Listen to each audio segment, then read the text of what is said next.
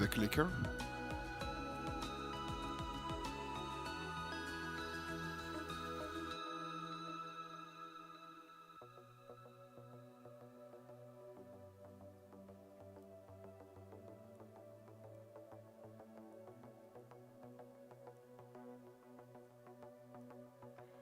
Then we can go for last presentation.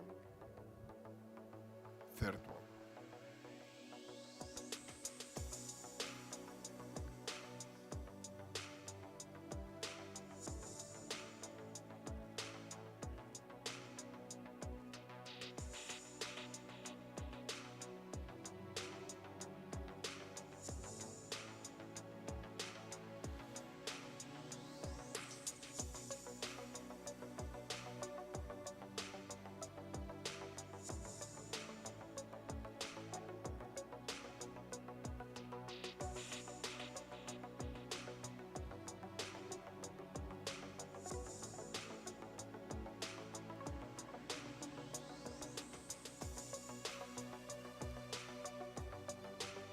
Perfect. Home look.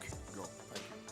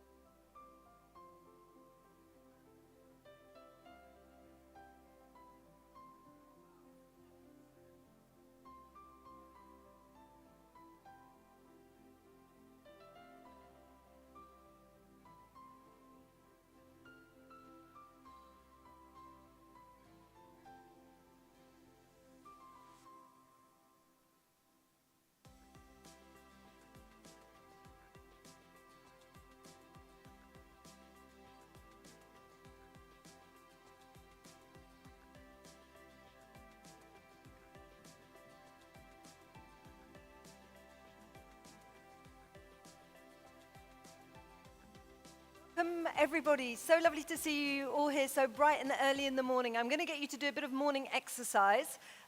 Could I get you just to gather a bit closer to the front? I think it's better for us to be able to hear each other. It's a bit more cozy, and it's nicer for the speakers if you're... Thank you very much. As you're kind of drifting over to me, I'll just give you a brief introduction about what we'll be hearing about this morning. This is one of the most exciting sessions, in my opinion, because we are going to be looking at cell-based meat.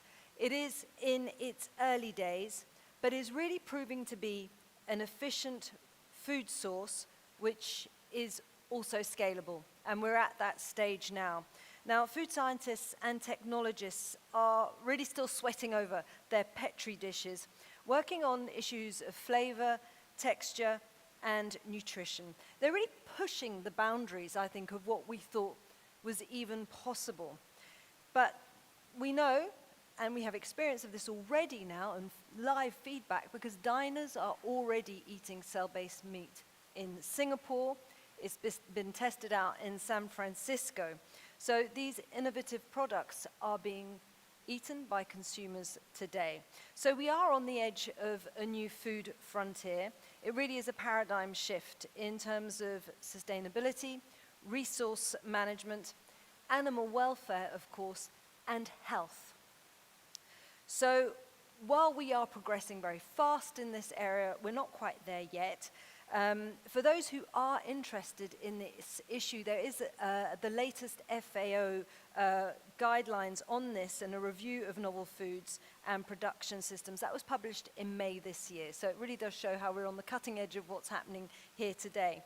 So there are a lot of unresolved issues, of course, still, not least how exactly, for a lot of people, and they're wondering, how is this cell-based meat actually produced?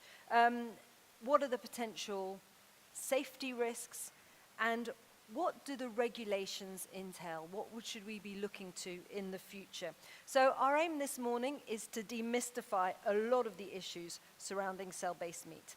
Before we get into those regulation issues, as I was saying, one of the big questions is how is this produced? So I'm now going to hand over to Mario Chin, who is the co-founder and chief scientific officer at Avant Meat, and they are already cultivating fish-based products. Well, not fish-based, fish products. So over to Mario Chin.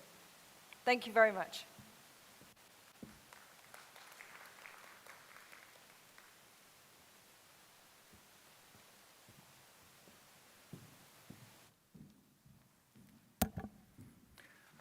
All right, good morning. It's good to be here to share with you our experience, our production experience with making this new food product. So let's see, okay. So the production of cultivated meat involves 3 major steps. The first part is basically we need to develop a cell line so that we have the seed to feed the production. So the good thing, this part is the most time-consuming part. But the good thing is, once we obtain the cell line in the cell bank, we don't need to go back to the original organism or the fish again for the meat or for the cells. We can always go back to the cell bank and feed the production here. And the production process takes around 2 weeks or up to 3 weeks to produce the cell mass for use.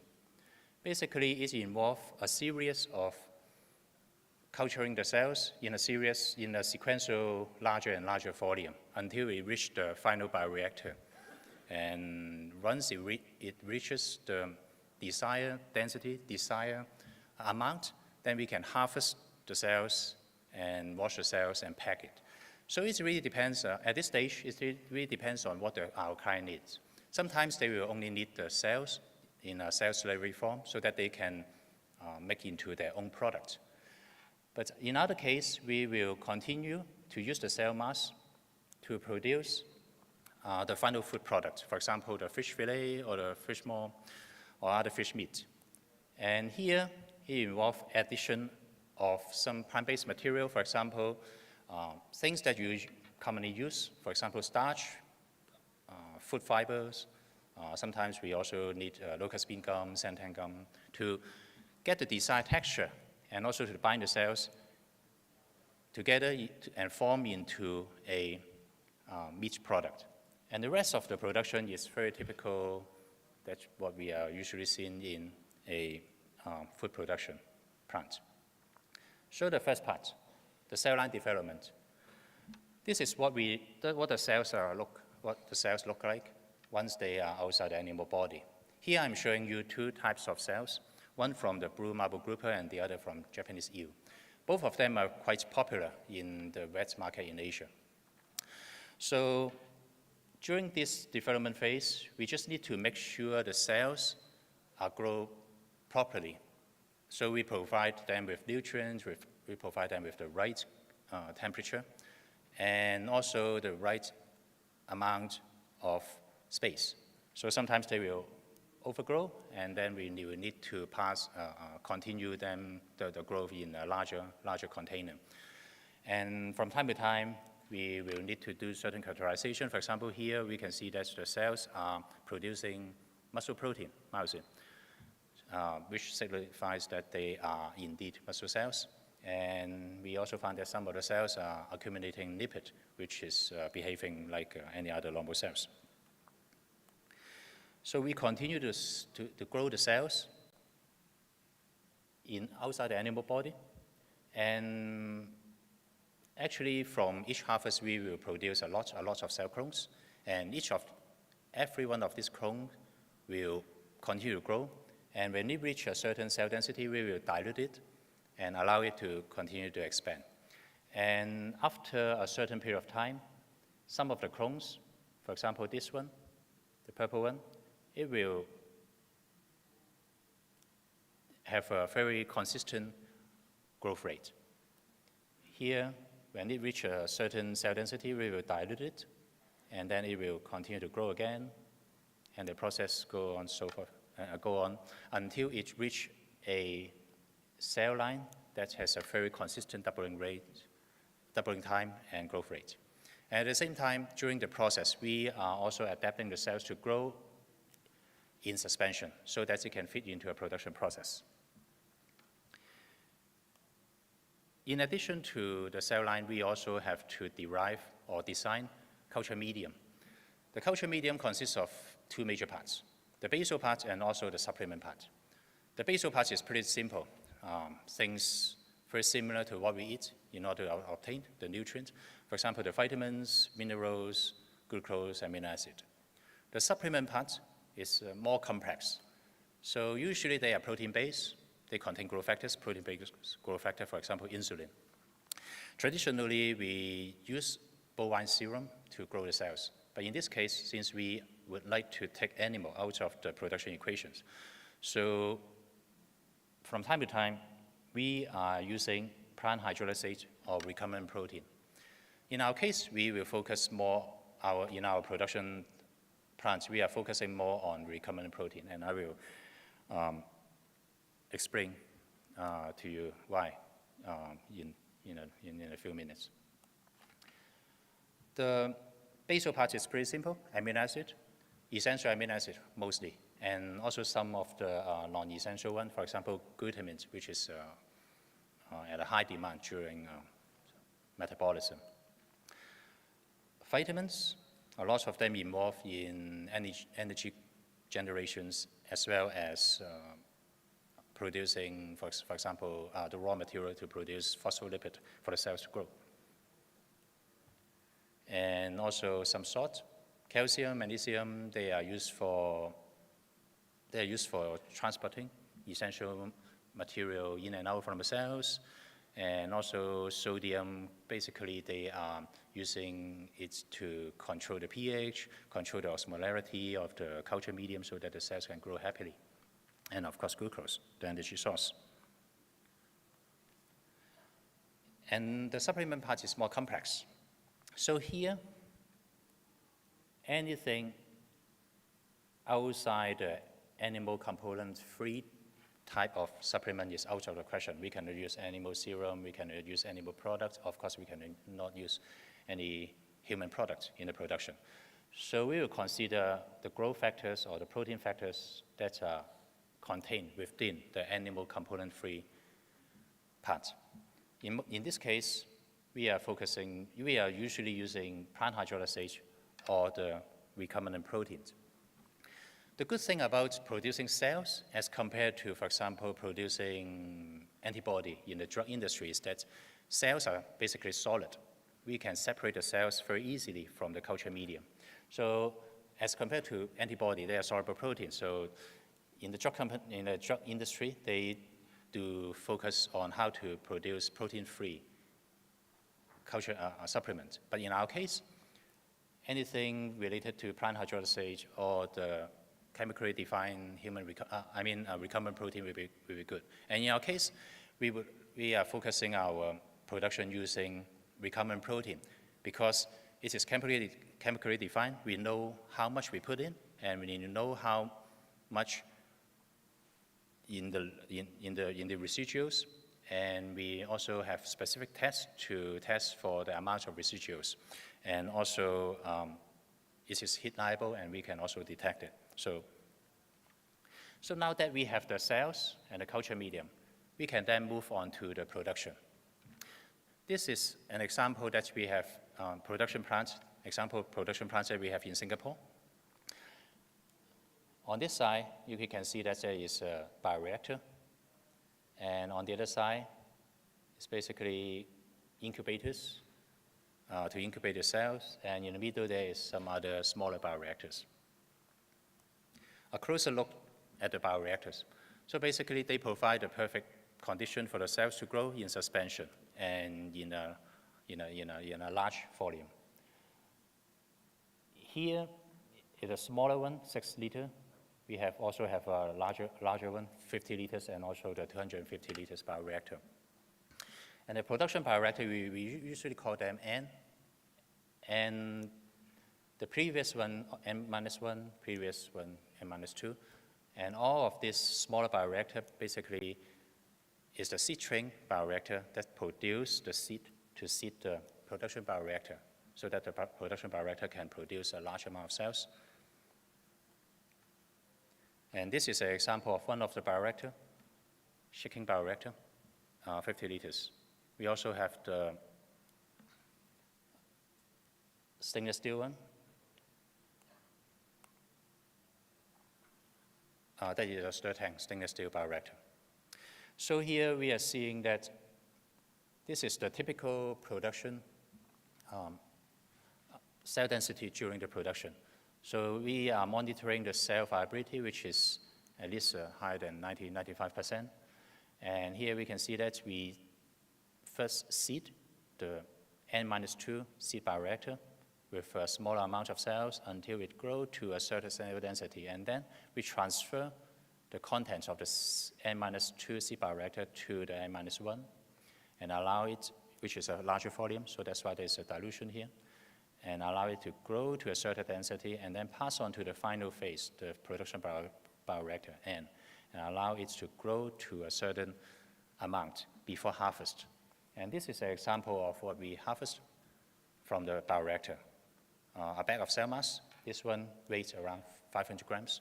So we produce multiples of these bags of cells from the production bioreactor.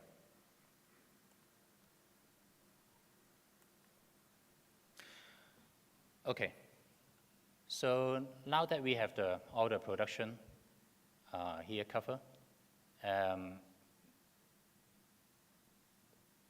the cell mass that is the output from this phase, either we can use it directly to, either we can ship it directly to our client to use it for their formulation, or we continue to add our binding material to bind the cells to form the final food product.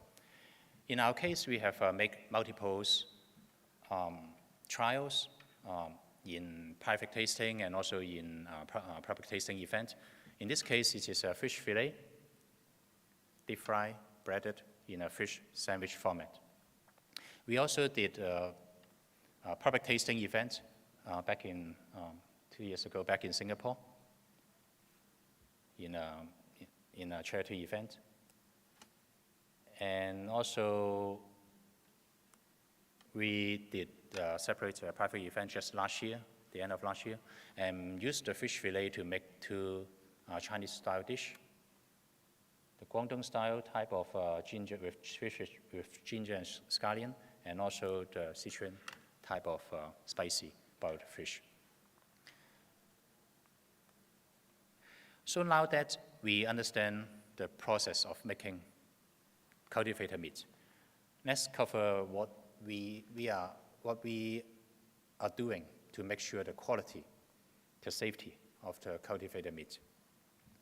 We actually have multiple checkpoints during the production process. The first checkpoint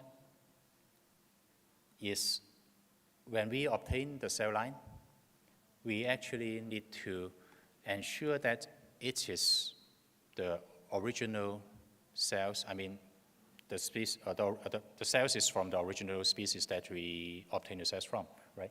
So we usually do gene sequencing on the mitochondria cytochrome C oxidase gene. So this is a pretty good, kind of like a golden standard for species identification. And in this case, the cells indeed is the blue marble grouper that we obtained the cells from originally. And when we have the cell line, we freeze down the cells into a cell bank in liquid nitrogen so that we can use it for production from time to time. So when we establish the cell bank, we also need to do sterility test and also to test for any mycoplasma contamination. Because mycoplasma contamination may not appear, may not be apparent if we do not test specifically for it, because the cells will continue to grow. But at the same time, if the cells is contaminated with microorganism, the cells is kind of cell-limiting. They will not grow to an optimal cell density, and they will die out. So in this case, we test the sterility of the cell bank, so to make sure that it is good for production. So once you have the cell bank, you can then enter the production. And during the production, there are 2 major checkpoints. One is during the bioreactor running process. This is in-process control. And the other is we test for specific parameters in the output. So the in-process control, we are looking at how the cells are growing. For example, the cell density, the cell viability. We also look at the cell diameter, whether it's changed significantly, whether it's grow happily to the target density that we want. And also during the process, we are monitoring the biochemical condition of the medium. This will tell you whether there's something is off, because the production should be very identical every time. And the outputs, we are also testing for the nutrient, for testing for heavy metal, microbial, and all of these tests, all of this monitoring, they are captured by a series of batch records, so that if in the future, if there's any recall down the road, we can then trace back to the batch and also trace back all the test reports to see if anything wrong. So this is, again, I'm showing you this again. During the process, we are looking at the cell density, the viability, and the size using a cell counter. So this will be done periodically, basically every day or every other day, to make sure that the cells are growing happily. Because if the cells suddenly cease to grow, that means there is contamination, potential contamination going on. And at the same time, during the whole bioreactor production process, we are monitoring some of the, here are some of the parameters that we are monitoring. For example, pH, the sodium, potassium contents, the glucose consumption over time, and also the ammonia, the waste that cells are generating. And once we get the final outputs from the bioreactor, once we obtain the cells, before releasing to our client or to the market, we will be testing for microbial, different types of microbial, and also testing for heavy metal contaminations.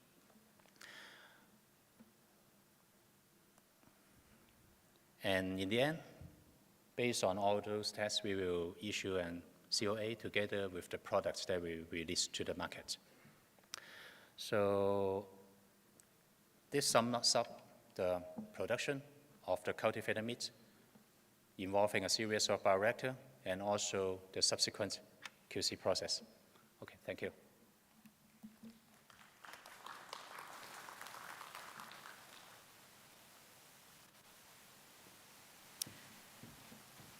Thank you so much, Mario. As we have just a couple of seconds, you've Okay. talked us through this. What's it taste like?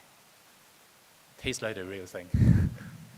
Excuse me. So basically, we did a couple of public tasting and also private tasting, and we actually got quite a lot of feedback from our taster or from our audience, and they are actually quite surprised that it actually tastes really nice. It's virtually, if you put them side by side with the real meats, they really cannot tell them apart. But I think that's a very good sign from what their feedbacks are. Absolutely amazing. Now, do catch up with Mario. He's obviously going to be around. I think we've probably got so many questions to ask you. That was an absolutely fascinating presentation. Big hand of applause, please. Thank you so much. Thank you. So yeah, I was completely and utterly wrapped by what Mario was saying. I didn't know much about how cell-based meat was produced, and I think that was extremely enlightening. I think what some questions people may have, like top of their minds, is questions about regulation, because I think regulation might be having trouble catching up with such a fast-growing area. Now, the FAO has been providing essential guidance as it kind of establishes its regulations. But we've also looking into questions of safety that Mario brought up. So this is what we're going to be looking at now, because what are some of the safety issues when it comes to all these experiments that are taking place in many parts of the world, not necessarily Mario's, but when it comes to cultivated meat? So it's up to organizations like the FAO to keep up and ensure safety guidelines and recommendations are up to date.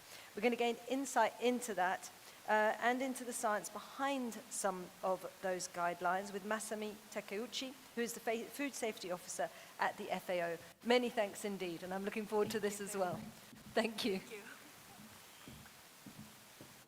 All right. Thank you very much. Oh, okay, quite a few people here. I thought that this is the session that we will have very technical people, but then I'm glad that some people are very interested in this area. And then I think Mario's presentation was fantastic, that we now have a basic understanding how the production process is.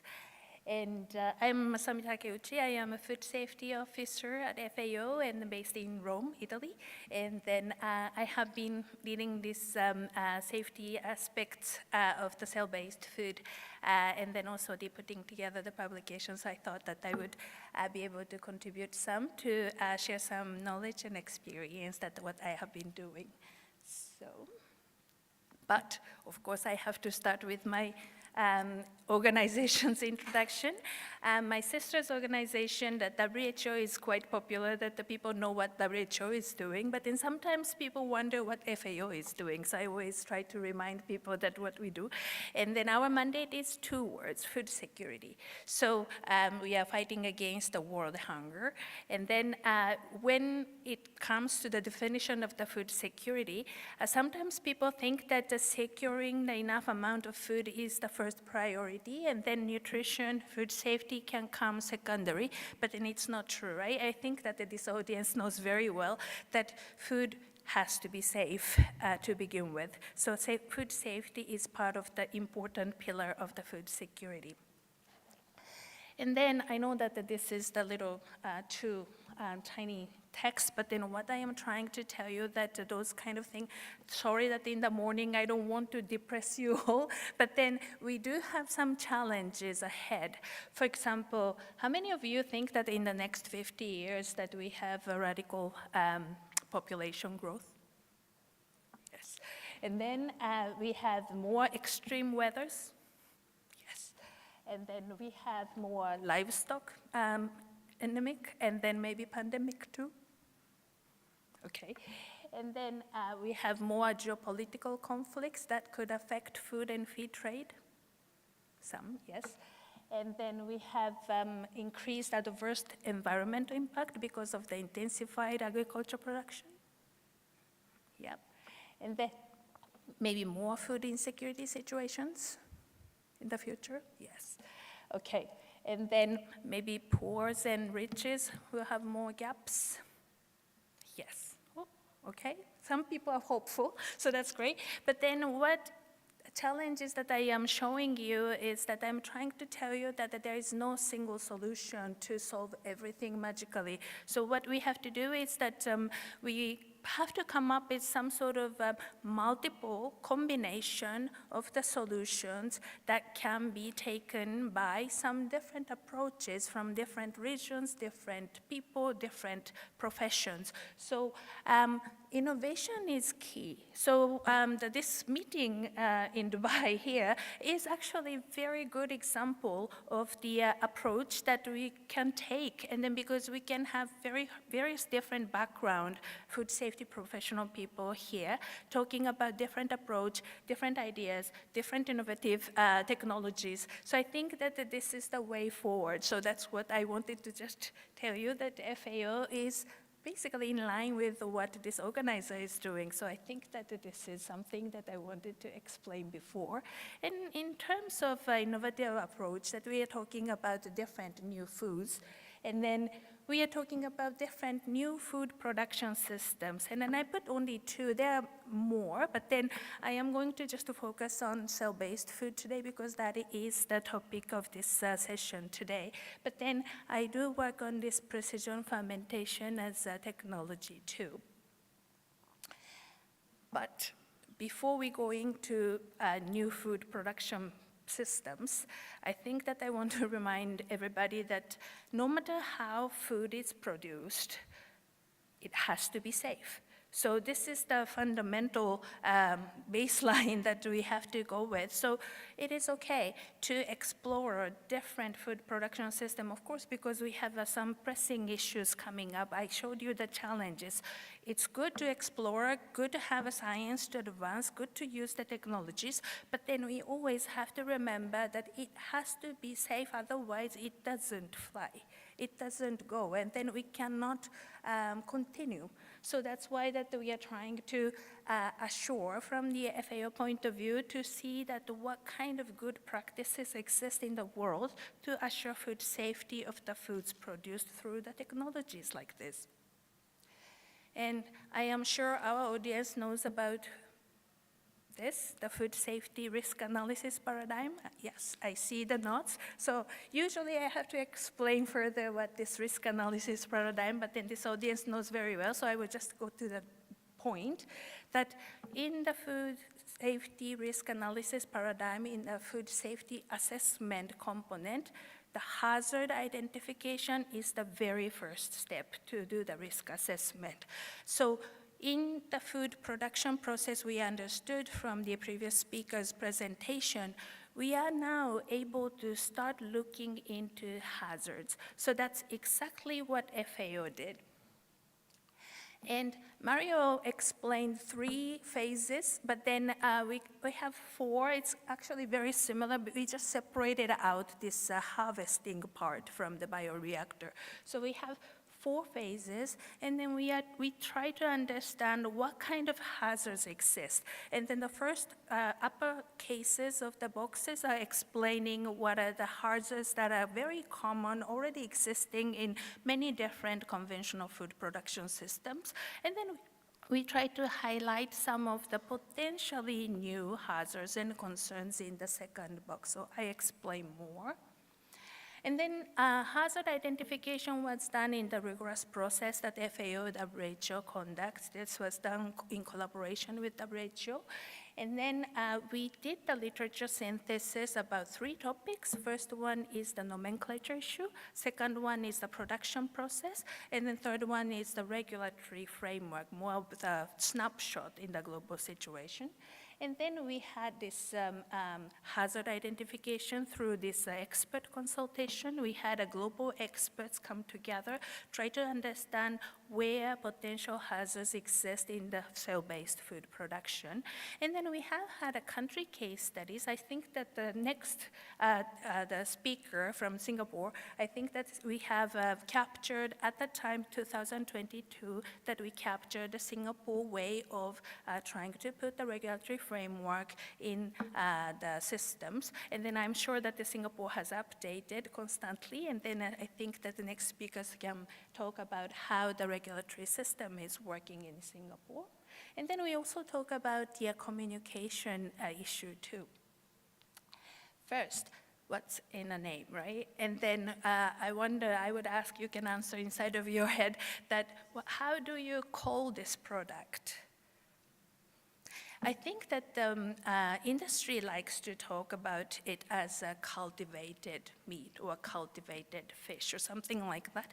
And then some people call it cultured meat, cultured fish, cultured seafood. And then there are lots of other words, lab-grown meat, of course, and then some people want to call it clean meat.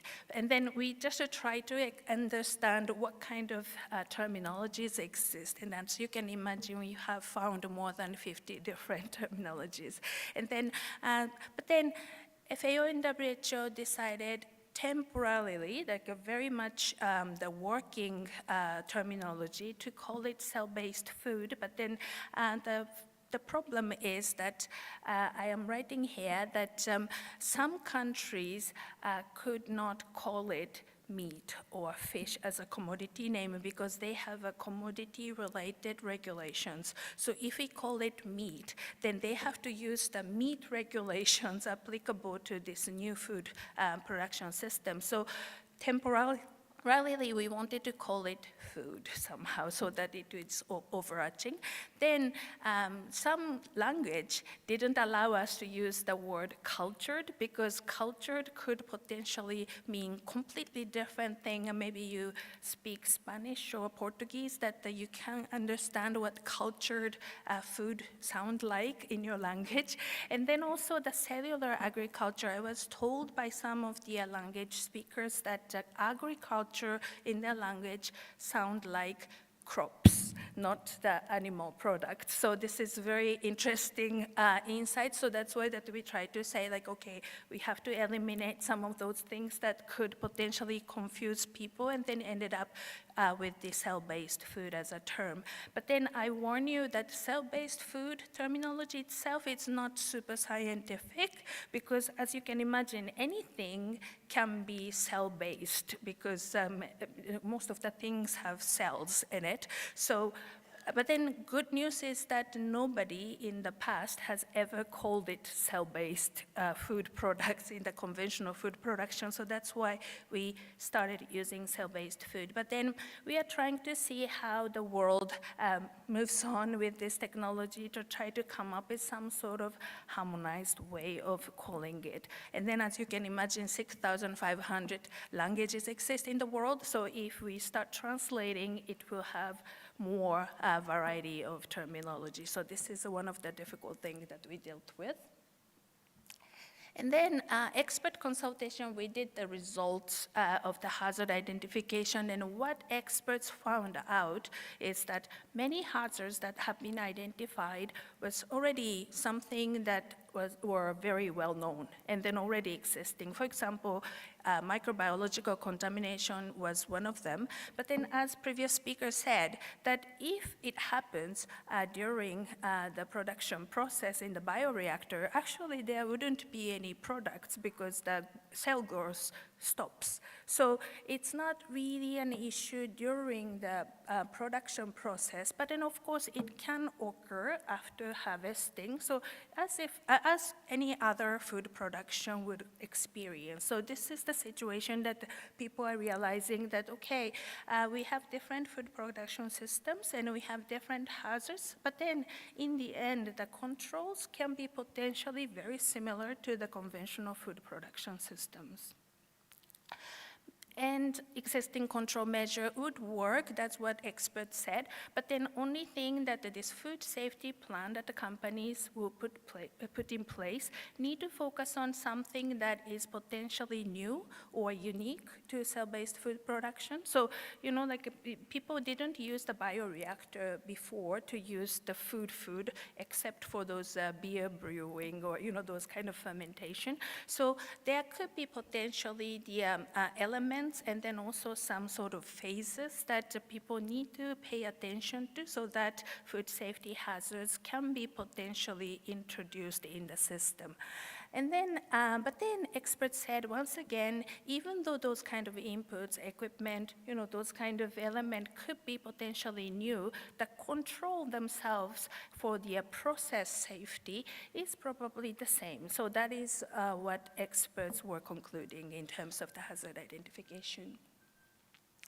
And then just touching upon the effective communication, I think that today we have people who understand the quite clear differences between hazards and risks. But then in the real world, outside of this room, I think that there are so many people who use those hazards and risk terms interchangeably. So this is a very difficult communication for the experts to give because hazards do exist there, no matter what, right? Any kind of food production.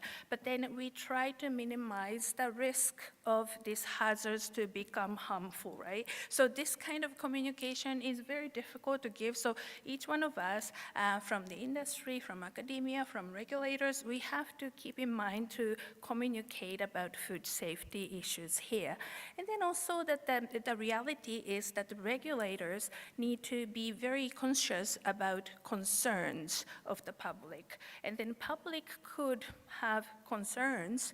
The having it is quite valid thing, that no matter if this concern itself is valid or not. So I think that the regulators do need to address those concerns if the concerns exist. So this is something that we have to always remember about communication. And then also the regulatory actions, including labeling, this terminology issue is another thing that we have to remember. This is something that the regulators need to always think about what to call it and then how to label it, and then what if there is allergenicity issues, how to raise awareness of the public to understand that this cell-based, for example, the cell-based salmon has the same allergen that the salmon, the conventionally cultured or the wild fish can have. So this kind of information should be given through the labeling sometimes. So this is something that regulators need to handle. And similarly, like I said, that I am we are putting together at FAO the information about precision fermentation, very similar structure. We are doing the literature synthesis, and then we are identifying the production process, and then we are having this regulatory snapshot from various countries. And FAO's work is providing the scientific advice to the countries. And then this is the very quick the illustration to show you that how the FAO and WHO works with the Codex Alimentarius, that international food standard setting body. I usually have to explain what Codex is, but then it seems like everybody knows here that what Codex is, so I'm not gonna go into it. But then in this process that the FAO is providing, like this scientific knowledge so far to put together, to put on the table so that countries can take a look and then understand the issue and then put the informed decision-making on the table at the national level. But then FAO's job is not to harmonize the regulatory frameworks, because regulatory frameworks has to align with each single different set of regulations. So I hope that you understand what the FAO's role are, that we are trying to put the good practices, knowledge, science on the table. And then for that purpose, we put together those 4 pages for the regulators about what to think about because in reality is that we talk about the cell-based food a lot, but then there's no cell-based food products sold in the supermarket yet. Only 3 countries so far in the world has approved products, but then it's not there that you cannot go out and then start buying the products yet. So in the end, that we have to understand, we have to prepare, the regulators need to understand what they need to do. So this is the technical working group FAO is facilitating that all kind of regulators around the world. This is voluntary. I have about 35 countries and more than 100 people joining this technical working group, talking about what countries need and then what countries want international organization like FAO to do. So this is the basis that I am trying to put the direction of the FAO's work to align with the needs from the countries. And then I have 2 more slides, very tiny text, but then it's very important, so I'm going to just explain to you. Nomenclature issues will remain as an important issue because there's no internationally harmonized term for the regulatory framework yet. It is difficult because we have different languages, different interpretations, different way of using the terminology. Only few countries or jurisdictions have made a decision on the term, mostly with a working definition, not a legal definition, so it's still in the development phase. And then our question is international harmonization realistically possible? I am having a big doubt on this, but then I think that there must be a way to have some sort of idea so that everybody in the world can be on the same page, understanding what exactly we are talking about, although we may be using a different language, different terminologies. And then regulations, we have Singapore, United States, Israel have approved the products. Other countries and jurisdictions have set up some regulatory frameworks. But then majority of the countries said that they don't have anything yet. They are trying to understand what kind of regulatory frameworks are necessary. So this is the situation in 2024. And then production system for the cell-based food is so widely different, the wide variety of steps and processes and the ranges of different final products that you can imagine coming from the meat products, including chicken, the beef, and then also the fish and seafood, all kind of different things, all kind of different way of making it. This, you can use the scaffolds, you can use 3D printing, you can use all kind of different way to make the production done. And then for the precision fermentation, because I wanted to have a contrast, nomenclature issue is similar, slightly different, because the precision fermentation is a term that seems to be quite widely available, although it has been appearing only recently. But then process itself, the precision fermentation, has been there for probably more than a decade. So somehow we don't have a terminology that has been agreed, but then we are kind of understanding what we are talking about by using the precision fermentation terminology. In the regulations, we have no country said that they have a precision fermentation specific regulations, including labeling, but they are saying that the categorization could be potentially something that is under the existing regulatory category, like novel food. And then final products could be potentially food ingredients or food additives, depending on the intent of the final products. And then in case of the use of the GMOs for the microorganism, that the people are saying that we have a GM regulations, and then GM microorganisms have to be approved before being used for the precision fermentation. And then production process, very interesting thing is that unlike cell-based food, I could see that this is more or less very similar process that we can see in the precision fermentation. So I hope that I was able to give you some peek of this regulatory framework and then global perspective of those cell-based food production and then precision fermentation. So with that, thank you so much. Thank you indeed, Masami, for what is a very complex issue. Oops, that nearly disappeared. We're going to come back to Masami in a Q&A session where we're going to have a panel discussion. So talking of that Q&A, we've received some great questions so far. We'll have those later in our discussion, and also some polls. So we'll take those questions afterwards, because I'm going to skip straight now to Valerie Sin, because after the FAO has provided this essential guidance that we've been hearing about, it's up to countries themselves to establish their own regulations. So Singapore is ahead of the game when it comes to cell-based meat, and is the only country in the world to have commercialized it. So we've got a lot to learn from their experience. So how about welcoming Valerie Sin straight away, because she is from the Singapore Food Agency, and she is the specialist lead at the Research and Exposure Scientist Department. A big hand of applause, please, for Valerie.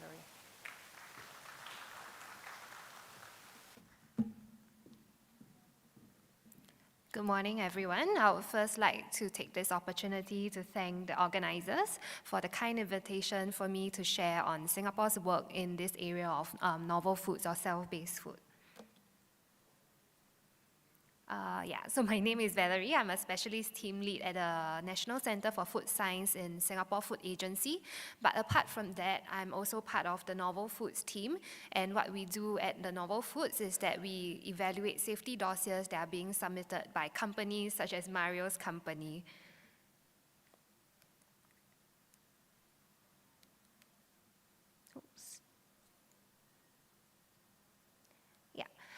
So I'm not sure how many of you have actually visited Singapore before or even heard of Singapore. So allow me to introduce my agency. SFA, or Singapore Food Agency, is actually a government statutory board under the Ministry of Sustainability and Environment. So we are the national food safety regulator from farm to fork, and at the same time, we are also responsible for food security in Singapore. Okay, so new food sources and production system. I think in Kaya's presentation yesterday and just now in Masami's presentation, they have both briefly talked about NFPS. So allow me to deep dive a little bit more into this area. Yeah, so as mentioned by various speakers throughout these 2 days, we recognize that the global food production system actually faced numerous challenges, including but not limited to climate change as well as rapid population growth. So collectively, this will result in an increased demand for food, yet at the same time a reduced supply. As such, this also highlights the critical need to produce food in a more sustainable as well as resource-efficient manner so that we can produce sufficient food within the planetary boundaries. So new food sources and production systems, NFPS, represents a venue in which we could possibly do so in order to attain food security. So on the slide, you can see FAO's foresight report on the future of food safety, and I really urge all of you to have a read at it if you have the opportunity to do so, because it is indeed an insightful as well as interesting piece of work. So according to the definition of new, NFPS can actually span over a very wide spectrum, and these will include things like urban agriculture, seaweed, jellyfish, edible insects, etc. Okay, so one of it is urban farming. Singapore is similar to Dubai in certain ways, in that we are highly urbanized. Yet at the same time, unlike Dubai, we do not have the luxury of having vast plots of land. Singapore is actually very landlocked. We are very scarce in our land, and hence this results in the need for innovative farming and agricultural systems. So an example will be vertical farming, hydroponic, aquaponic farms, etc. So in Singapore, there's actually a vertical farm that is situated right beside a residential building. So NFPS will also include things like insects, soy or wheat-based food, seaweed, jellyfish, etc. So for some of these, such as soy or wheat-based food, they might not be considered as novel in Singapore because they have been consumed by the population for a long period of time. However, they might still be considered new or novel in other regions. So conversely, for foods such as insects, they may traditionally been consumed by populations in other countries, but they have never been consumed in Singapore. So these would be considered as novel in our context. So from this example, we can also see that the definition of novel food actually varies from country to country. So another source of new foods will be cultivated meat, mycelial protein, or proteins that are derived from precision fermentation, etc. So these foods are actually produced using completely new technologies or production methods. So as we can see from my previous slides, the definition of NFPS is actually quite wide and varied. Also, there is no internationally harmonized or accepted definition of novel food as mentioned by Masami in her presentation earlier. So how does Singapore define food as novel? So for Singapore, food and food ingredients that do not have a history of human consumption in the past 20 years will be considered as novel. Additionally, these will include traditionally consumed food ingredients that have been produced using advances in biotechnology. So for example, lactoglobulin in milk, it is not a new substance, but if it is produced using, for example, a genetically modified yeast using precision fermentation, then Singapore would consider that as novel. So on the other hand, we also have alternative proteins, which we define as proteins from sources other than traditional livestock, which will include your meats like your chicken or your cow, etc. So if you were to apply this concept, this would mean that some of the alternative proteins would not be considered as novel food. So like I mentioned just now, some of the soybean or wheat-based proteins which are derived from plants, those might not be considered as novel in Singapore's context. However, for the purpose of today's presentation and for our novel food regulatory framework, we will be focusing on alternative proteins which are also considered as novel foods. Yeah. Okay, so as I mentioned earlier, Singapore is very land scarce, so we are highly reliant on food import. So Singapore actually anticipated that novel food will be produced increasingly so as to meet our food security demands. And as such, there is a need for an anticipatory stance while staying ahead of the trend so as to keep our consumers safe. As such, we have developed the novel food regulatory framework. At the same time, because we are so reliant on food imports, we also recognize the need to not stifle innovations that might potentially feed the world. And as such, our regulatory framework actually facilitates the growth of industry while protecting our consumers. And lastly, food safety is always a joint responsibility, and we believe that relying on regulations alone is insufficient. As such, we also recognize the need to build consumers' awareness and knowledge in this area, as well as leverage on partnerships with industries, other food safety regulators, and academia. Okay. So on this slide, it is the overview of our novel food regulatory framework. We have been putting this in place since 2019, and we actually adopt a science-based risk management approach. So I'll elaborate on each and every one of the components in the next few slides. So SFA requires all novel food companies to conduct as well as submit the safety assessment of their novel food products.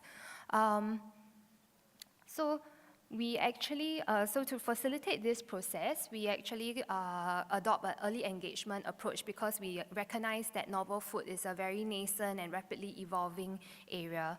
As such, we are very open to pre-submission consultations with companies, and at the same time, we also hold virtual clinics where we will provide more information on, for example, the data required in their safety dossier, and it's also a chance for companies to raise any questions or doubts that they might have. We have also published a guidance document to inform companies of the data that they would need to provide alongside their safety dossier in order to support their safety assessment.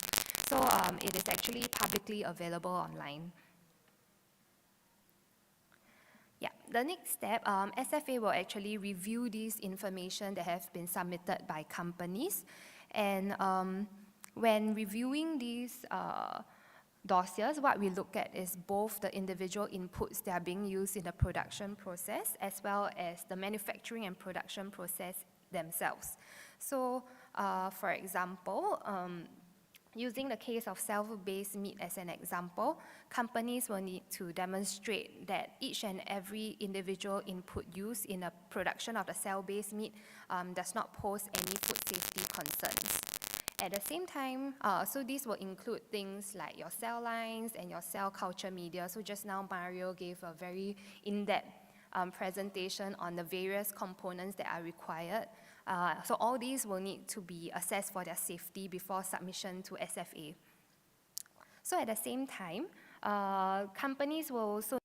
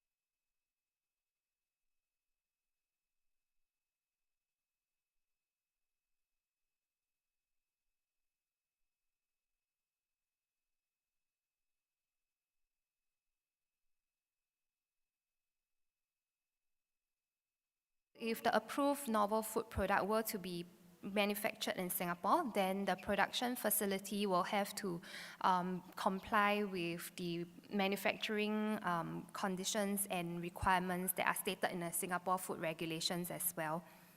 Yeah, so in addition to that, we are a bit more stringent with production facilities for cell-based food. So they do have to meet another layer of requirements that are specific for cell-based foods. So for example, we will require,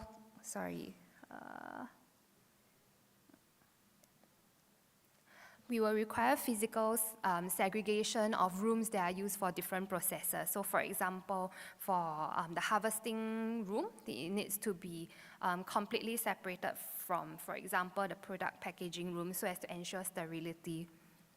But I have to caveat that this area is still very new to Singapore because so far we have only licensed 2 production facilities, so we continuously review our requirements. And because the conditions for cell-based meat production is similar in conditions to that of biomedical and pharmaceutical manufacturing, we do take reference from pharmaceutical manufacturing practices when they are applicable. And to help us navigate through these issues, we have also established a second working group comprising industry and regulatory experts with experience in the food and pharmaceutical manufacturing. So as novel foods become increasingly prevalent, not now, but in the future, regulators will also need to consider the need for market surveillance so as to, just like any other conventional food, so as to detect any potential hazards. And it is also important to stress that for SFA, our approval is specific for the safety dossier that has been submitted. This means that the approved novel food will be for a specific either novel food ingredient or a specific novel food product that is being manufactured using a specified production process that was documented in a safety dossier. So if companies were to change any of the individual inputs or, for example, any of the production steps, they are required to submit additional supporting documents to SFA for our further evaluation. And lastly will be risk communication, which Masami has also talked about earlier. So risk communication is a key step in addressing any perceived risk of novel foods that consumers might have. So in the area of food labeling, SFA requires novel food products to be labeled with the appropriate qualifying terms, things such as mock or cultured or cultivated. So these will be more for finished products in a supermarket setting. But even for restaurants selling novel foods, they are also required to communicate clearly to the consumers the nature of the food that they are serving. So these could be in the form of, for example, having labels or symbols on their menu. So for the consumer side, we actually adopt a multi-pronged risk communication strategy. So prior to the announcement of the world's first approval of the cell-based meat, SFA actually put in place a plethora of measures, such as a press briefing, as well as articles both on our websites, as well as on our social media, etc., so as to inform and prepare the public for this news. So apart from the technical and safety aspects of cell-based food, there's also other more non-scientific aspects, such as religious concerns. So MUIS, which is the National Competent Authority in Singapore for Halal Certification, has actually issued fatwa for novel foods. So this was actually a whole of government coordinated effort, and SFA provided support by giving our technical perspective on the safety aspects of consumption of novel food. So given that SFA has already put in place a regulatory framework for novel food, you may think that our work in this area is done and dusted. Unfortunately, it is not. There's still much to be done because it is a rapidly evolving industry. And in the interest of time, I will not go into details, but on the slide are just some of the technical challenges that SFA continues to face in the regulation of novel foods. So to address these challenges, SFA strongly believes that R&D is the strategy. As such, we have partners with our research institutes as well as institutes of higher learning to deep dive into the fundamental science of novel food. So we do have various research projects that are centered on novel foods or cell-based foods. So apart from leveraging on R&D, SFA and Singapore in general is also looking to build up the entire ecosystem so as to support the agri-food startups and industries. So what we have done is we have set up 2 centers. One is Food Tech Innovation Center and the other one is Future Ready Food Safety Hub to support the novel food companies. Yeah, and in today's context where the world is increasingly interconnected as well as globalized, it is not really possible to operate in silo, and hence SFA also places emphasis on international conversations on the regulation of novel foods. So some of the international platforms that we have leveraged on will include our annual regulatory roundtable. We will actually be holding our 5th round in November, which is next month. Codex, and we also hosted an international consultation on cell-based food together with FAO back in 2022. So through these efforts and collaborations, what we hope to do is to strive towards internationally harmonized standards and guidelines, which we believe will be useful not just for ensuring food safety, but also to facilitate trade. And building on my previous slide, I would like to use this opportunity to share with everyone SFA's NFPS Codex proposal. And through these, I hope that if there are any regulators that are present in the audience, you would be able to lend us some support. So SFA intends to submit 2 cell-based food-related NFPS proposal. One will be guidelines for the safety assessment of cell culture media components, and the other one will be the code of hygiene practices. So in the interest of time, I will again not go into details, but if you have any clarifications or if you would like to find out more, you can always reach out to me after this session. Yeah. So I would also like to stress that we do recognize that different countries are at different stages of preparedness for cell-based foods and novel foods in general. As such, what we are proposing are not like hardcore standards or, but rather guidelines and code of practices, which we hope will be the first step to guide countries in the safety evaluation of novel foods. So as you can see, there's still much work to be done.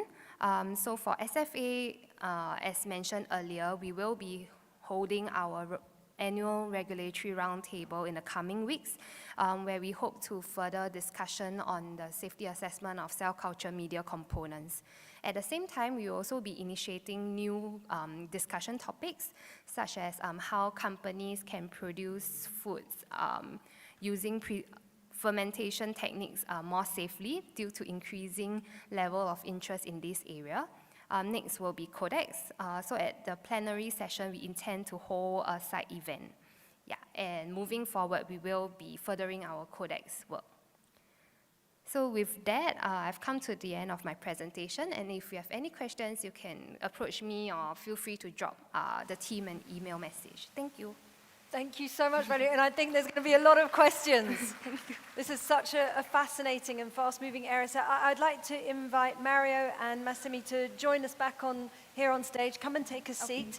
And we're going to have a poll. So as I'm asking some questions, look at the poll section in this discussion area, but also some of the questions that have been asked. You can vote for the question you'd like to have most asked.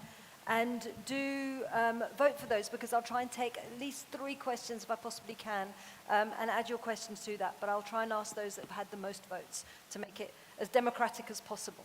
So check out your polls now. We have 3 polls. And as I'm speaking and questioning our speakers here, do get on those polls and tell us what you think. But first of all, what I was wondering, and I wanted to ask you, Mario, straight away, was what strategies are you using when all the microphones are on? What strategies are you using when you're thinking about working in cultures which have strong meat traditions and might be resilient to the idea of cell-based meat, and also countries that have very strong culinary traditions? I'm thinking of Dubai, where the food is absolutely incredible and offers already a vast array of food. So what strategies do you employ there? Okay, so I think education is the key. So we as a cultivated meat company, we are not planning to replace the livestock industry. It's okay to consume conventional meat in moderation. It's just that we would like to produce meat, a new type of food source that is sustainable and also free of contaminations. And by telling the public that there is an alternative way to produce meat and it's equally good to your health, it can also provide the essential nutrient that you need, I think that's the key message. And in fact, our consumer in the North America, their concern is very different from those in Asia. Those consumers in North America, they are open to consume cultivated meat because of the environmental friendly aspect, as well as it is sustainable, it is free of contamination, and also it's traceable. As compared to our Asian counterparts, they are more concerned about the food safety aspect. So if they understand that, okay, cultivated meat, they are produced in a controlled environment, it is clean and traceable, that's basically solve the problem, resolve the concern about the food is from a known source. So I think education, again, is the key. It's just that the message to different markets will be quite different. Really interesting. So it's education is key, but working in both ways in some respects, because you need to know what the markets that you're working in or potentially working in will be interested in having answered in terms of those questions. So staying with this question of education, Masami, what are some of the main misconceptions that you're identifying when it comes to some of these products? Thank you for a very good question. I didn't really notice the miscommunication per se, but then I think that I can feel that the people have this very vague, overall uncertainty or uncertain feeling about these products. And then some culture, some population do not like technological intervention to food that I eat. And then particularly I'm living in Italy, and then where is this grandmother's cooking is very important, and then there is a value. And then if this human intervention coming into my food, that is overall fears to the technology. So I think that when it comes to education, I think it is important that everybody, all kind of sectors, including the companies and then also the academia and then regulator, come together to try to help the consumers to understand better so that questions can be clearer than vague, the overall fear. But then these questions can be addressed very pragmatically. I think this is the system that this entire industry in the food and agriculture need to aim at. That's my take. Thank you. And this is why this is such a great panel, because I'm now going to ask the same question to Valerie, who I think you've already been doing some of these communication processes. What are some of the lessons you've been learned? All the microphones are on, not to worry. It's all being taken care of at the back there. So so what are some of the communications you've been kind of leaning on to help? And you spoke a little bit about this in your presentation, but to help demystify the process, as Valerie was saying just now. As Masami was saying just now. Yeah, so I think that what SFA has done is what I've mentioned. Hello? That's better. As what I've mentioned in my presentation, we actually adopt a multi-pronged approach.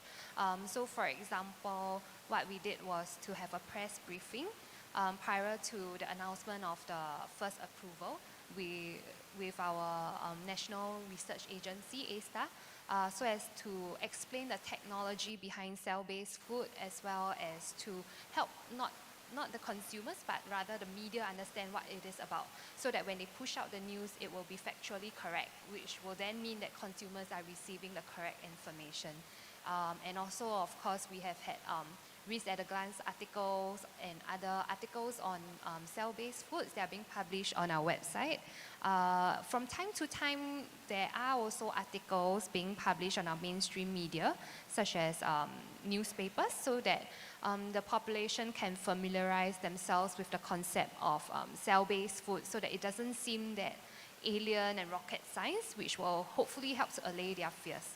And lastly will be, of course, with the new generation, it will be social media. So we do partner with third-party advocates, such as influencers, to push out social media posts and hopefully also reach out to a wider audience, because not everyone reads the newspaper or goes onto our website to read those articles. And that's really interesting. So just a quick follow-up question. What's the impact been then? Sorry? What has the impact been? Oh, I think so far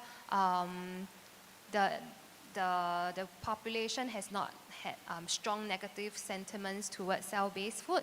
I think our research institutes, 2 of our universities actually have conducted surveys on the population's perceptions and attitude towards cell-based food. And so far, they were generally quite neutral, no strong sentiments, like, no, I'm not going to eat that. Yeah, so that's good. Very different population to Italy, though, I imagine, as you say, where there's a very different culture. Could we draw up some of those polls on the screen behind me, please? And let's see what you've all been saying. Just for our speakers, some of the questions we were asking were, well, are you tempted by cell-based meat?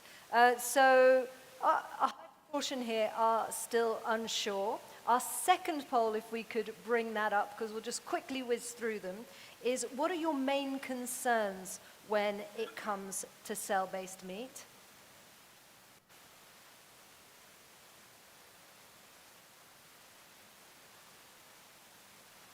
Let's see if that's going to come up. If not, there we go. So environmental benefits and long-term health impacts seem to be amongst the highest there at the moment. And if you've got the third poll result ready to come up, and I know it's a little technically difficult to get this from your screens up on here, that would be great as well. And then I will get you to quickly comment on those 3 results, picking out anything that you find particularly interesting.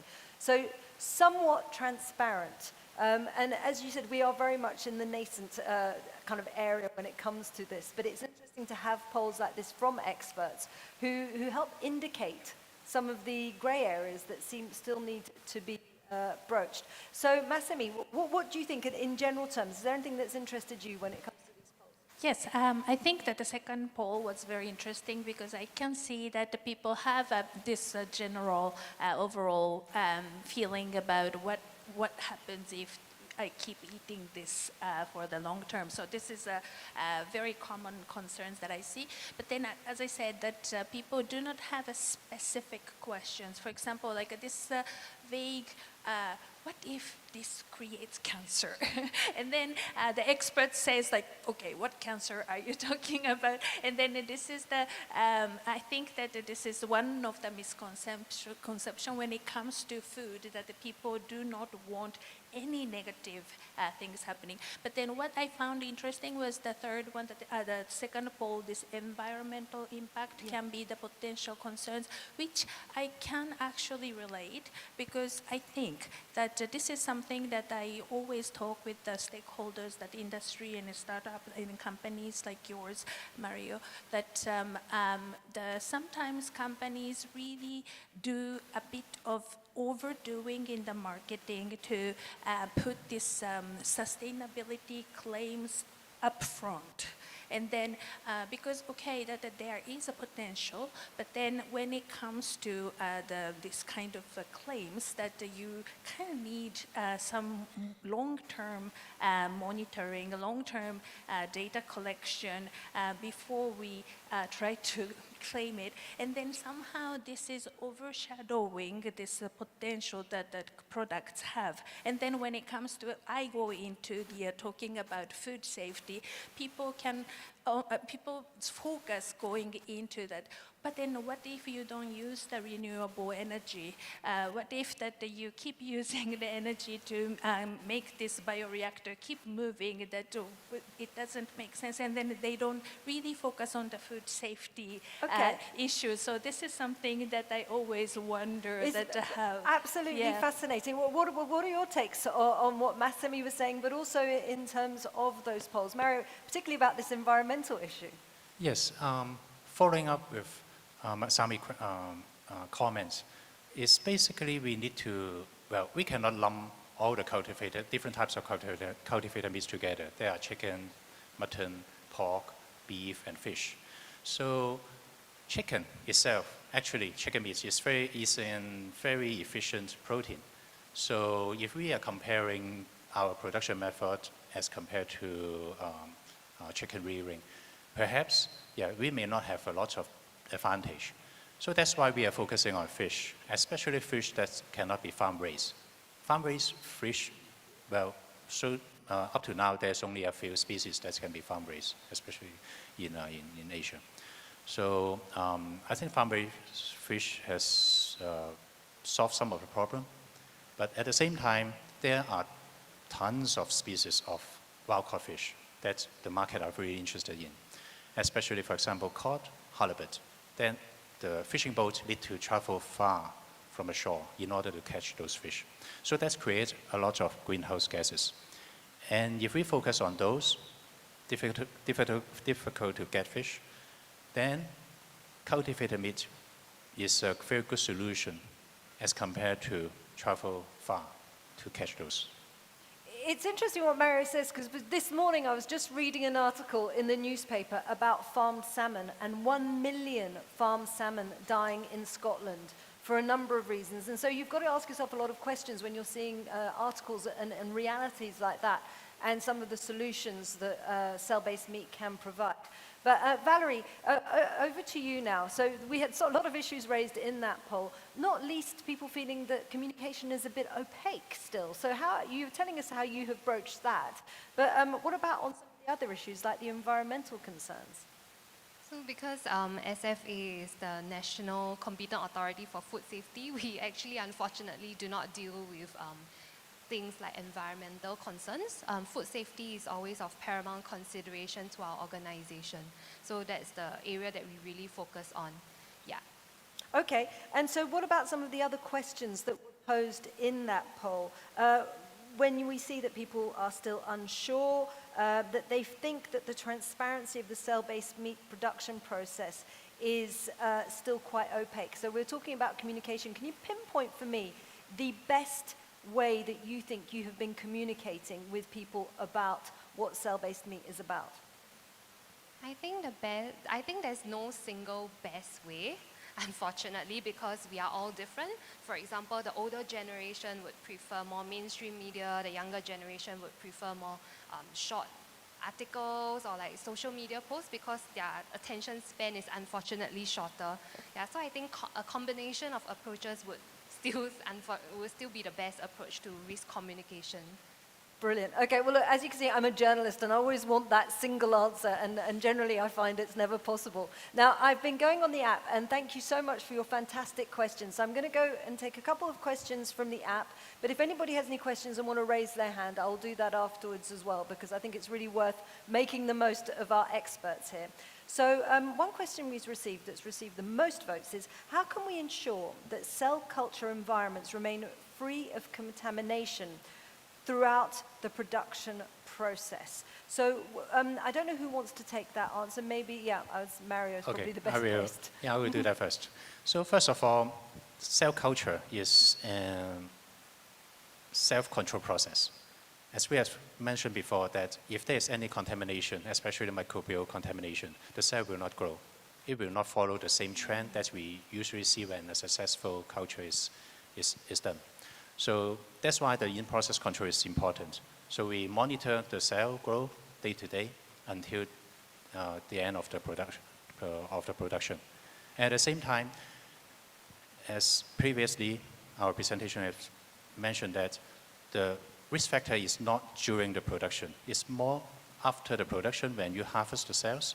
So that's why we have to put in place of several QC tests to look for microbial contaminations in the final product, as well as the heavy metal contamination in the final product.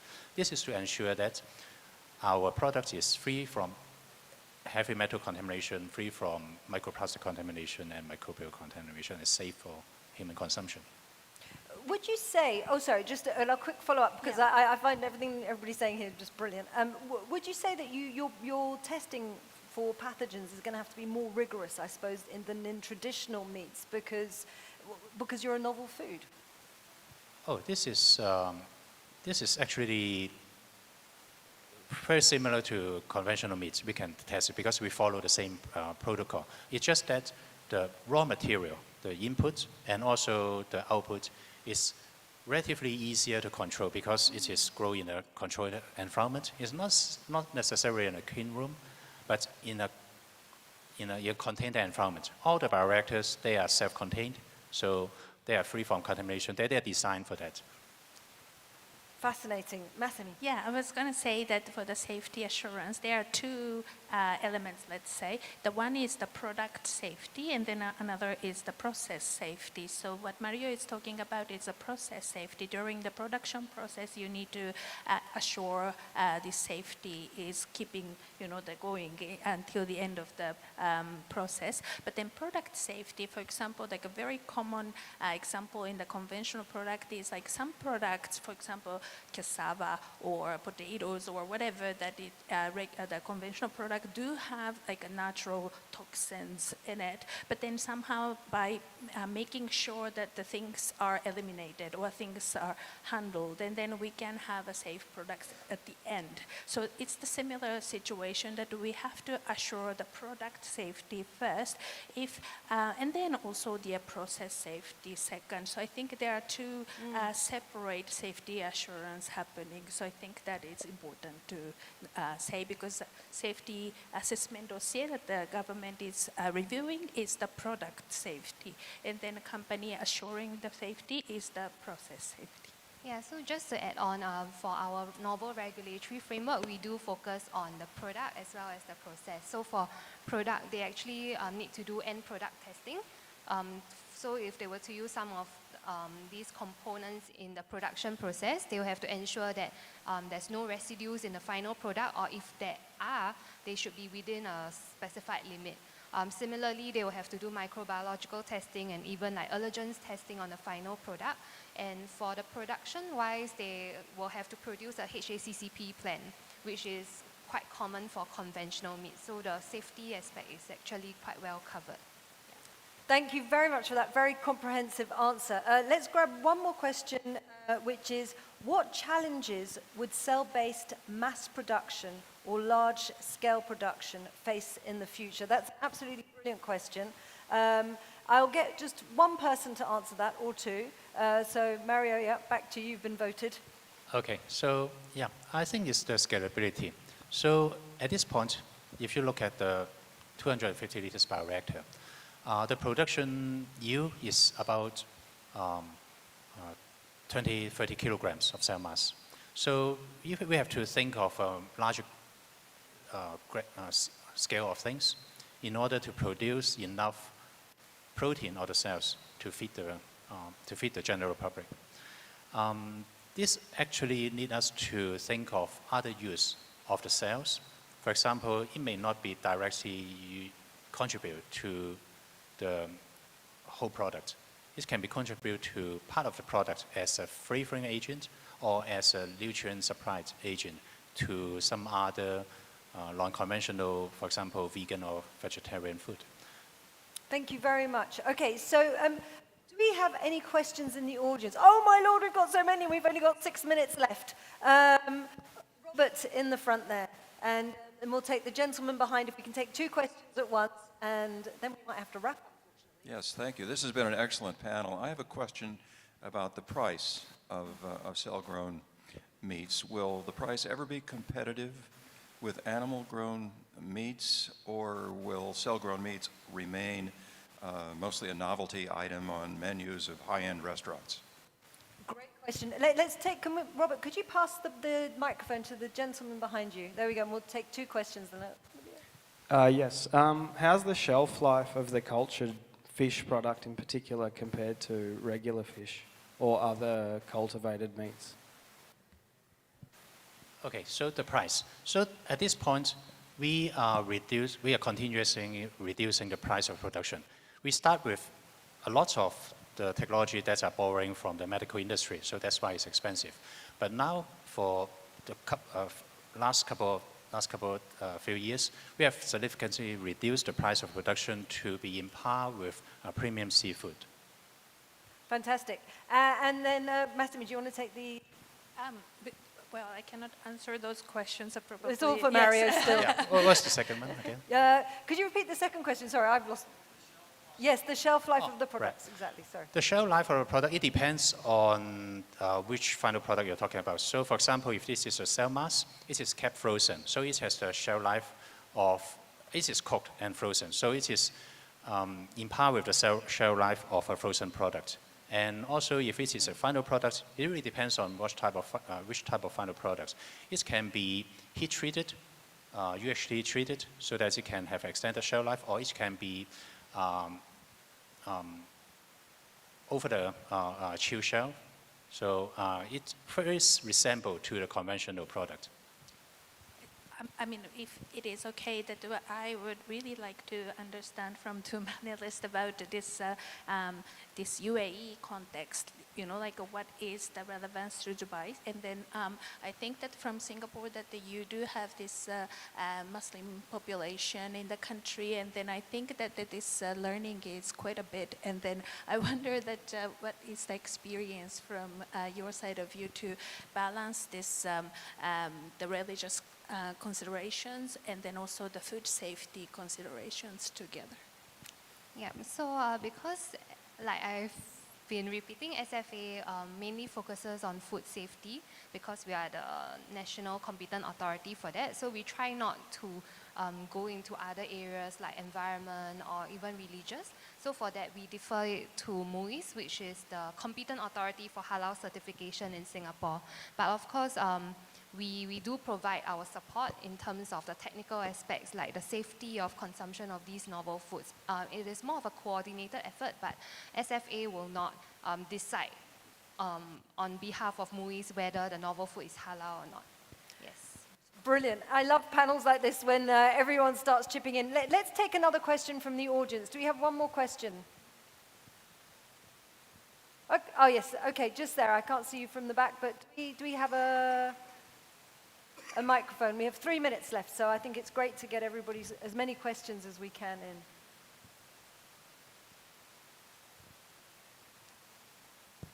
That's nice. Thank you very much. My name is Hans-Dieter Flipovsky. I'm the president of the International Association ENFIT, Supply Chain Safety. Of course, when you are talking about food safety and contamination and so on, did you have also a focus on all these questions about the transport of raw materials in road tankers, tank containers, IBCs, and so on, and especially about the cleaning and the hygiene situation of these? I can take this.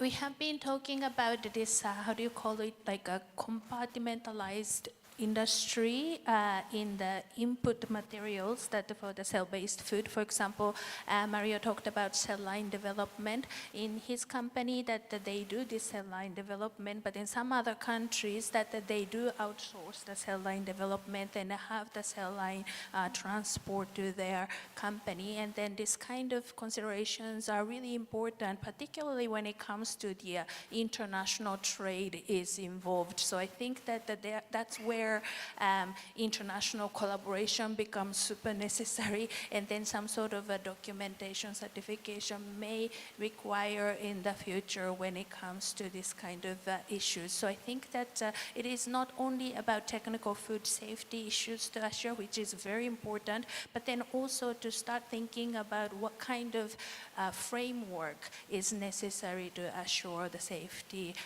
throughout the process. But then it's the same as the conventional food production systems. Very interesting that we're seeing that a lot of the conventional food production systems, the frameworks that exist, can actually apply to these novel foods. Okay, so in 30 seconds each, no more, because we can see everyone's got a lot of questions. What would you like everybody here to be thinking about when it comes to these novel foods and cell-based meats? So think of it as a new food source that can help us reduce the reliance of the animal and also earth resources. So From my point of view, that I would like to see more discussions actually, because food safety, we deal with it, but then we do have more legitimate areas of discussion, including this sustainability, animal welfare, all kind of issues that Isabella has explained. So I think I would really like to see the collaboration and discussion. From a food safety regulator's point of view, I think what I would love the most would be internationally harmonized standards and guidelines, because that would make our life much easier in the safety evaluation. Yeah. Thank you so much. As you can see, we've got so much to think about, still so much to talk about, and so much to decide. Grab Mario, Masami, and Valerie if you see them in the corridors, ask your questions, discuss more, and please give them a very warm round of applause for what's been a fantastic discussion.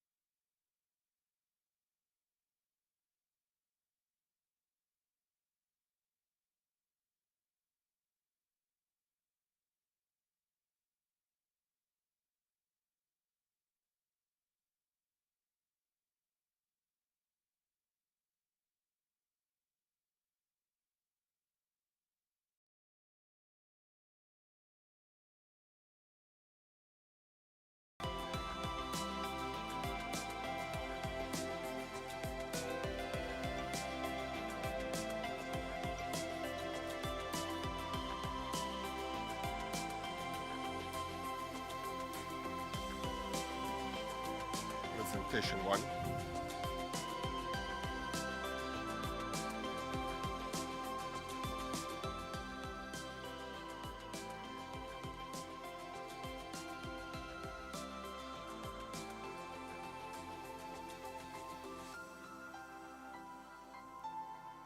Home look.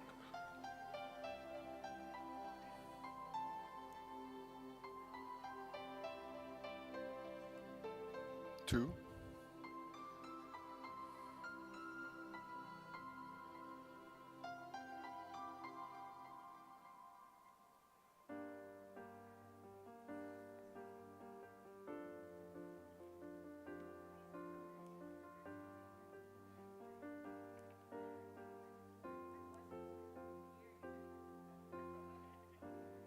Three.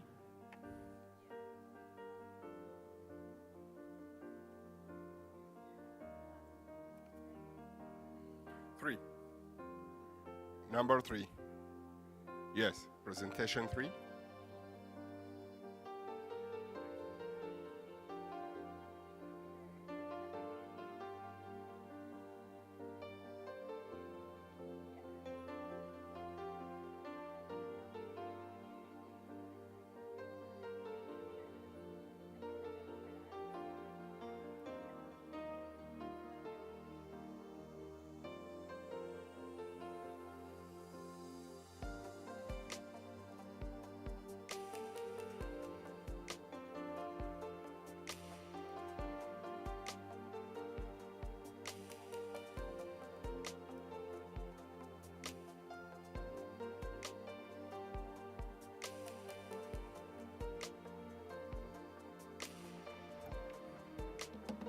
Clear.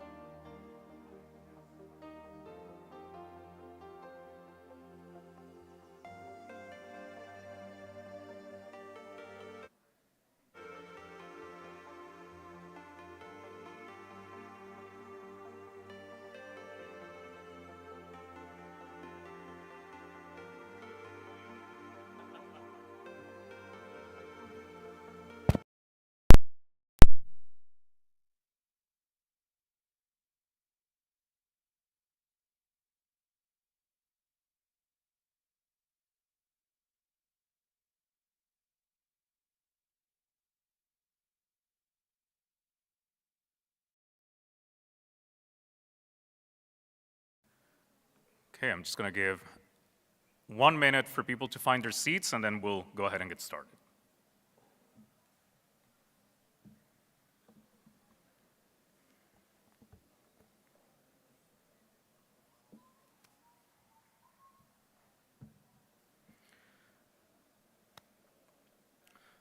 Okay, well, good morning again, everybody. Thanks for coming to this session. My name is Byron Chavez. I'm a professor at the University of Nebraska-Lincoln, and I will be moderating this session on preventing salmonella contamination, better testing, and risk management. Certainly a very timely and very important topic to talk about.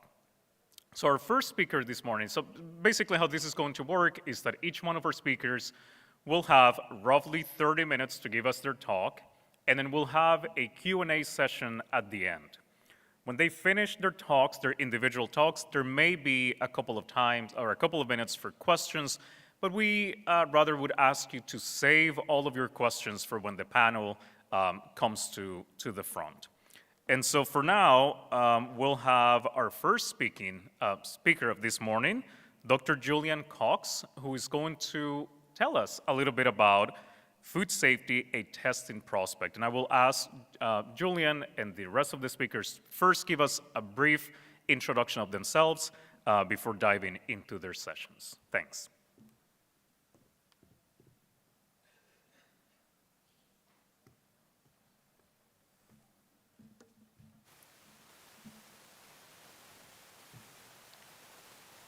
Well, good morning, and as we say in Australia, g'day. It's very nice to be back at the conference once again. I am a veteran of the DIFSC, having spoken here a number of times, including just last year. You'll hear a little bit about my background, I think, as I go through the first few slides, so hopefully that's enough of an introduction. And if you want to get to know me better, please feel free and come up later, maybe in the exhibit hall, and I'm happy to chat to anyone and everyone. I love to talk. So, this is the title of my talk. And you might be wondering why testing was in red. That I started my career just at the end of my PhD, my journey in food safety some 35 years ago. And it was kind of interesting that when I saw the conference logo for this year, I kind of smiled because my first job was actually working in the egg industry and starting to sort of unpack food safety in that context. So again, the word testing was put in red very deliberately because we often think of testing by definition as this, in the technical sense of the process of analysing something. But it also has this meaning, that it requires effort. It's something that's difficult and complex. And we can talk about that in relation to food safety in general, as well as the analytical process. And that's really what I'm going to unpack in my presentation today. So it is very much this idea of a testing prospect. So if we think firstly and briefly about food safety, indeed, achieving a high degree of food safety globally is a testing prospect. Because if we look at the WHO stats, this is what it tells us. We have a significant global burden in terms of foodborne illness. And being an Australian, we often talk about Australia being the lucky country, and it certainly is in many ways, but when it comes to food safety and foodborne illness, it's not, because if we look at our statistics, they're broadly speaking reflective of the global situation. So even for an advanced country, an advanced economy, we still struggle with the food safety issue. So food safety really is, if you like, a crime. That wouldn't it be a much better world, given those statistics, if we could really mitigate, or indeed wouldn't it be wonderful if we could actually eliminate foodborne illness? And so what we want to do is bring law and order to food safety and put foodborne illness behind bars, so to speak. And a big part of that is using testing to better inform our strategies in food safety. So I'm now going to switch to the other testing and talk about the actual testing analytical prospect. And if we think about why, well, I go back to when I started my journey, and around the time I was finishing my PhD, or a little afterwards, along came this guy, and you may not know him, David Duchovny, is a Canadian actor. And of course, he was involved, as best known, for starring in a TV series called The X-Files. And I thought this is a bit of a mantra for me, because basically, in terms of analysis linked to food safety, we're looking for the truth. The truth is out there somewhere. Interestingly, the TV series started in '93, and of course my journey started in '89. And I'd still like to think, good and bad, that the truth is still out there. And I say good and bad because I still worry that maybe by the time I retire, which may not be too far away, how far have we actually got in relation to mitigating foodborne illness? And at the same time, how well is testing helping us to mitigate foodborne illness? So I still want to believe. I am an eternal optimist. So in terms of testing, we need to think about, firstly, how do we apply it? And I'm not going to go through all of these points. But basically, there are a range of points in the food production ecosystem at which we can use analytical methodology to inform us about management, about intervention. And I've basically listed those from the typical end product testing all the way to thinking about global epidemiology, because we do exist in a global village and a global market. So what do we test for? The focus here in this session, of course, is on pathogen, in particular Salmonella, but I do want to remind people that there are a range of other microbiological analyses that we perform to help understand safety and quality of food products. But I will focus on Salmonella by and large, but I will also use a couple of examples where appropriate of other organisms. In terms of what we do, approaches to analysis, we can list them in this way as what I call the testing shuns: detection, typically what we're using for pathogens; enumeration, which I think we should be using for pathogens; as well as, below the detection of the organism, identification to what we can refer to as the genome-species level, and then further still, the characterisation or fingerprinting of organisms, the fine detail, if you will, not only of where they fit, but most importantly, what their function is. All part of testing. How do we do this? Well, there are a whole range of approaches, broadly speaking, from the conventional cultural all the way through to increasingly automated techniques, and of course, along with that, a transition from phenotypic methods to genotypic methods, the use of nucleic acid-based methods. So, in terms of testing, we can refer to this as the chase. And for those of you, I'm a bit of a game show addict, and I'll talk a bit more about that after lunch. But I love the chase, and in particular, I like the beast. I feel an affinity with him. And good microbiological testing is indeed a beast. There are many challenges, and that's what I'm here to challenge people with today. Often when it comes to testing, we have a very, very strong, almost singular focus on the detection part of the analytical process. And we don't talk enough about the other steps in terms of bringing the food sample all the way through to the detection part of analysis. What goes on before, we don't pay sufficient attention to that part of the process. In terms of detection methods, there are many. There are more than I have faces. But what I want to focus on are those other parts, because if we don't perform those properly, the detection technology is not going to serve its purpose. We have to bring the right sample to detection. So let's just start quickly with sampling. We think about organisms in food. Typically, they are a living thing. They eat the food, they grow in the food, although that depends on the microenvironments that they exist in within the food. And we may find that organisms thrive, they grow, they may survive, or they may perish in the food. And if we think about then a food sample, just simply taking parts of a unit of food and sampling it for analysis, depending on where we take the samples from, we may get a high result. We may get a low result. And if we think about a pathogen, of course, we may get a detection or a non-detection. And that's critical. If we then go a little bit further and think about sampling a batch of food, it is, as the image suggests, at times a lottery, because we can have a batch that consists of thousands of sample units, and typically at our typical sampling rates, the maximum number of samples that we might take for analysis will be 60. 60 out of, let's say, 1,000, 10,000, 100,000 units in a batch. What chance do we have of detecting the organism that is of interest to us?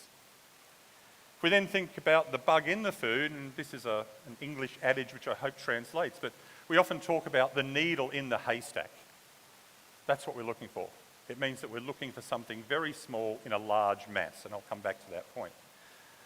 But again, going on sampling, how many haystacks do we take? Is it 5? Is it 10, 15, 20, 30, up to that maximum of 60? How do we make a decision around that? What's appropriate to give us confidence? Obviously, the more the better. But the irony of this is, of course, that the cleaner the food, the more we have to test to actually have more confidence that, let's say, a pathogen like Salmonella is indeed absent. And of course, the illogical conclusion is that we test everything and we have no product left to sell, but we can at least say there was no Salmonella in our food. Now, of course, when we talk about bacterial pathogens, and we think about that needle in the haystack, I go back about 30 years in Australia where we had an outbreak of salmonellosis associated with peanut butter. There was less than one cell, one colony forming unit of salmonella per 25 grams of the product. So again, needle in the haystack. Of course, with free-living organisms like bacteria, we do have the opportunity to amplify those organisms through enrichment. But if I diverge just for a moment, we can think about a viral pathogen in food, and then suddenly we're talking about a single, very, very small needle in that haystack. How do we look for that? There it is. So let's think about that bacterial pathogen in the food. If we look at scale, just to put this in perspective, 1 cell per 25 grams, it's the equivalent of a Mars bar in an Olympic-sized swimming pool. And you might say, well, there's not much challenge there, right? If there's that Mars bar sitting in that water, you go, there it is. I can see it, right? Detection is easy. No. If we then think about that same Mars bar and swimming pool, but instead of filled with water, it's filled with ground beef, now can we see it? And of course, on top of that, further challenge is that the Mars bar is surrounded by Snickers bars. There's a background flora that add to the challenge of the analytical process. Further still, that the Mars bar is not intact, it's not sitting in its wrapper, ready to go, it's broken. Typically injured in some way. Further challenge. So we need initially to think about resuscitation, bringing the organism back to life, as it were, so we can continue the analytical process. And just briefly, a little bit of science. We know that that enrichment resuscitation process can depend very much on the quality of the media that we use. And not all enrichment media are created equal. If we then actually bring in a matrix, we bring in some acidity, or indeed as an acid matrix mayonnaise, we can see that this makes a dramatic difference to the ability to detect the organism. Look at that yellow line. If we get no growth, what are we bringing to the next stages of the detection process? Basically nothing. So even that first stage with Salmonella of pre-enrichment, we may see some amplification. It may be good, but it's still a challenge. Further still, and I just diverge to Campylobacter right now, that basically we see that, again, the injury is a critical factor in reliable detection or even enumeration. And so, for instance, where we use selective agents in enrichment, delayed addition of the supplementation can actually be of great benefit in allowing the organism to recover and then grow once we add those agents that then control the background flora. So again, a beast of a problem. Now, in terms of detection, we can think about cultural methods and in a conventional sense. And I've worked on Salmonella for many years, and particularly in sometimes working with the dairy industry. And while Salmonellas can be typical in that they look the same way on appropriate culture media, sometimes they don't. That's what you see in front of you. That basically we've got those lovely black colonies typical, but if I have a lactose positive salmonella, it doesn't look anything like it, and we would miss it. And so one of my early pieces of work, very early while I was actually working in a food industry lab, was to actually develop a medium that allowed us to be able to go from this to this, where we could actually see those atypical strains in the same way as typical salmonellas. And of course, then we saw the advent of chromogenic media, which actually has allowed us the inclusion of some of these atypical strains that they look the same as the typical salmonellas. Of course, we've seen a transition again from the conventional cultural to at that detection stage using other technologies. At one point, immunoassay, ELISA in particular, was pervasive, and of course now we've seen the rise and rise and rise of PCR technology as a pretty standard screening technology. But again, how well does it work?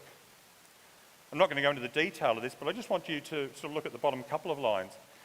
If we actually take a large number of samples, chicken carcass in this case, and we test them comprehensively, that is that we test them fully, both with a cultural method and a PCR method, we start to see that the PCR method is not necessarily the best. But then neither is the cultural method. But how do we compare them? And I was thinking about John Donaghy talking yesterday, and he mentioned Donald Rumsfeld, one of the former politicians in the US, who talked about, we don't know what we don't know. And basically, if we think about false positives in a newer technology compared to the reference method, that is culture, what do those false positives mean? Is it this? Is it this?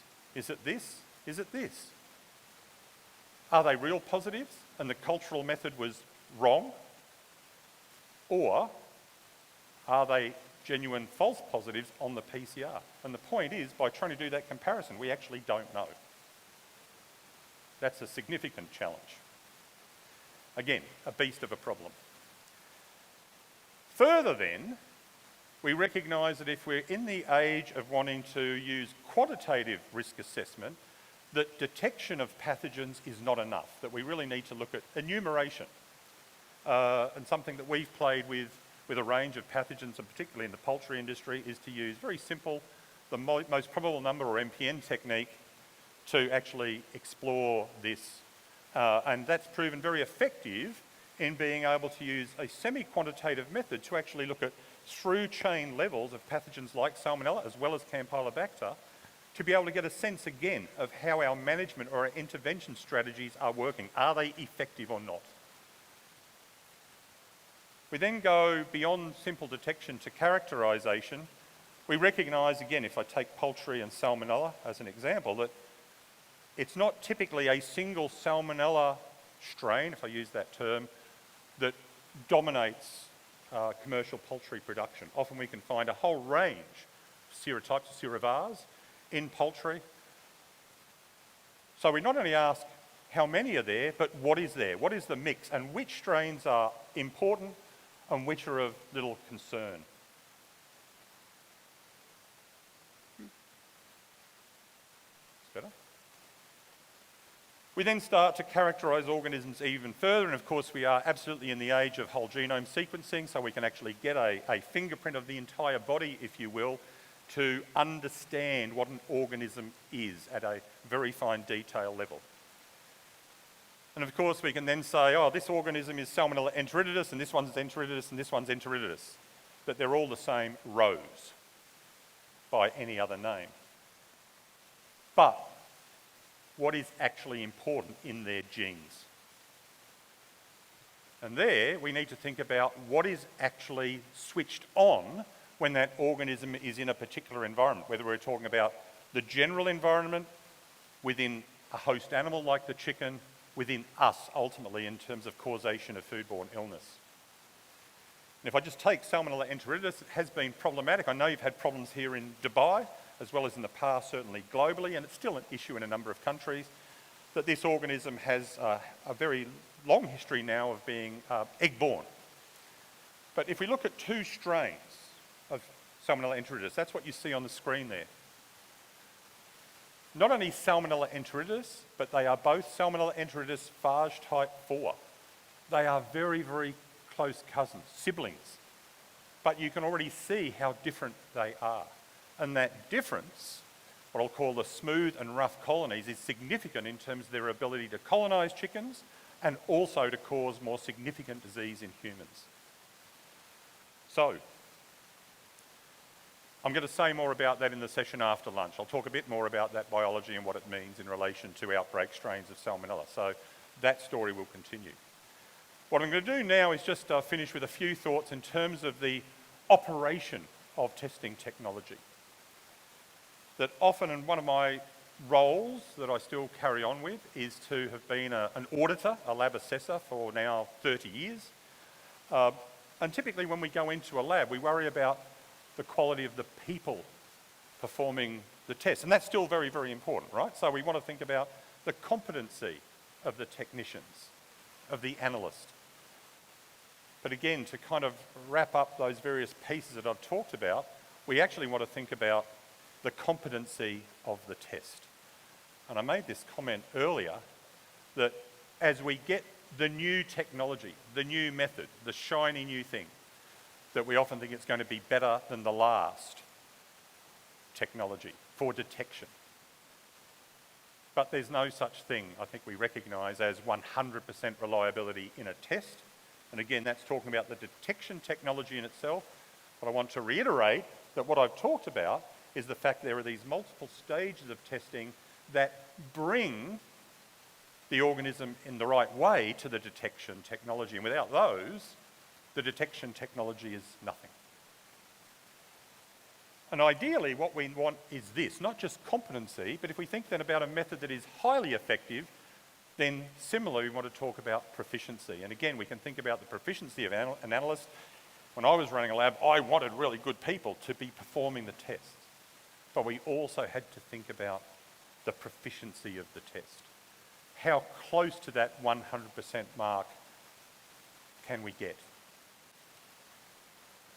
And I go back to an earlier part of the talk now to say, well, with all of these challenges in testing technology, I still believe that the truth is out there, and the challenge to industry is to try and find the best available testing methods, and I don't mean just detection methods, I mean the whole analytical process, to try and identify the truth in their processing environment, their product, so that we can then see that whatever strategies we're taking to mitigate food safety risk are appropriate.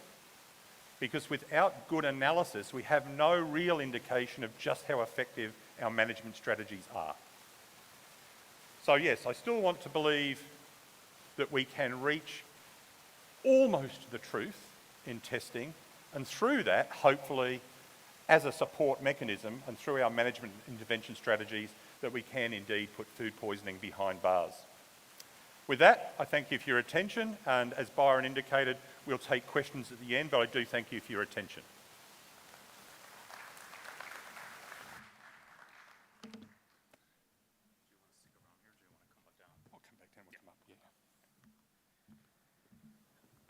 Thanks, Dr. Cox, for that phenomenal presentation. And thanks everybody for sticking around. If you are standing in the back, don't be shy, come to the front. There's plenty of seats here in the front.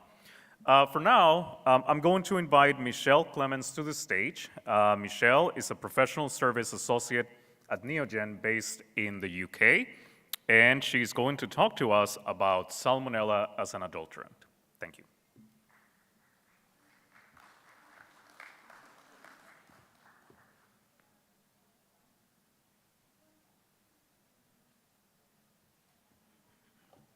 Sorry about that, I was just too busy chatting down there.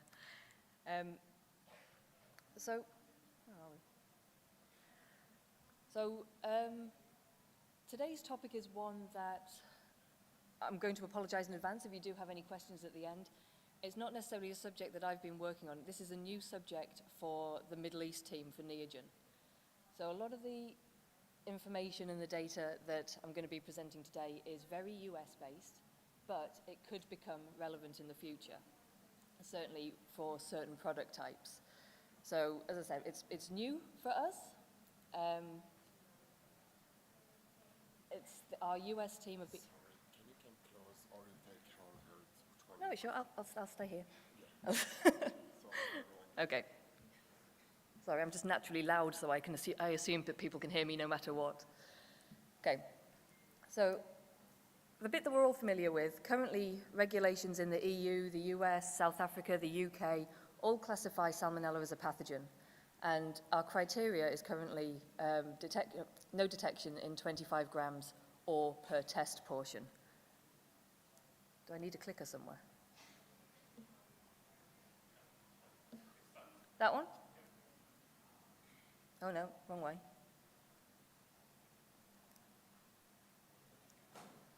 That way.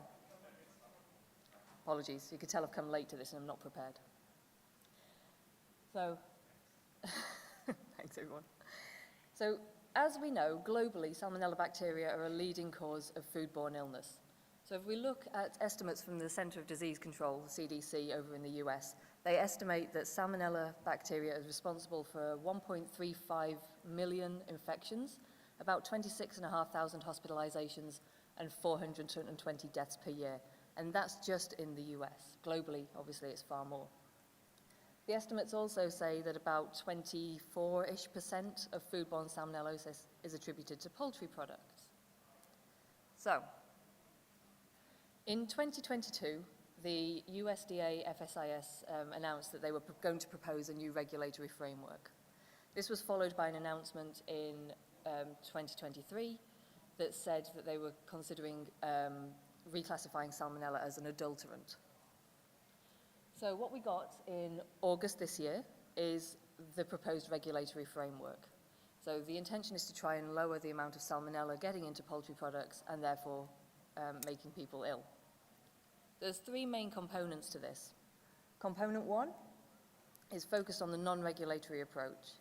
So within the US and the broiler flocks, certainly the vaccine for Salmonella typhimurium is already quite commonly used, and we have seen a reduction in the amount of contamination attributed to that serotype. So component one is going to be the continued use of vaccines and other serotype-specific interventions to try and further reduce and continue that downward trend. Then we have component two. So obviously the amount of testing that people do and the type of testing they do already depends on which country you're in, which state you're in, which facility you're in. So there already is a bit of variation. But what the FSIS want to do is bring in a microbial monitoring system to prevent pathogen contamination throughout the slaughter process, throughout the slaughter system. Some people may have this in place already, some may not, but it's going to become a requirement, or they would like it to become a requirement. Component three is establishing a final product standard that will prevent the sale of certain raw poultry products that contain any type of Salmonella, exceeding 10 colony forming units, CFU per G, and any detectable level of at least one of the pathogens or the serotypes that we know is of public health significance.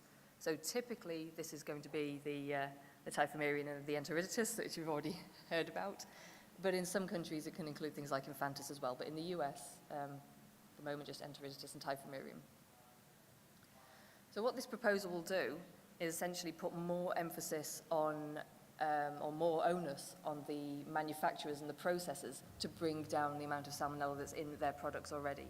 Because as consumer research and evidence suggests, that we can't rely on consumer behavior alone to bring down the amount of illness attributed to Salmonella in poultry products. So Salmonella as an adulterant is quite an interesting proposition. And for those of you who follow the debates that go on in the US food safety, it has been quite interesting. There's a bit about, well, can you really make something in raw chicken an adulterant? We've done it with 0157, which we'll come on to later in the US, but obviously raw chicken is slightly different to raw beef. You can obviously eat raw beef undercooked, we eat steak tartare, or some people do, it's not my thing. But we all know that we need to fully cook poultry before we can make it safe. The recommendation is targeting specific food types. So it won't be all raw chicken products. That would be quite an unrealistic expectation. But things like the breaded, stuffed raw chicken products, so we're talking like our frozen chicken cordon bleus and chicken Kievs, those are the sort of products that we're targeting with this proposition. So When the regulation comes into effect in 2025, I mean, obviously we've got the US elections before then, so anything could happen in the meantime. But if we stay on target, when it comes into effect in 2025, salmonella will be considered an adulterant, primarily in these breaded, stuffed, raw poultry products. So why? Why these products? And this is where I've got a few confessions to make, because I'm guilty of a lot of really bad consumer practices. So even though I know the risks, I'm a bit of a nightmare in a kitchen. So these products look ready to eat a lot of the time. They tend to be breaded, and they tend to have a lot of different components stuffing them as well. So they look browned, they look like they're ready to eat. And this is what the consumer surveys that the FSAIS has conducted have shown, that people get confused about these sorts of products sometimes. They believe that because they look like they're ready to eat, they are ready to eat, but they're not. They contain raw chicken. So there's the look of the product. The second issue that we have with these products is that they're typically sold frozen. So, and this is where my bad consumer practice comes in. So you may get people who forget to switch their oven on, for example, put their product in the oven and then include the oven warming up time as part of their cooking time. I'm guilty of that, I've done it before. You may get other people who are in a hurry. You look at your product in the oven and go, yeah, that looks cooked, and take it out early. I've done that too. So you do get bad consumer practices, but you also get the complication that it's a frozen product, and it's a frozen product that's stuffed with different other components, and all these different components cook at different rates. So you may have the people like me who are lazy in their cooking practices and don't let the product reach the internal temperature needed to kill salmonella, but you may also get some really conscientious people in the kitchen who use probes to take the temperature, but they may hit a patch of happily bubbling molten butter in the middle of their chicken product, think that the temperature's okay, but actually the meat surrounding it has not yet reached the adequate temperature. So these products can present quite a few different issues, which is why they're being specifically targeted. So these products have been associated with a number of outbreaks since 1998, so 14 outbreaks with about 200 illnesses. The most recent one was in 2021, where we had illnesses in 11 states and 12 people hospitalized. So it's still an ongoing issue, and this is despite the fact that labeling of these products has changed. So the labels typically say that it's a raw product, must be cooked before consuming. Not everybody does. As I said, there's that confusion because they look ready to eat. So yeah, we can't rely on people, we can't rely on consumers, so the emphasis is going back on the producers to try and resolve this issue.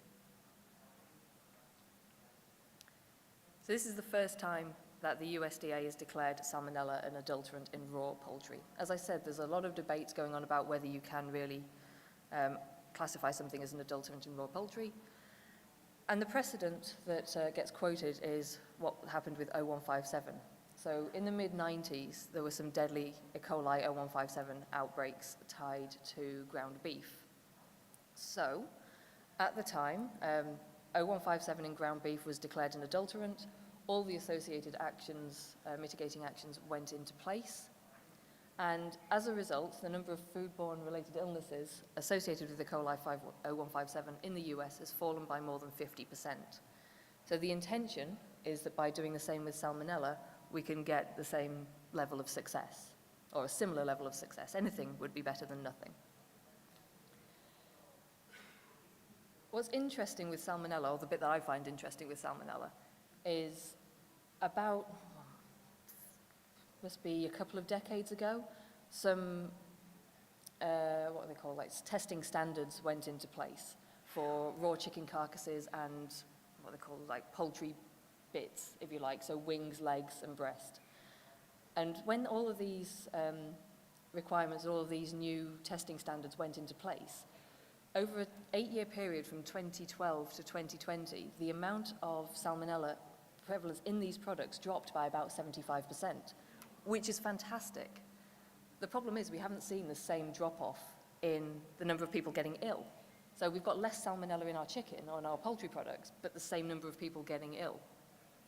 And I find that fascinating. I don't know how it happens, but it's fascinating. So one of the proposals, as part of the framework, it mentioned testing for different levels of salmonella at different points during the slaughter chain and in the finished products. And one of the things that's being recommended is quantification of salmonella. And I must admit, there is a part of me that goes, why? Because the majority of the time, if you've got salmonella in your finished product, it just doesn't go on sale.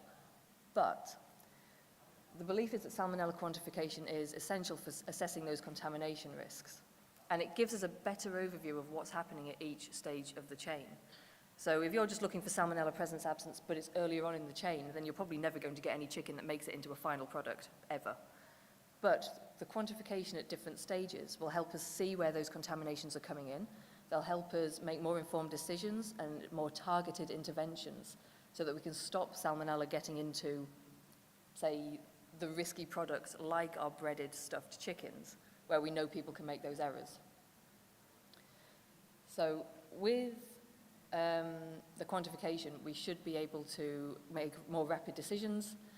We should be able to prevent outbreaks and help prevent that consumer safety. That slide. So just a bit about what we've got and what's available. So for those of you who are not familiar with Neogen, Neogen is a global company who offer farm-to-fork solutions. So we've got 3 branches. We've got the animal safety, we've got food safety that I'm a part of, and we've got genomics. So animal safety and genomics work really closely together. They do all the things like rodenticides, rodenticides, insecticides, and where genomics come in is help with breeding programs and things like that. On the food safety side, we offer laboratory solutions, testing solutions for things like mycotoxins, allergens, pathogens, indicator organisms. And we have a system called the Molecular Detection System, or MDS. So it's been around for a few years. The USDA, FSIS already use it for detection. And what we've done is taken the kits that we've already got for salmonella, and we've adapted it to make it now fit for quantification. So I'll have a quick look at some of the solutions that we have available and a little bit about the technology as well. Because I know our previous speaker mentioned PCR testing. We're not quite. We're using LAMP. So Neogen were quite late to the pathogen testing party, if you like. So we've hopped over PCR and we've gone for the slightly newer technology of LAMP. But for those of you who've used PCR and familiar with it, the principles are very similar. So the MDS system contains 3 main components, as everything seems to in this presentation. So we've got an optimized enrichment. Everybody knows enrichments. Enrichments are enrichments. So different broths, different temperatures, and different incubation times, depending on exactly what you're trying to achieve. Where it gets interesting is the assay kits. So all of our assay kits contain ready-made components. So the lysis is ready-made, the reagent tubes are ready-made, there's a lyophilized pellet in the reagent tubes that contains all the primers and the polymerase and everything that you need for your reactions. And then we've obviously got our MDS instrument itself and the software. So the MDS instrument is quite a nice compact unit. The footprint is about the size of my laptop. So it's really quite a nice compact unit. It's mobile. We have got it in a few mobile labs around. And it's easy to fit into any lab, actually. I do like it in a lab. So it uses LAMP, as I said. So LAMP is loop-mediated isothermal amplification. So instead of the thermocycling that you would see in PCR, we're doing our DNA amplification at 1 temperature. We're using 6 primers instead of the 2 that are typically used in PCR, so greater specificity, greater sensitivity. And we also have a different polymerase. So instead of the TAC polymerase used in PCR, we use BEST, which is a Bacillus styrothermophilus. So just a slightly different way of working, less matrix interference, greater specificity. We've coupled this with bioluminescence detection. So a lot of methods for molecular methods use fluorescence as their detection. We're using bioluminescence. So again, we're detecting over a broader range of wavelengths, so less interference with, say, your chocolates, your turbid samples, your coffees, darker colored samples, things like that. So we're the only company at the moment who have this combination of technologies. During the DNA amplification, which as I said, isothermal, using our primers and polymerase, we're giving off a waste material. So we give off pyrophosphate as our waste material. Within our reagent tubes, we have ATP sulfurylase and luciferase enzymes. So the waste material, the the pyrophosphate that's given off is converted to ATP by the ATP sulfurylase.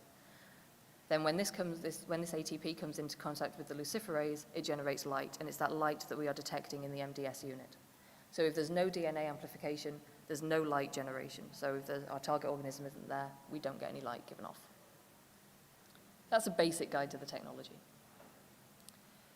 Similar to many systems, you'll see a peak if there's a positive result and a flat line or a line that may go up but not peak if there is no target organism there.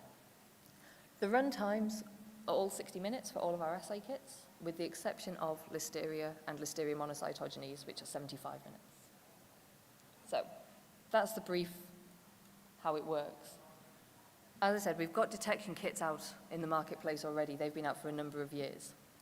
But in order to meet the proposed requirements from the FSIS, we've also developed a quantitative salmonella kit. So this kit isn't currently available. This kit has been developed and it's in testing at the moment. I am told that the data currently looks good. Sadly, I don't have any data to present today, but I am told that it looks good. But it still is in the early stages. So this has been developed for use on carcass rinses and raw ground chicken. And the idea is that if these requirements and these regulations do come into force, we'll be ahead of the game. There are obviously some of our competitors out there who've got products that are the same as well, or similar. But we will also be ahead of the game. So we'll be helping our customers stay in line with the regulations and help keep people safe. So, the way it will work, what we're offering with the quantitative system is like a same-day test. So we want to make it a rapid test. We heard earlier that MPN is currently the gold standard, the reference method. But it takes typically, 4 to 7 days for an MPN test? It's not a speedy test. So the intention is to give our producers, our manufacturers, a quicker way of finding out what's in their product, how much is there, and whether they need to put any actions in place or potentially divert a product. So with our chicken rinses and raw ground chicken, we'd add whatever the required amount is, so 325 grams in the case of the meat products, to a BPW, and then we would transfer a 30 ml aliquot into a proprietary media that we've got, so it's called QRED. So it's sort of quantitative rapid enrichment dehydrated media. That's right. And it's been designed specifically to give a rapid quantitative result. It's also been designed to be reliable lot to lot as well, so you shouldn't see any difference between media batches. So once you've transferred your 30 ml aliquot into your media, it's a 6-hour incubation time, so 42 degrees for 6 hours. Following that 6-hour incubation, there'll be a transfer into a lysis tube and then into the reagent tube and put it on the machine. So in theory, depending on the volume of samples that you're doing, you could get a quantitative result in under 10 hours, which is an improvement on the MPN method.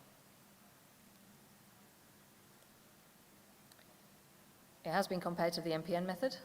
As I said, I don't really have a lot of the data in front of me, unfortunately, but it's been shown to be comparable to MPN.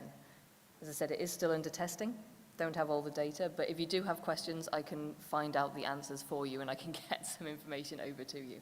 But as I said, it's brand new to us. It's our research and development team in the US that have been working on this product. So that's the one that we have that's currently not available, but what we now have available, launched earlier this year, is the Salmonella enteritidis and Salmonella typhimurium test kit. So this was developed specifically due to demand from the poultry markets over in Latin America. And these are their 2 serotypes that are of interest for them. And it's the same in the UK, it's the same in South Africa, so you know, it's one that potentially could be launched globally. Currently only available in Latin America and the US. But for those of you taking photos, if it's of interest to anybody, please do let me know, because I'm still trying to gauge interest to see whether it's something that we want to launch in this region, or in Europe, or in Africa. So please let me know if it's of interest, because that would really help. But it's specifically for the detection of the enteritidis and typhimurium. And again, the workflow is very similar to the one that you saw previously. Take our product, and enrichment, and then lysis tube to reagent tube and into the MDS. Sadly, this one's not a same-day test. This one is an overnight incubation, so typically an 18 to 24-hour incubation, depending on whether it's a chicken rinse or a raw chicken. But the workflow is nice and easy. The workflow is wonderful. As somebody who's used a number of PCR methods over the years and has had to be shouted at on a number of occasions because transfer steps have gone wrong or we've contaminated something at a transfer step, these methods have very few transfer steps in comparison to some of those methods. So they do make lab life nice and easy. And as we heard, you want to have the best people to do the job. But the reality is, if you're in a high throughput lab, mistakes can happen no matter how wonderful your staff are. So we want to make things nice and easy, but also a really sensitive method as well. We don't want to take away from that. More information about the serotyping one, the enteritidis and the typhimurium kit is available on our website, but again, you can come and ask me about that one because I do have a bit more information about that one. As I mentioned, the USDA FSIS have already been using our molecular detection kit for about 5 years now. So they use it for the Salmonella and Listeria monocytogenes detection. They like the kit, they like the product, it's very efficient and it works well for them. So we have got a new contract coming up with them, and as part of that, they're going to be using our Listeria species and the new enteritidis typhimurium kit.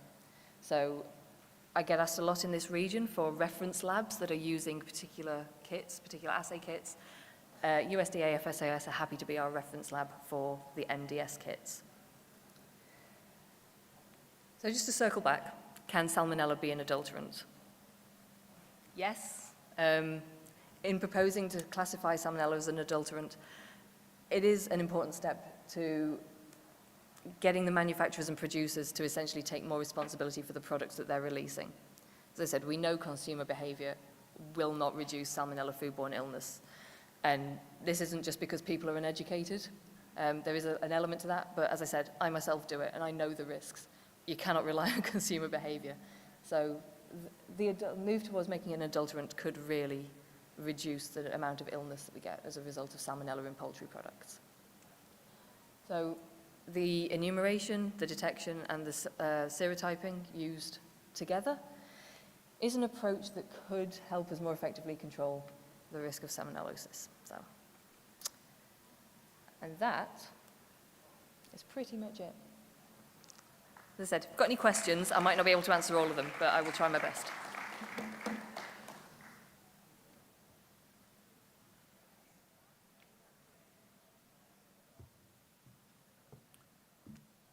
Thanks, Michelle.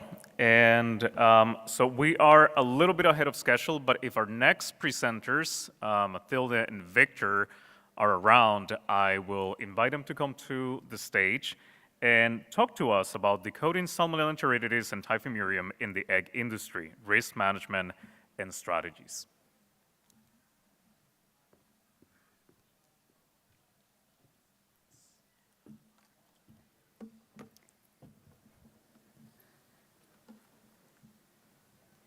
Hello, everyone. So now we're going to talk about the Salmonella again, but this time in a different matrix, the egg and egg products.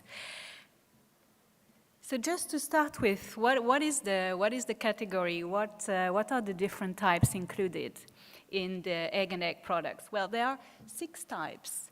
The shell egg, that can be fresh or processed. Dried or powdered eggs, can be whole, white, yolk. Specialty egg products, It's very trendy, actually, to have organic eggs, maybe omega-3, as we are trying to have and live an healthier life today. So this is definitely a very trendy category. We have frozen egg products as well, liquid egg products, and pre-cooked eggs. What about the market? Well, it's a growing market since a couple of years already. Because there is a rising demand on eggs, as well as the improvement on the production process allowed that growth to happen. In 2023, the global egg production was estimated to have reached between 90 and 95 billion metric tons. Now, looking at the players in this particular market, well, Pacific Asia, with China, obviously, is the largest represented one. Then you have North America with a volume of production that is very similar to Europe, that comes in third position. And in the fourth position, well, we have the Middle East and Africa, which is definitely growing as well at an even higher pace. The global egg product market has grown at a CAGR of 7.8% so far and is expected to continue on this level until 2030. In terms of financials, the global market size is estimated to reach in 2030 more than $49 billion. Now, what are the risks on this egg and egg products category? Well, we are in a session where we're talking about salmonella, so here we go again. And salmonella species with, well, our usual suspects, Enteritidis and Typhimurium. But you can also have some more fancy ones like Infantis or corn. Salmonella is part of the Enterobacteriaceae family, gram-negative bacteria, and it's actually very, very diverse. And still, well, as we are, you know, humans are still evolving. This is, I would say, the law of nature. Well, Salmonella as well, and as of today, we count more than 2,500 serotypes. It's ubiquitous, can live for weeks in dry environment. Actually, yesterday we were talking about infant formula. And it can stay also alive for months in humid environments.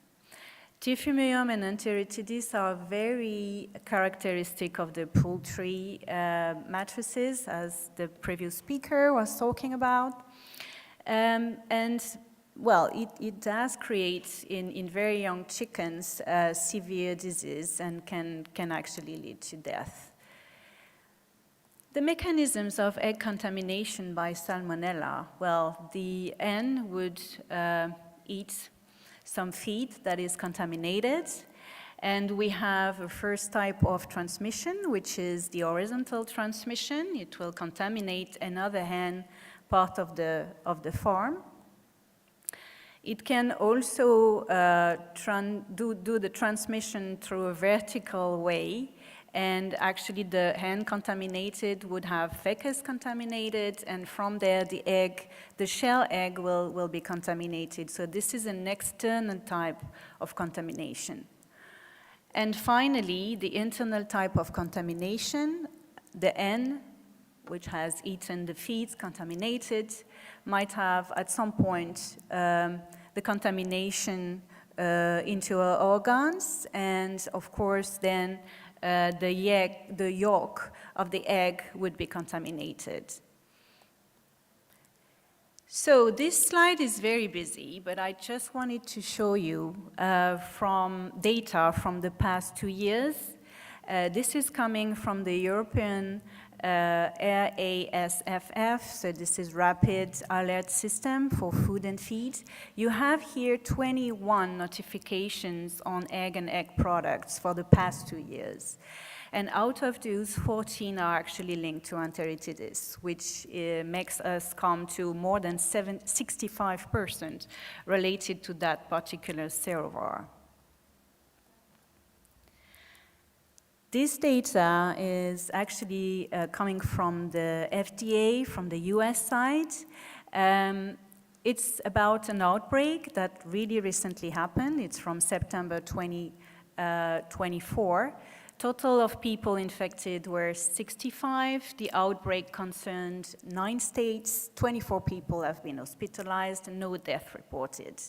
The FDA conducted an on-site inspection. They collected samples, and Salmonella enteritidis was detected from the poultry farm as well as from the food packing facility and the poultry houses. After that, further analysis has been made, the whole genome sequencing, and they could match, they could link. The enteritidis coming from the farm was exactly the same than the one coming from the clinical samples. So the poultry, as a consequence, decided voluntarily to recall all egg supplies. So just here is an extraction of the section of the CFR 21 in the US, and it's actually giving rules to producers that have more than 3,000 laying eggs. They do have to have in place a Salmonella enteritidis prevention plan, and this includes a lot of steps. First one about the pullets. So all the chicks that they get at the very beginning of the process must be Salmonella enteritidis free. The flocks that have been breeding those chicks must have been also tested for Salmonella enteritidis. Environmental testing is necessary at different stages of the growth of the pullets.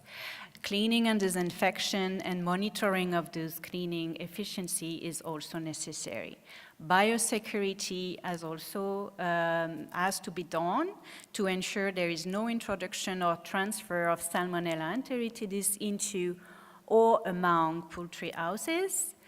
Pest control has definitely to be in place, as well as cleaning, disinfection, and of course refrigeration of the eggs once they are ready to go to the shelves in the market. Those measures are very important, but obviously they also need to be complemented by a very strong, efficient, validated, and quick method of testing. And I will let my colleague Victor Bandeli to explain you about the Biorad solution. Thank you. Thank you. Assalamu alaikum. So I will go to talk more about the Biorad solution for egg and egg product. So as mentioned by Mathilde lately, we talked about Salmonella SPP.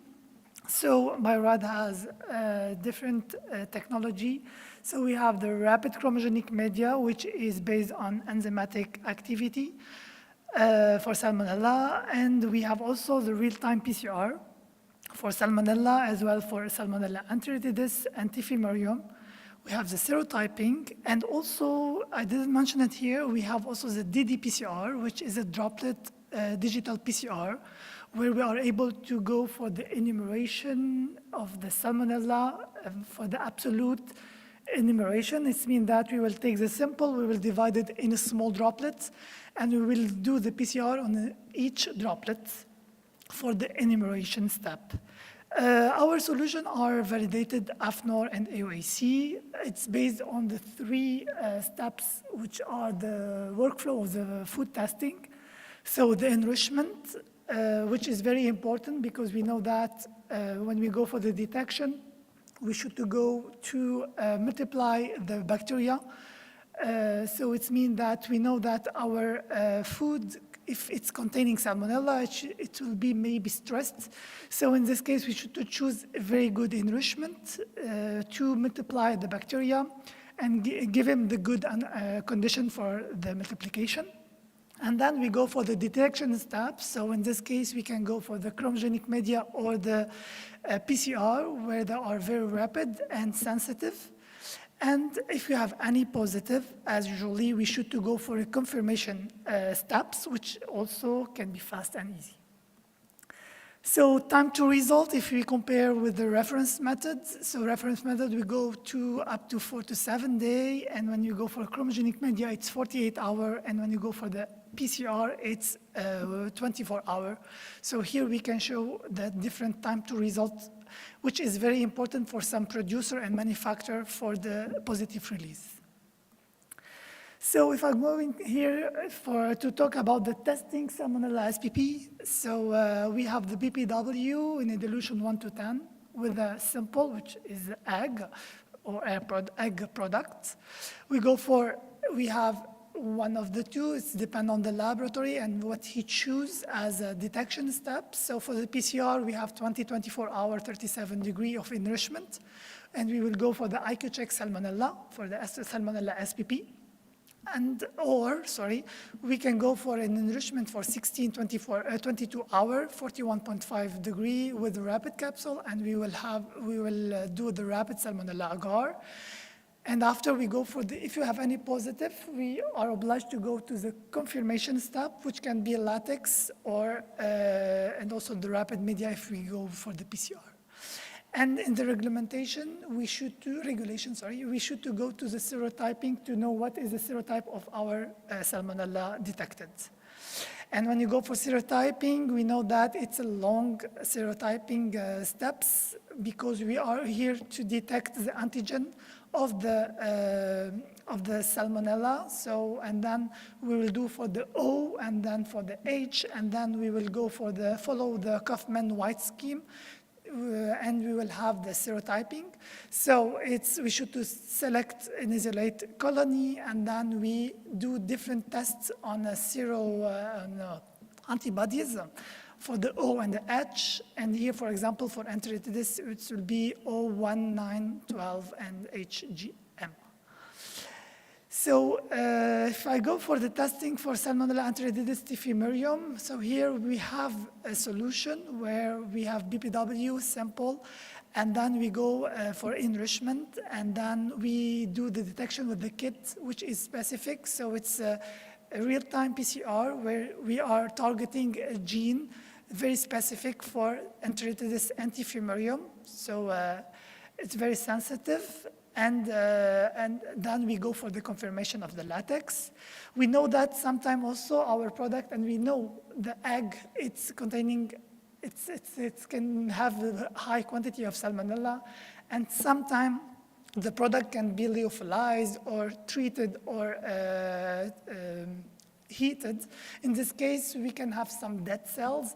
And so for this, no worry, we have also the FDRS, which is a free DNA removal solution, so no hazardous region. So we'll degrade all the DNA, free DNA in the sample before the extraction, and then we will go for the extraction only of the viable cells. We will reduce up to 2.5 logs of DNA, free DNA. So it's a step before the lysis extraction step, where we will eliminate all the free DNA, and then we will do the extraction of only the bacteria. I will give you here in the case of egg manufacturer in Europe. So this client, he go as usually for the Salmonella testing. So IQ check Salmonella with our CFX Opus, and also he have the automated solution, the IQ check prep solution, which is an extractor automated extraction.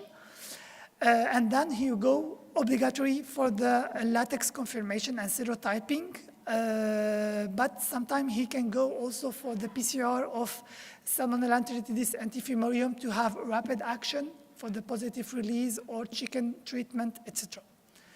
So this is a IQ check prep for the automated solution. He will do the extraction of the different sample up to 96, and also all our extraction steps are harmonized with the other pathogens. So it means that you are able to do different pathogen on the same extraction platform. So here, if we have the mechanism that Mathilde talked about for the salmonella, so the manufacturer or the egg producer, etc., they will do sampling on a different way. They are able to do sampling on different steps and go for the detection, and in case of positive, go for the action, which will be on the chicken, on the environment, or if it's on the product, so it's mean public health actions. It's my last, no, sorry, for the summary of the advantages. So we have time to results, which is fast. Free DNA removal, which is validated also with the AFNOR AOAC validation. We are able, the producer is able to detect in a different monitoring and the different processing steps, stages. We have the automated solution and AFNOR AOAC validation for salmonella. Thank you for your attention. Do you have any questions? I want only to mention one thing. If you are interested in comics about food safety, so we have like collaboration between me and Biorad. So we do like a small comics about food safety. So it's Dr. Vic, who's me, and the bacteria is Dr. Boo, and they have some discussion about the food safety. So you have always an episode about the food safety to explain what are the bacteria, what are the different, what the enrichment, detection step, etc. So don't hesitate to follow us. And you can have, these are the different links.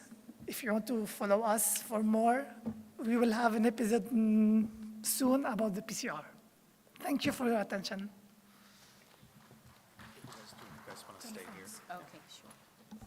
Okay, thanks everybody. I'm going to invite Julian and Michelle to come to the stage for a Q&A session. So please take a seat, and then while you guys think of your questions, I'm going to ask somebody from AV if I can have a microphone that I can circulate in the room.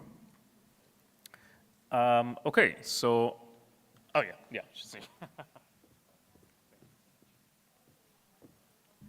Okay, I will go down, have the microphone, so please just come forward so that you can ask your questions. If nobody has any questions, I certainly have a few, but hopefully you guys can come up with some questions.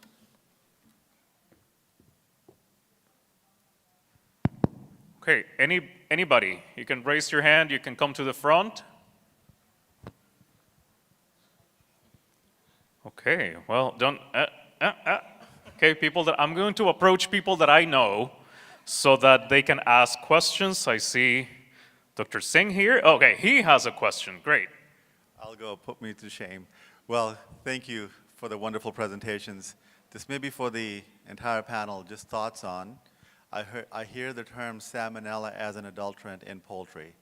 I would like to hear your thoughts. Is that truly practical for the poultry industry to achieve that? I might start by simply saying, come to the talk at 2 o'clock. I'm sorry to do that, but I really don't want to answer that question right now. Otherwise, I may as well not give the talk. Okay, yeah, Michelle or Mathilde, Victor, anybody?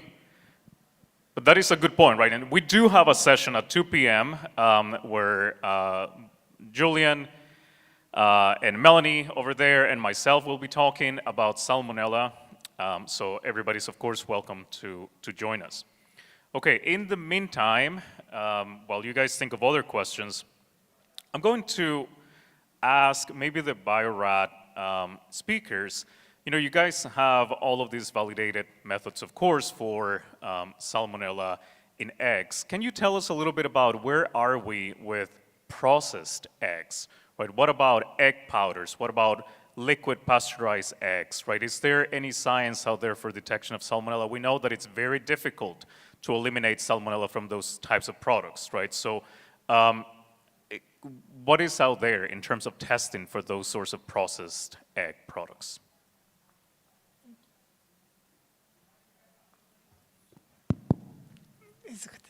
Thank you for the question. It's a very important question because I mentioned some case of client in Europe, they are using this salmonella solution for the detection of salmonella in egg.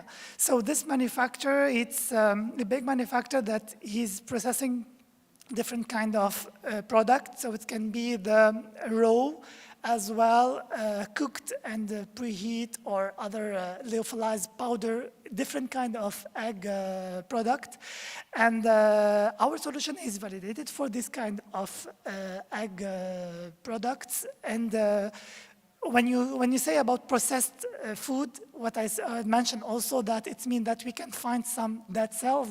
In this case, we have the solution which is also validated that we are, with the FDRS, we are able, we don't have any stress. I use this always because we are able to take out all the DNA, free DNA, no viable free DNA in the sample. We eliminate it, and then we go for the extraction of only the viable. So when we will not have any false positive. So in this case, also we have this solution included. Julian, did you want to say something? Yeah, I thought I might respond to the question a different way and think about on the processing side, because obviously the focus has been on testing in this session. But if we think about my 35 years of working in and with the poultry and including the egg industry, that it's changed fundamentally. So early on, a lot of poor quality raw material was going into egg products production, whether we were talking about whole egg, dried egg, and so on and so forth. There have been significant inroads into the quality of processing throughout the chain, from the source flocks to the separation of egg into components, recombination and processing, including drying. And certainly when we look at the quality of those products, the shelf life has increased dramatically. You were lucky if you could maybe get a week out of a pasteurised whole egg pulp in, say 20 years ago. And now we find that products can last 3 to 4 weeks. So even spoilage is well delayed. And the incidence of salmonella in those products is very, very low. So I think while obviously we want to be monitoring with whoever technology you're using, I think it still comes back to how well the industry has actually developed processes to minimise risk, certainly of pathogen carriage, as well as just the overall quality. Yeah, and to that point, just a second, Victor. Of course, the industry for processed eggs uses microbiological indicators, right? Particularly Enterobacteriaceae for process control, but there's a level of testing for salmonella that has to happen for verification purposes. Victor? I would like to add one information that always we focus on the product, but it's very important also to focus on the environmental, because we know that we have the product, we can see it, we work on it, but also we have to test the environment of the manufacturer, of every steps what we do, because here also it's a kind of source of contamination that we should do follow and monitor our environment, which is very important. And it's not the point always that people think about it, or so HACCP, it should to be done, and you should to more focus on this different step stage of manufacturing. Yeah, and Julian, go ahead and I'll... Yes, and I think it's a really good point to raise about the environment. I know when I was sitting down listening and you were talking about the US rules, and it's interesting, I don't know how it is in the rest of the world, but in Australia we're in the process of banning caged eggs. And we'll go to what we call barn laid, so chickens contained within a shed but on the ground. But also there's an increasing demand and desire for free-range eggs. And it's interesting that, we want environmental monitoring, but how do you monitor that external environment? Just to quote one example, we had an issue in Australia some years back where people were releasing eggs into chickens into an agricultural area. And migratory birds were carrying in Salmonella gallinarum and pyllorum, which basically doesn't exist generally in Australia. And that was purely due to the fact that those chickens had the freedom. And this is one of the tensions that we face in terms of food safety. Consumer demands for less interventions, while the industry is trying to actually say, no, but we'd rather have these other, say, biosecurity measures and we try and keep the chickens reasonably happy. And so it's kind of an interesting issue that we face beyond testing, is to what are we doing as consumers to try and support food safety? So I think now that you mentioned this, and can you, either Julian or others, can you tell us a little bit about this, right? So we have a product that maybe tests for Salmonella gallinarum or pylori, which we know it's not typically associated with human illness, right? So how can we balance a Salmonella positive, and this comes back to the topic of adulteration, a Salmonella positive with serovirus that we know that are typically not associated with human illness, right? And so that opens I guess the broader discussion on should all of them be an adulterant, or should only maybe the top 10 be an adulterant, right? So can you guys maybe touch on that?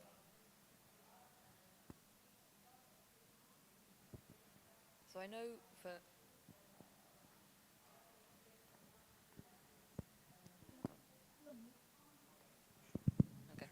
So I know for the raw stuffed chicken products that I was talking about earlier, that the intention is that if you get something like your enteritis or typhimurium, something that we know causes foodborne illnesses, then that chicken needs to be diverted towards other uses. So if it did have something that we know isn't really associated with foodborne illnesses, it could potentially still be used for the raw breaded stuffed chicken product purposes, but anything that would cause illness is diverted. So from the regulations that I'm aware of at the moment, it's all about that risk management and diverting to a more appropriate processing stream, if you like. If I may just add to this, as my colleague Victor just mentioned earlier, you do have to test for Salmonella SPP. Basically, for products to be out in the market, it's a zero tolerance. But if there is a positive, you also are obliged to serotype. So whether there are more than 2,500 serars of Salmonella. Some of them are okay, some of them are not. But we don't know. They can very well tomorrow become not so okay because they are evolving very, very quickly. So I think this is very important to take that risk seriously and go actually the regulation, do the serotyping. Some of the industrial wouldn't have the possibility to do it because it's still long and fastidious. Of course, 2,500 serovars is not like you don't know what you're looking for, actually. You have no idea what you have there on the bench. But they can usually cooperate with reference laboratories. Those guys are equipped. They have PFGE technology that could go quicker. Or even I would like to mention that Biorad is currently working on a project, on a molecular project. We do have a data bank of different serovars that we collaborated with a third-party laboratory in France, and we're working on developing a molecular kit with different types of serovars that are the most common ones. But again here, I'm operating on the Middle East, Turkey, African, and Pakistan region. The serovars that you would find in poultry in South Africa would be really different than the serovars you would have in Egypt, or maybe just here in Dubai. So, which is actually a very, it's a very big platform, and we are importing and exporting from Europe, from Asia, from Australia, and it creates actually a very good environment to have Salmonella evolve. So keep on doing serotyping, it's very important. And on the serovar variation, again, I'll just encourage people to come to the session at 2 o'clock, because I'll be talking a bit more philosophically about adulterants, and certainly a part of that will focus on the biology of different salmonellas. You're doing a great job advertising our 2 p.m. session. Nothing like self-promotion, and obviously promotion of my colleagues as well. Yeah. I have a question here, and Margaret, then I'll go to you. Okay.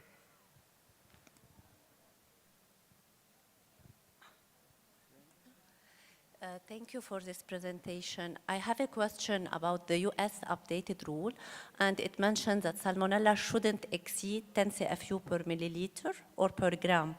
But usually the test for salmonella is qualitative, present or absent, because we do enrichment.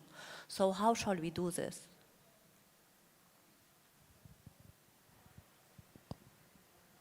That's where it becomes quite fun, I guess.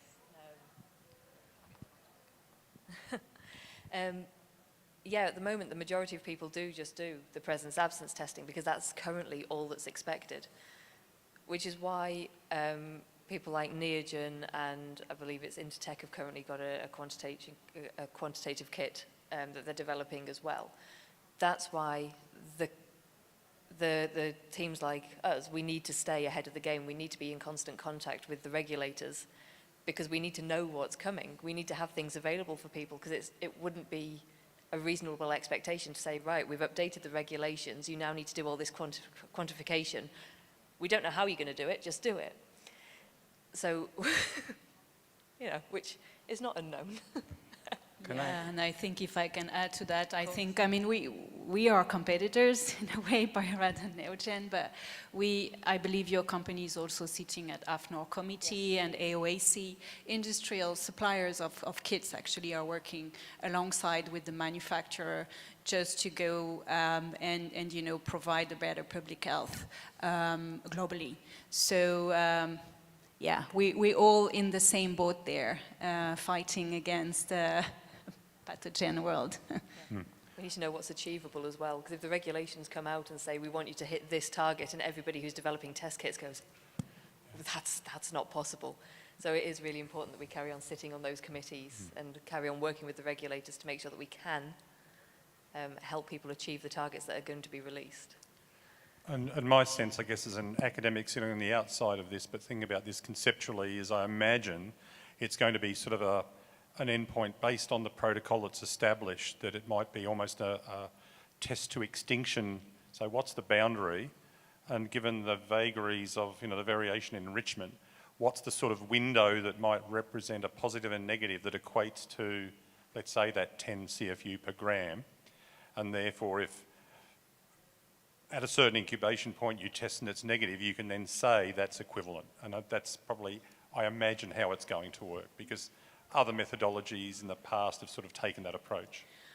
Yeah, totally agree. On this path, just to mention, we didn't develop that subject, but Bio-Rad is working on digital droplet PCR. So yes, you do have some limitations in terms of LOD, but with the digital droplet PCR, you really go really low in terms of detection. I mean, it's absolute quantification, and this is the reason why we have developed that test. It's not out completely yet. We're still busy working on the workflow, but yeah, as well, we're working with the with the reference laboratories in different countries to be able to have also the right sample collection of samples. So just to make sure that the method is actually appropriate. Hello. Congratulations to all of you. University professor in the University of Sharjah in food safety. I'd like to just comment on your adulterant on salmonella. Since we all know that salmonella is a natural part of the microbiota of chicken, so on what basis is it actually considered adulterant if it's actually existing on chicken in the first place? Are we talking about, say, something that is coming after post or cross-contamination?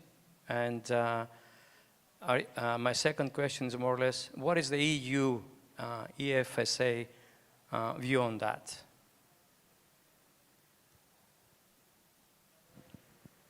That's a very good question. I don't know what the EU perspective is on it at the moment. As I said, it's something that the team in the Middle East for Neogen, certainly, it's not that it's not been on our radar, it's just that we're not the ones doing the work on it. So I only have the US perspective on it from the Neogen point of view, just because that's where our R&D team sit and have been working on it. Can try and get some more information for you, unless anybody else knows what the EU stance is on it at the moment. And yes, it is inherent. Oh, sorry. For me, I have a question for you. It's only that I want to be sure that the new regulation about this Adulterant, yeah. Drink, yes. It's for some category or it's for Yeah, so- a specific one? So it means that because you talked about the non-ready to eat, Yes. is it only for this? In Yeah, this case, I can understand the no, considering the salmonella that we are able to tolerate 10 CFU. But if it's for all, I think No, it's a big question because eggs, it's full of salmonella sometimes. So Yeah, and it's the same with raw poultry. I mean, you kind of expect your raw poultry to have, at some point, some Campylobacter, some salmonella in it. Nothing's completely bacteria-free, as much as we'd love it to be at times. But no, the adulterant proposals at the moment are just for specific product types. So it is for that non-ready-to-eat, especially the breaded, stuffed products, just because they're the ones that it's easy to get it wrong. As I said, it's easy to undercook them. It's easy to take the temperature and think that it's okay, but actually you've missed the meat part and you've hit the nice bubbly butter in the middle. And it's easy to think that they're pre-cooked, because if you take them out of the packet, they kind of do look cooked and ready to eat. So it's the products, But the I products think- that it's easy to get wrong is where the adulterant proposal sits at the moment, not in all poultry. I think that would be a very unrealistic expectation.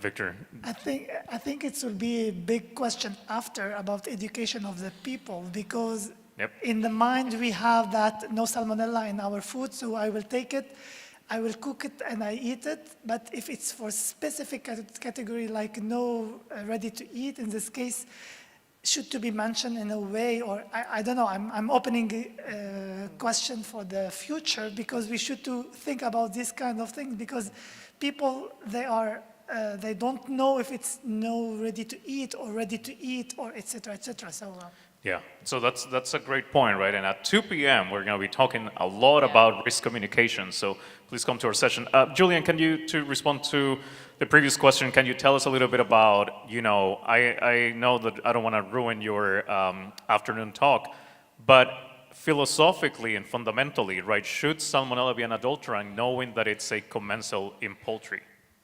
It's interesting. I don't know that, I really wouldn't consider salmonella to be part of the normal flora in the same way we see Campylobacter. I think we know that the Campylobacters that are of concern really have a very intimate connection.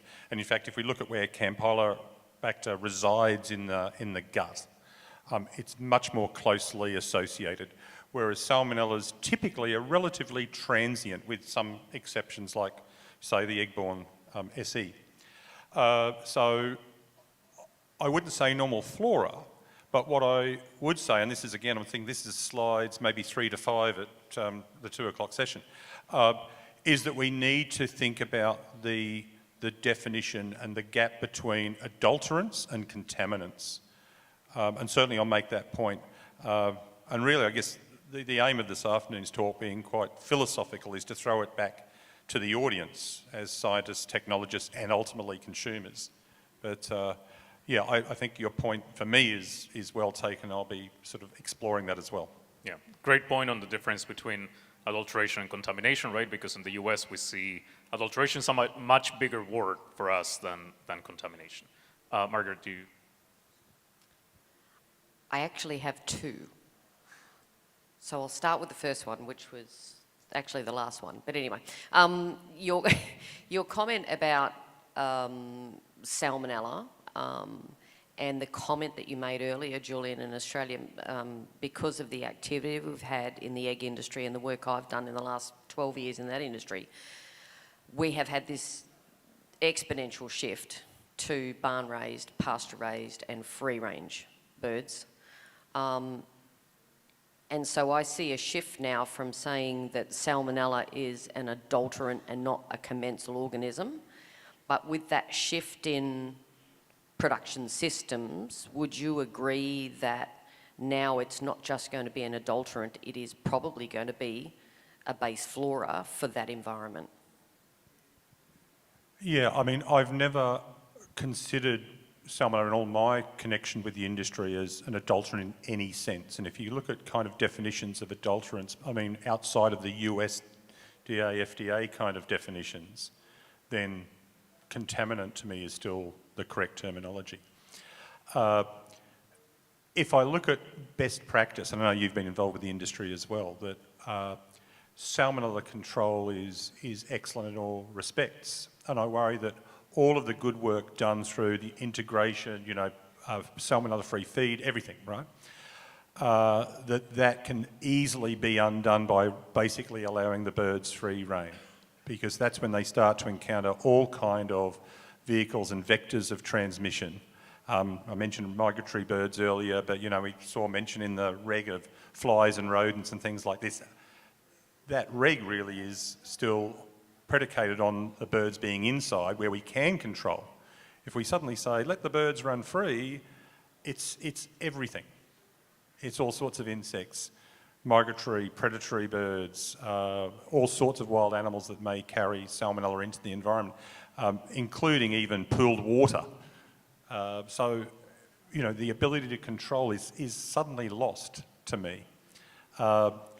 And then at the other end, and again, I guess it's a little bit of a plug. I mean, I think the ship has sailed in Australia in terms of caged eggs.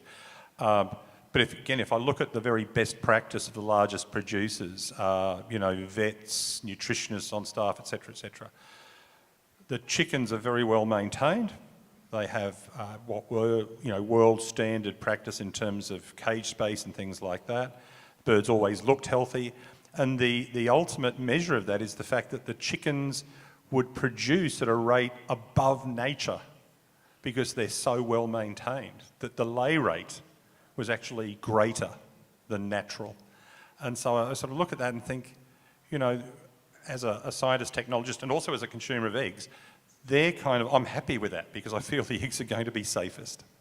Yeah, it's going to be interesting to see how we go in the future in terms of, again, even economically, because, you know, eggs are a good source of high quality protein, and certainly, I know in Australia, and it certainly was, it's an issue in a number of countries, much cheaper than buying typical flesh food protein. So, you know, is it going to become an economic issue as well?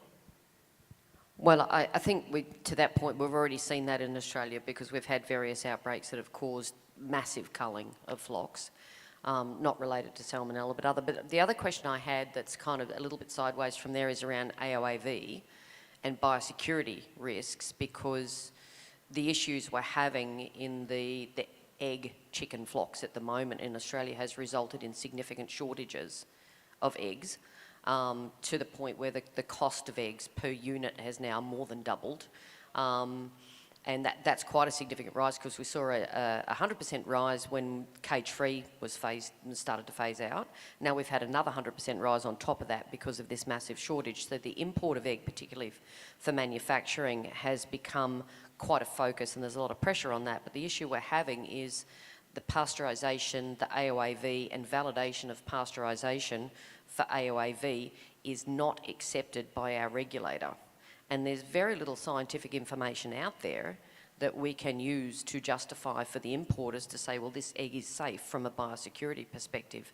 Are you aware, any of you aware of any further research for validation of treatment processes for AOAV for biosecurity risks in flocks in a region or a country?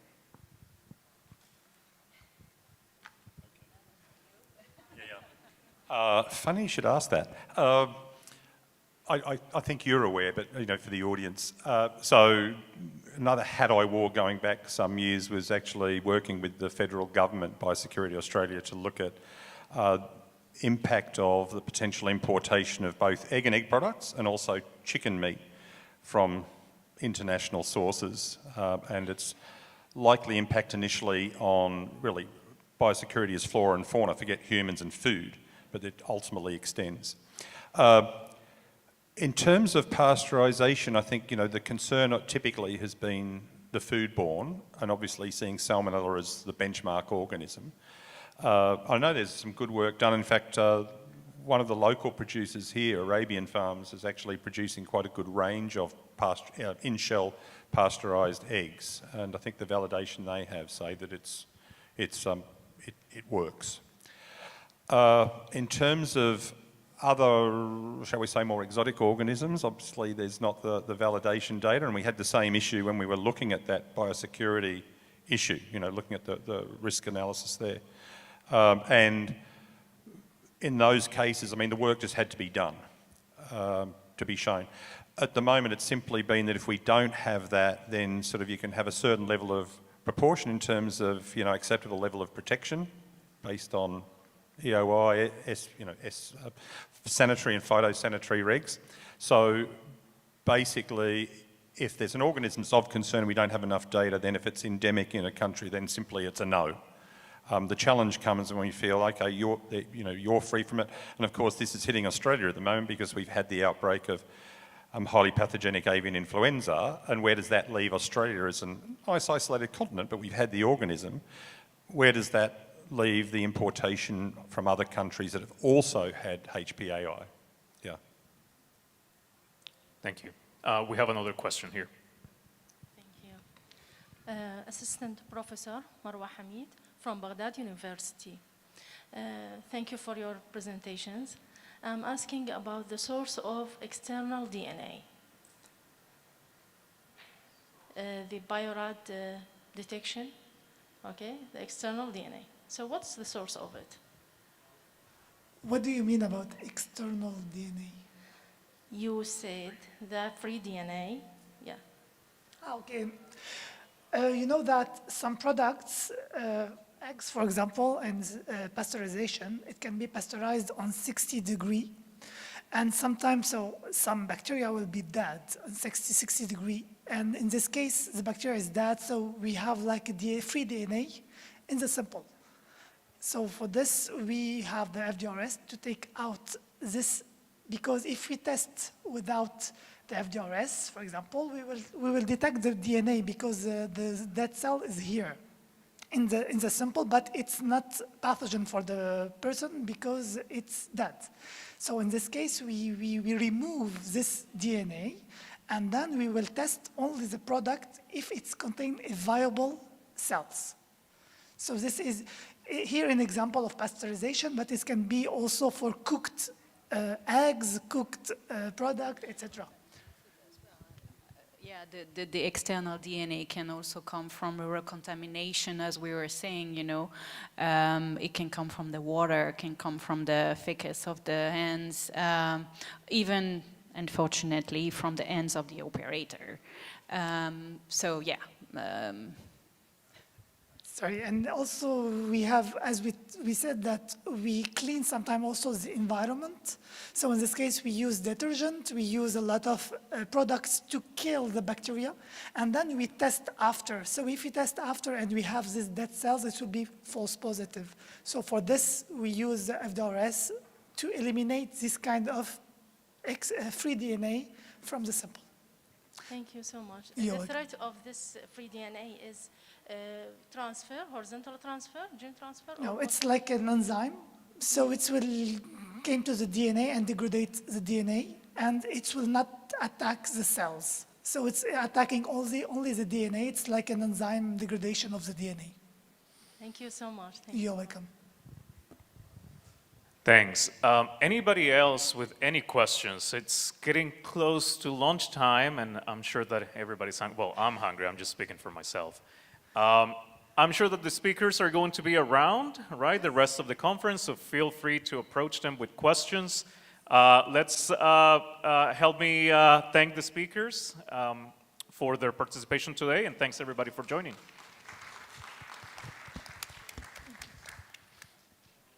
We will be in the booth G6 if you are interested for more information about the solution.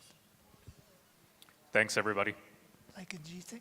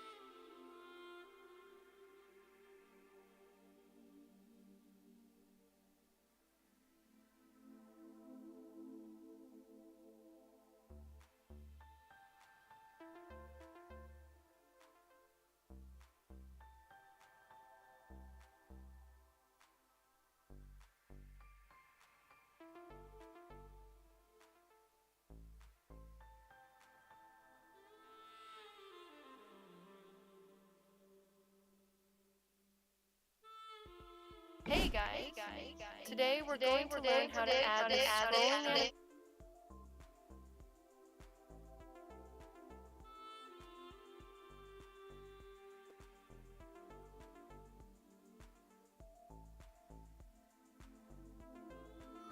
Feel like picking up my phone at the tone, 'cause today I swear I'm not to win.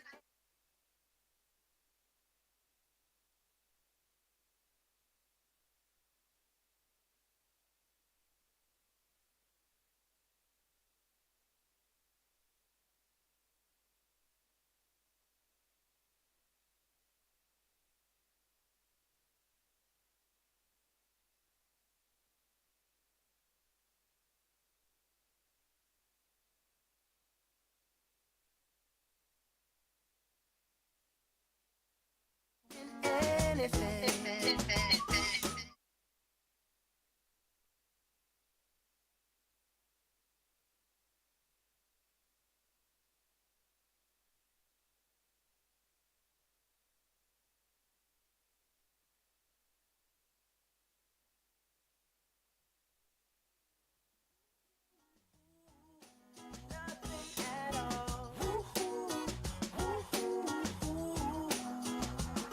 Tomorrow I'll wake up, do some P90X, meet a really nice girl, have some really nice sex. And she's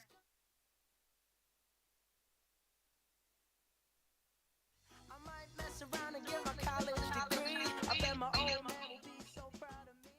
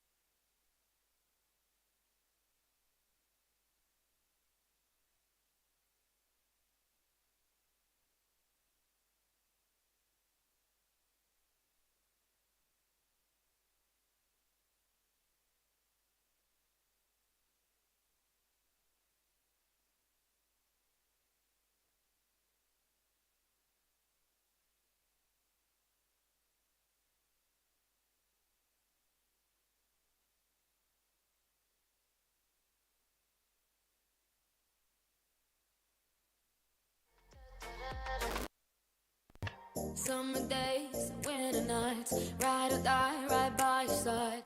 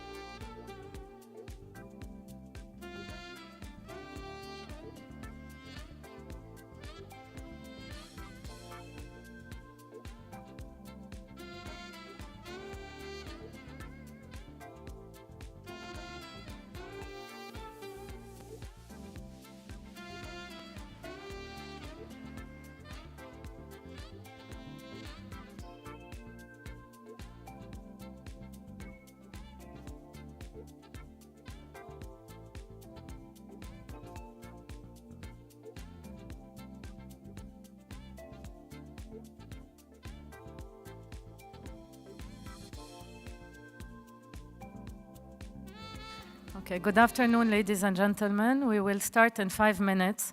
So please, if you can take your seats.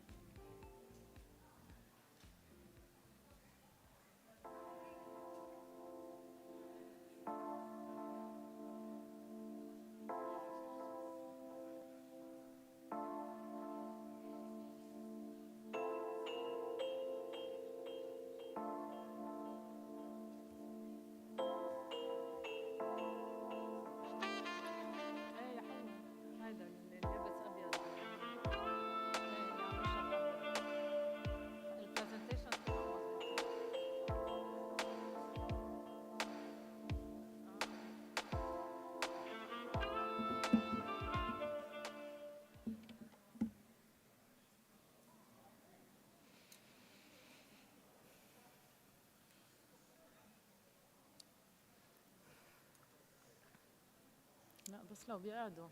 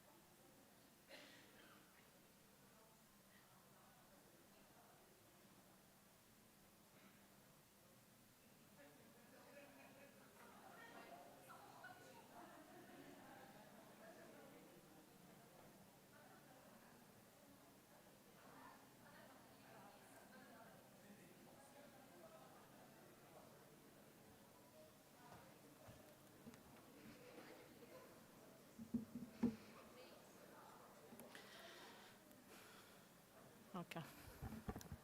Good afternoon, ladies and gentlemen. I hope you had a nice lunch break. So it's a pleasure to be here in Dubai and to collaborate with the Dubai municipality on this session that will focus on enhancing the regulatory framework of food import control and food inspection systems to facilitate trade. So as you know, there are many regulatory developments in the Middle East and North Africa, and many countries are developing their import control systems, making it, aligning it, harmonizing it with international standards and at regional level as well, and aligning their food control systems as well with the Codex Alimentarius. So this is what we are going to look into today with different experiences from different markets. And we're going to start with Dr. Khalid al-Zahrani, who is the regional coordinator for the Near East countries at the Codex Alimentarius Commission, and he's the head of the food standard at the Saudi Food and Drug Authority. So he's going to share his experience on the importance of Codex Alimentarius to align food safety systems in the Middle East and North Africa region. So Khalid, Dr. Khalid.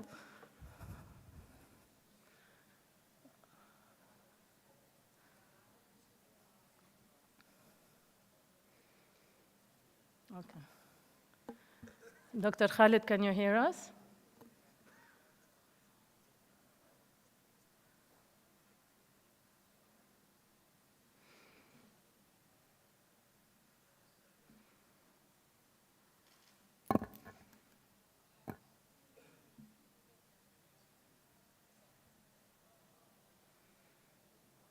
Dr. Khalid, can you hear us? No?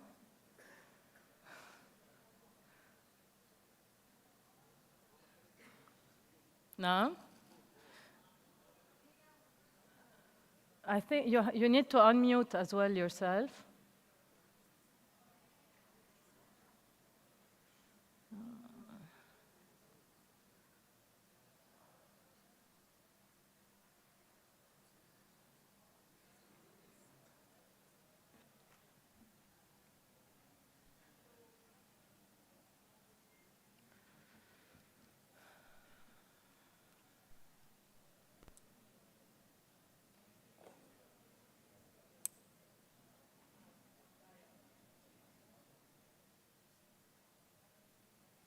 يا الله كيفك شوف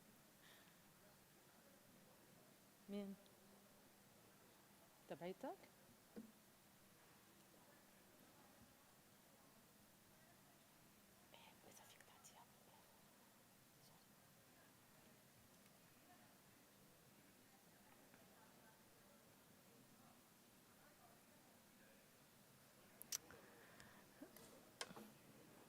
نعم من عندهم ايه بس يعني جهزناها من قبل. But he cannot hear us also. تمام.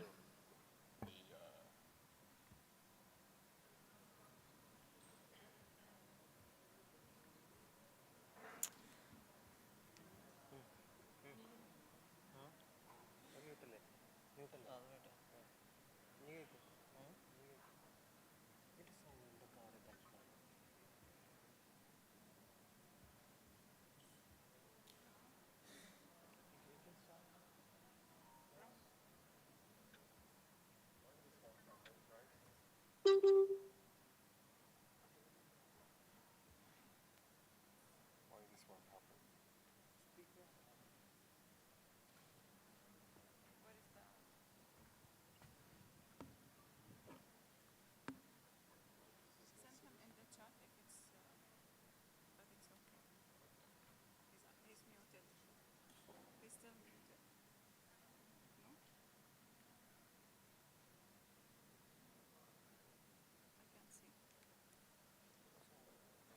Okay, so for the sake of time, we're going to fix.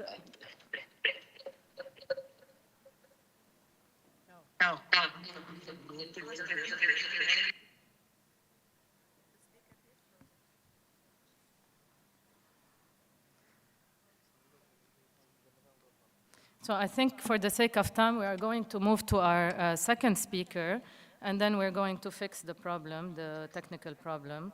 So I'm going to invite Mr. Hakim Ofumbiro, who is the coordinator of the Codex Committee for Africa, and he's the head of, he's also in the Uganda Bureau of Standards. So he's going to talk about his experience as the coordinator of the Codex Committee for Africa, and he's going to give his recommendations on the engagement in Codex Alimentarius and how and they coordinate the work among African countries in order to remove any trade barriers and in order to align their regulations. So Mr. Mufumbiro, please, if you can take the floor.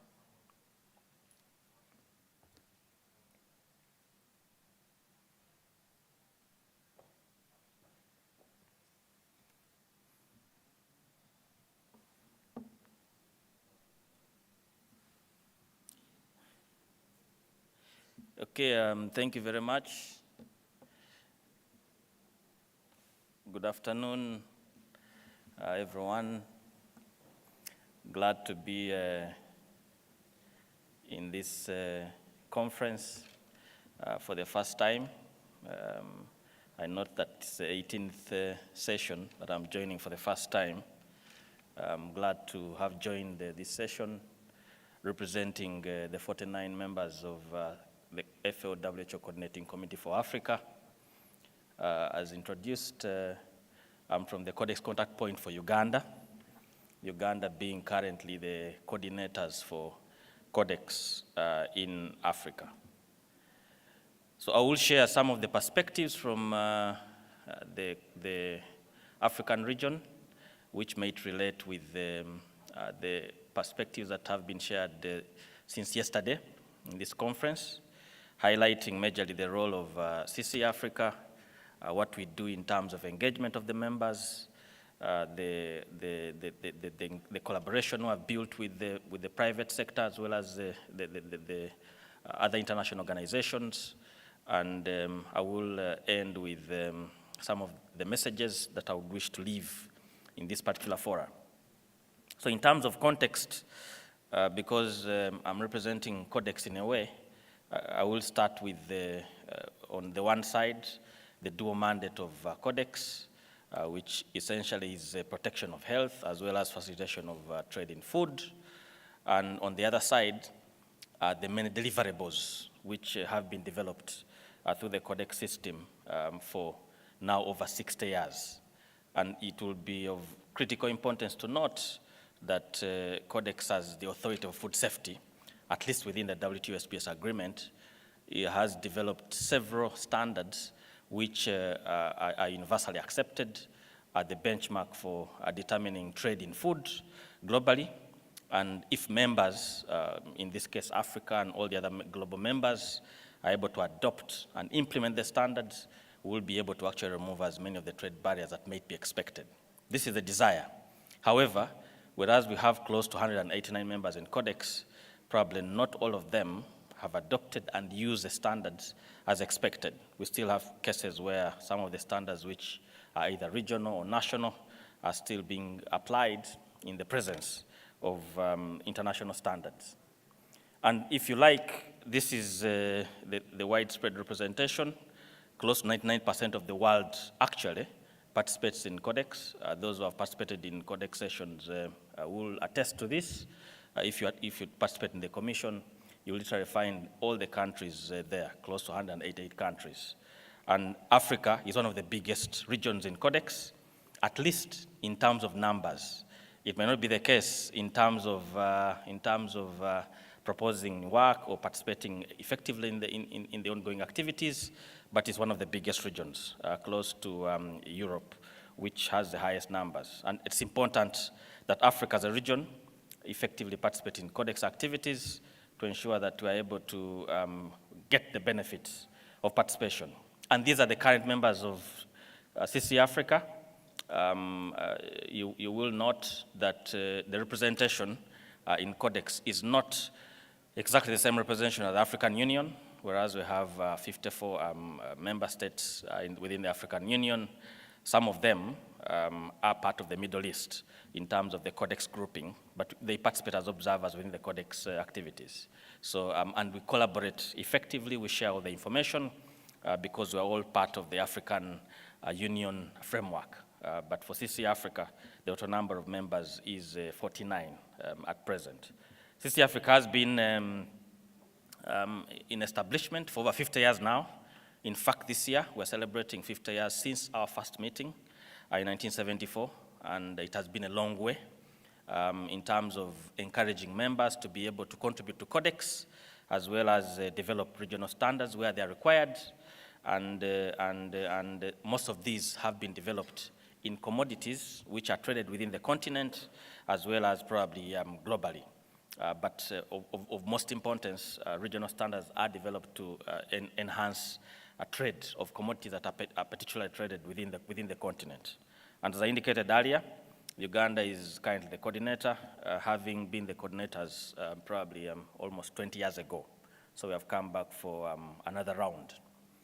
So essentially what we do as the coordinators is to coordinate activities in the region among the countries that have been able to share for development of what is called regional standards.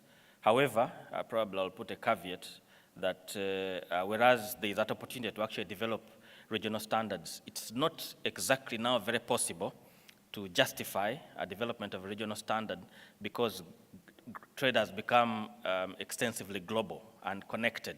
And whereas you might produce one product in one region, you will not stop it from actually getting into the other region.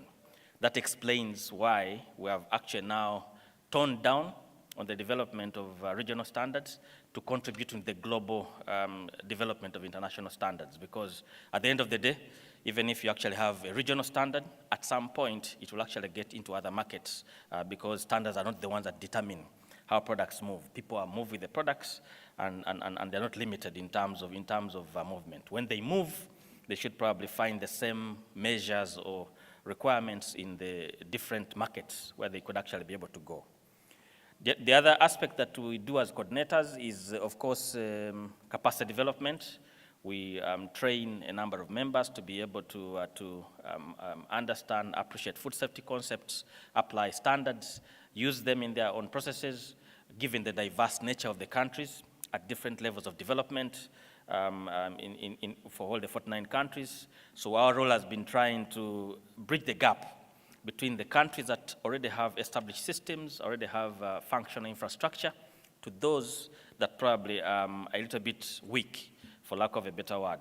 And we have been trying to do that through tailored training for some of the countries to be able to improve their particular systems. So if you asked, what are the current regional standards? And regional standards in this case, I mean the ones which have been developed by the Codex Committee for Africa. But as I've said earlier, regional does not necessarily mean that, for example, we have a stand for dried meat that will not actually find dried meat either from South Africa or from Botswana coming into the Middle East. It will actually be able to come, but at that point, it will probably find different measures. And it explains why, for example, we had a little bit of restrictions when we developed the regional standard for Africa for dried meat, because there is a traditional way of producing dried meat within Africa, but dried meat is actually sold internationally. And the desire was that instead of developing a regional standard, we should actually be able to develop an international standard. But there are some peculiar products. Probably some of you may not have heard about them. Nyetam leaves, which are predominant in Western Africa. Shea butter is common, although it is one of the biggest producers in the world is the African continent in the raw form. When it actually gets processed and it gets into either food or cosmetic use, that is in another form. This is the raw, unrefined shea butter because of the production levels in the continent. So these are some of the regional standards. And for this session, I'll probably focus on one of the standards which we developed recently, which are the guidelines for developing harmonized food safety legislation for the CC Africa region. And the reason we did this standard was, first of all, to support the effective implementation of the food safety strategy for Africa, and to help all the countries to have similar food safety laws, requirements, and regulations. And by doing that, we would actually be removing any of the barriers that are related to actually the movement of goods within Africa, and ultimately supporting the implementation of the African Continental Free Trade Area. So this is the guideline, which is now fully available since 2022. And we're happy to note that countries now that had food safety legislation and are updating their food safety legislation, they're now utilizing this guideline as a benchmark for updating of their own food safety legislation. So we hope that by all the countries in Africa, probably 54 of them, applying the same guideline, it will actually help us in streamlining all the food safety related regulations as well as laws that are one of the key hindrances to actually the movement of goods on the continent. And ultimately, if we remove that barrier, it will actually now extend to the other regions, including the Middle East and Europe and so on, having completed that alignment.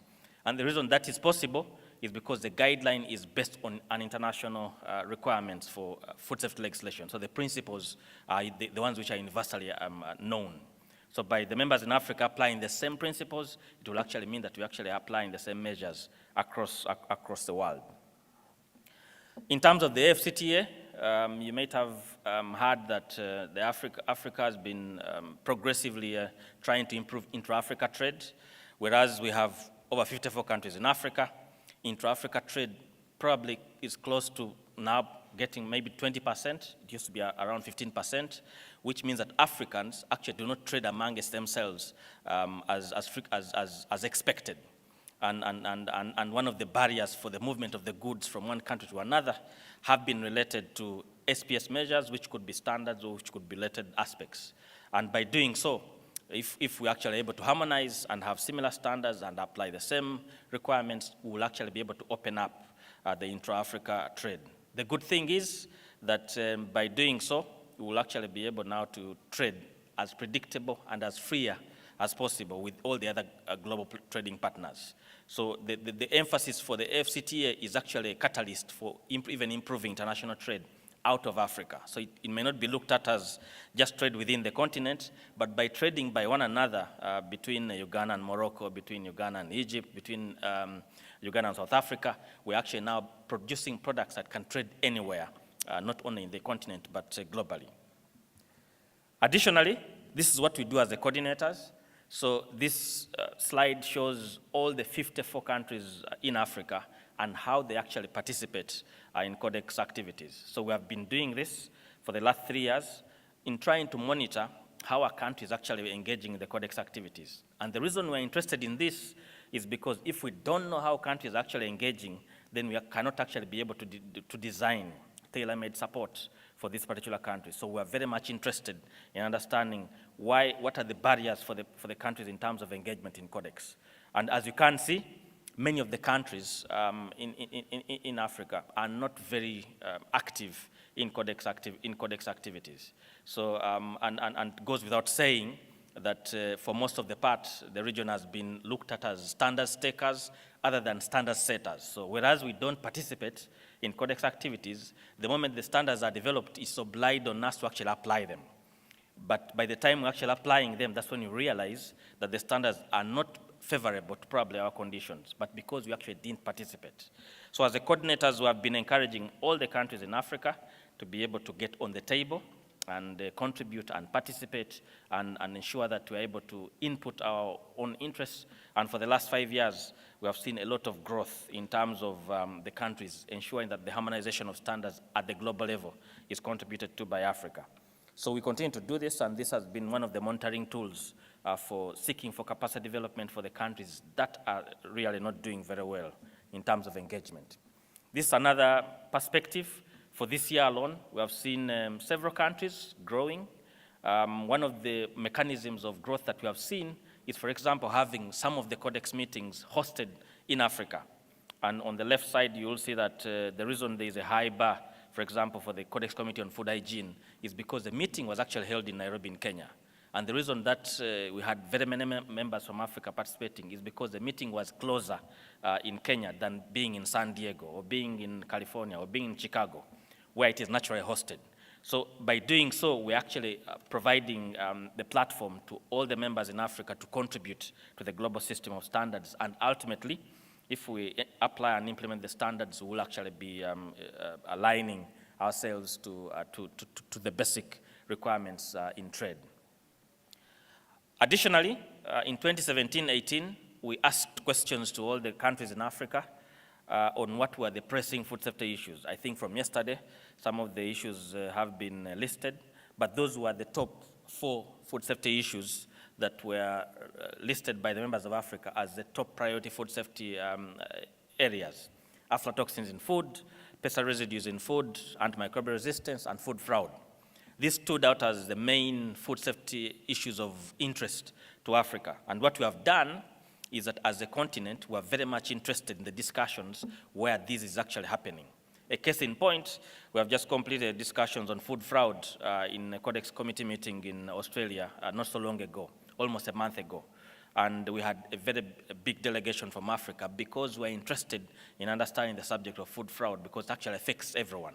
So these are some of the strategies that, as a coordinator, we actually use to engage members, to encourage members to participate, and ultimately ensure that we are able to contribute to the initiatives within Codex and food-related standards. So what have we been able to do in terms of collaborations?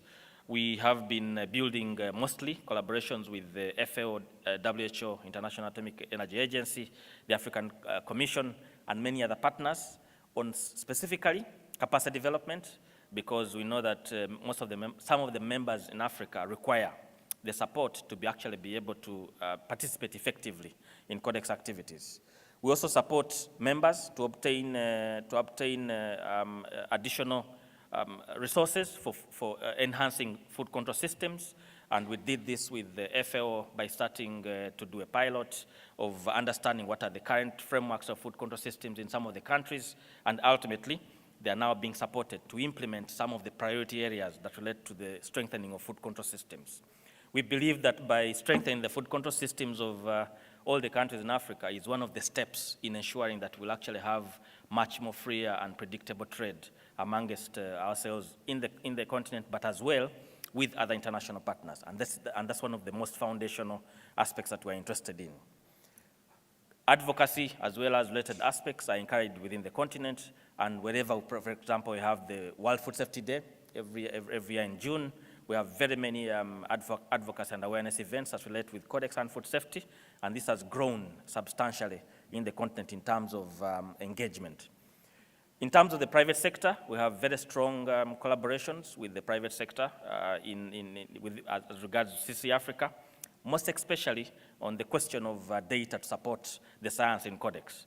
Whereas the government is the one that is in charge of engagement and capacity development and harmonization of regulations, the government does not actually develop the necessary data to support most of the science. This data is actually resident with most of the private sector, and we have seen a lot of interest from the private sector, having implemented some of the Codex standards, now providing data that we actually are able to use in supporting the standards that we actually develop at the international level.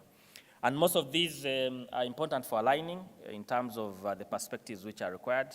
And ultimately, we believe that by doing so, we will be effectively contributing to the implementation of the food safety strategy for Africa, which is now under implementation. So as I conclude, I wish to end with some of the key messages that might be useful in this particular fora. To note that it's important to strengthen national Codex systems to support regional initiatives. Whereas we are the coordinators for Codex, we cannot be able to operate unless if the countries are functioning. And we are very much concerned that if the countries are not functioning, then we probably don't have a lot of effort to actually be able to contribute to the system. So our main interest is in strengthening the countries to actually be able to function. And by doing so, the collective effort will actually now be able to be felt by the entire region. We have also seen that Codex standards are critical for trade in the region. It explains why one of the annexes in the FCTA agreement actually relates to SPS, and Codex standards have been identified as one of the key drivers for regional intra-Africa trade, which places the emphasis and the importance of Codex in the continent. We've also seen that there is need for a good quality infrastructure and coordination within the region, because without it, we will actually not be able to function as effectively as possible. And of course, collaboration and the harmonization are vital pillars in modern regulation and trade facilitation. One of the other mantras that we use in Africa, most especially within the African Organization for Standardization, is the perspective that we need to just have one standard, one test, one conformity assessment measure, or one certificate everywhere. And if we do that, we'll actually now be able to trade as much predictable as possible. So finally, I think it's also important to strengthen the collaboration with the many partners and, of course, keep offering tailor-made support to the members as and may be required. Thank you very much, and appreciate for giving us this opportunity to present in this particular forum. Thank you.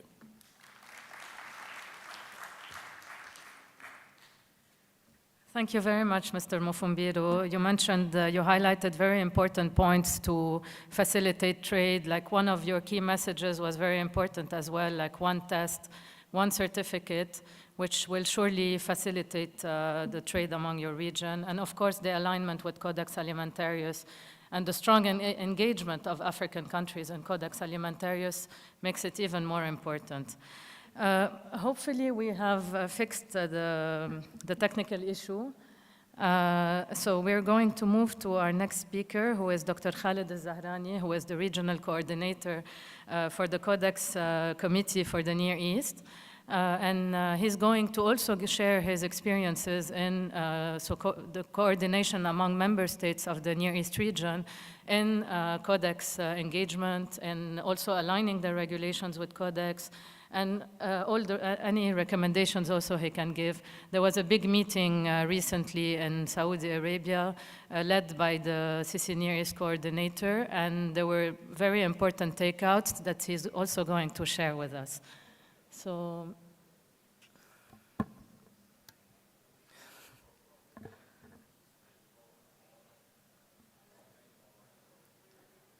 please, can we connect the teams?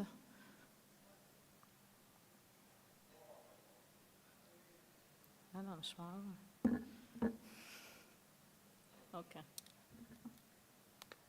Dr. Khalid, can you hear us now? Okay. No, we cannot hear you well.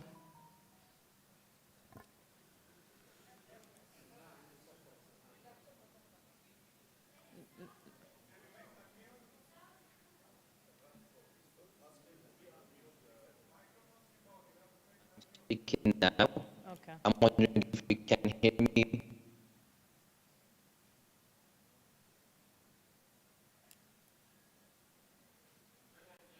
What's the problem? Right, I'm speaking right now. Can you please tell me that if you can hear me? So apparently the technical issue was not solved yet. Dr. Khalid, can you stay with us a bit longer until so that we can move to the next speaker? Yeah, I can hear you. Okay, I'm really sorry about that. We're going to move to the next speaker and fix the problem and get back to you. Thank you for your flexibility. Okay. Okay, so we are going to move to our next speaker, who is Dr. Abdelghani Azzi, who is the Director of the Food Product Control at the National Office of Food Safety, ONSA, who is going to share his experience as well in Morocco to simplify imports and exports. So Morocco has done a very extensive work in opening their food safety systems and their food import control and export control systems to other markets, facilitating certifications. So he's going to share his experience with us on that. Thank you.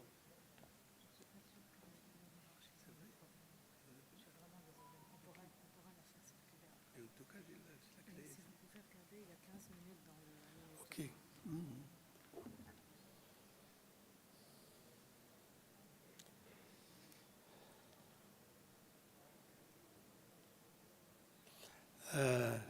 Assalamu alaikum. First of all, I have to thank the Dubai municipality and Area Consulting to have invited Morocco to be with you here and to share with you an overview about the approach, Moroccan approach for food control at the border and some and in local area. And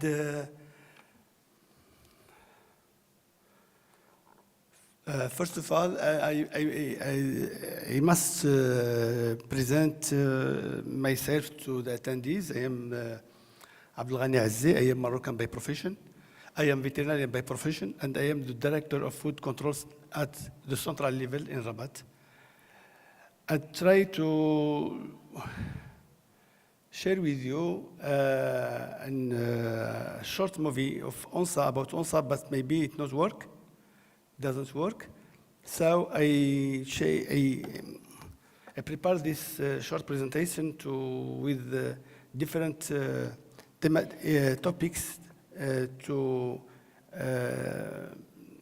share with you our manner to check the product and to have the safe product in the market. Firstly, LONSA was created by the Moroccan Green Program, and it was created by the law 2508, and it is an establishment plus under the authority of the Ministry of Agriculture. ONSA is divided on central level and regional level, and we have a provincial level. We have veterinarian services and services of the control of vegetable product. ONSA has a network laboratory, a large network of laboratory, and it's intervene mainly and at the upstream level on the food chain and downstream level on the food chain. At the upstream level, we are responsible of animal health, plant protection, and for the like registration, medicine registration, and pesticide. And at the downstream level, we are responsible on the granting the approval of the authorization of the establishment. It doesn't work good.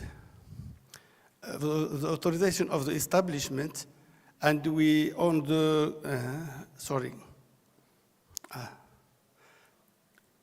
on the authorization of the establishment, and we are responsible on the control at the local area on commission with the authority, with local authority for example, for the stores and the wholesale. We have for doing this work, we have more than 21 laws, 86 decrees, 119 ministerial order, and more than 200 operating procedures. Also, how we prepare our regulatory, we program the drafting, and we invite the stakeholder to consultate the drafting of the regulation, and then we approve the process in the ministry, and in the last level is the publication on the official journal.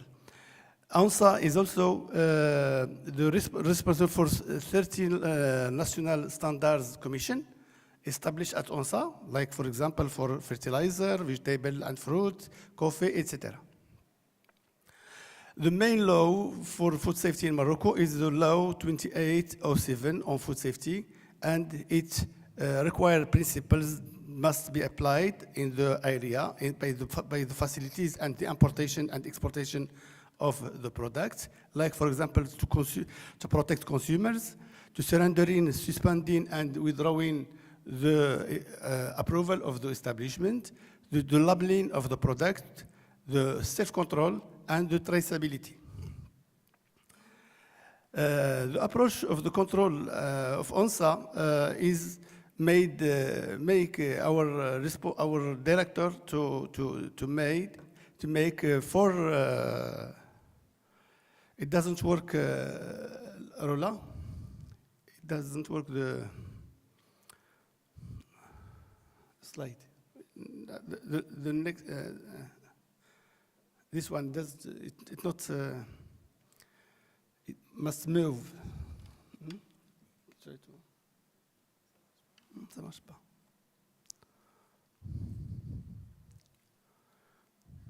Ah, no.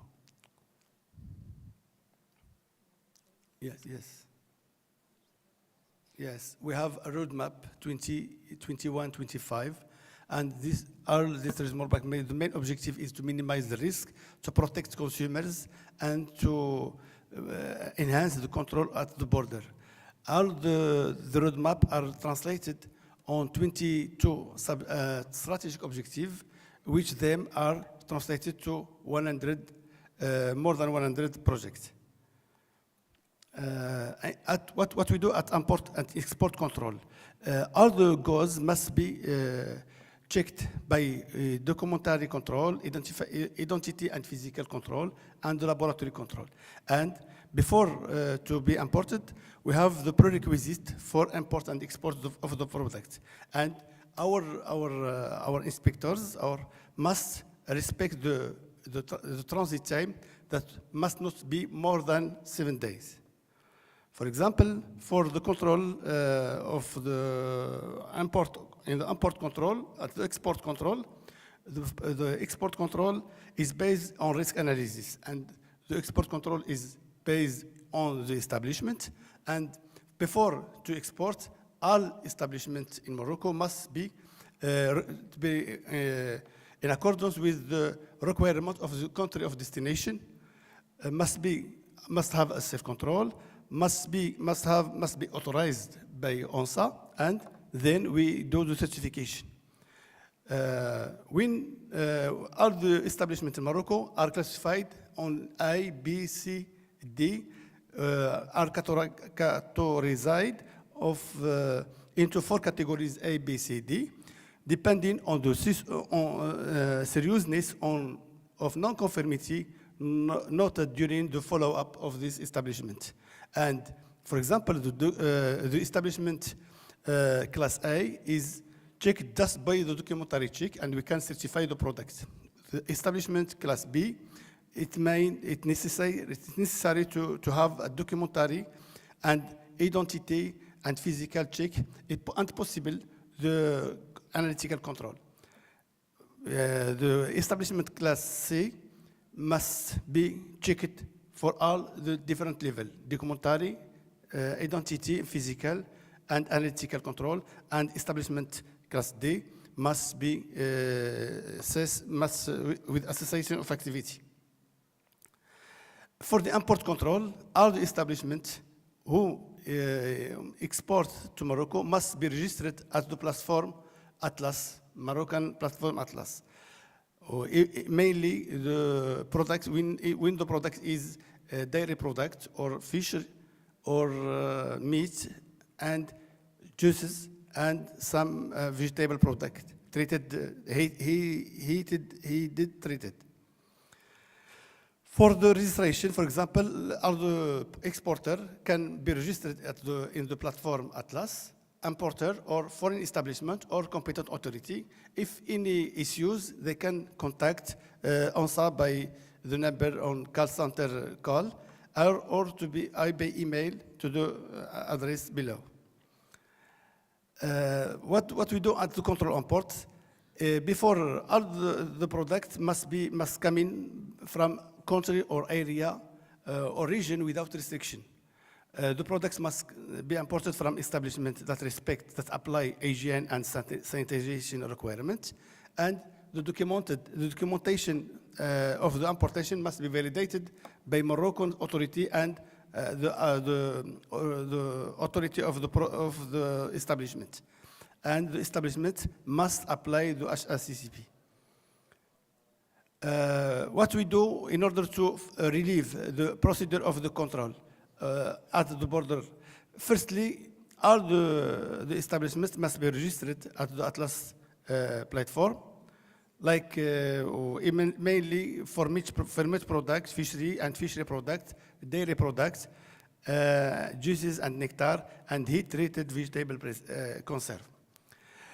The second point is the products, for example, products which are imported from the same country, from the same establishment, and we have an history, a data history for the products, and the destination is known, and this kind of products can be checked just by documentary and physical and identity and physical check, and it will be easy to be imported, and the transit time will not be more than 7 days. And the third point is the imported product is intended for catering establishment without distribution on the market. If, for example, the product is so, the importer can be the direct manager or the catering of the catering, or to be his mandatory. This product can be quickly imported, because mainly if we have historical data about the importation. Raw material which are intended for processing establishment, they are exclusively imported for establishment approved by ONSA.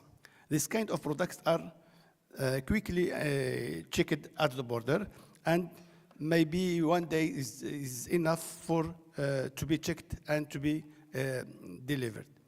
For the perishable product, which whom they have the shelf life less than 30 days, and the products have we have an historical data in the border, they can be imported and can be put in the market without be checked, and very quickly imported.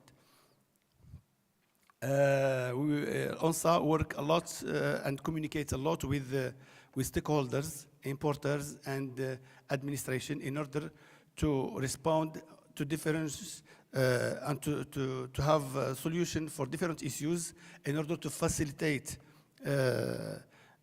import and export of the products and to be sure that the product imported or exported is safe for the consumers. And I thank you for this short presentation. I have just a short movie to present to you, but maybe it doesn't work. And I invite you to visit our kingdom, Morocco, and to this fantastic country.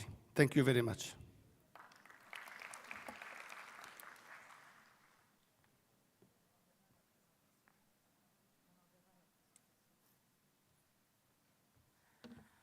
Thank you very much, Dr. Abdelghani Al-Azzi, for your presentation. We will share the video of UNSA with the participants later.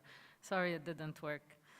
And thank you for sharing the Morocco experience and how you facilitate trade, how you have simplified the import procedures, export procedures, simplified certification requirements as well, and alignment with other countries.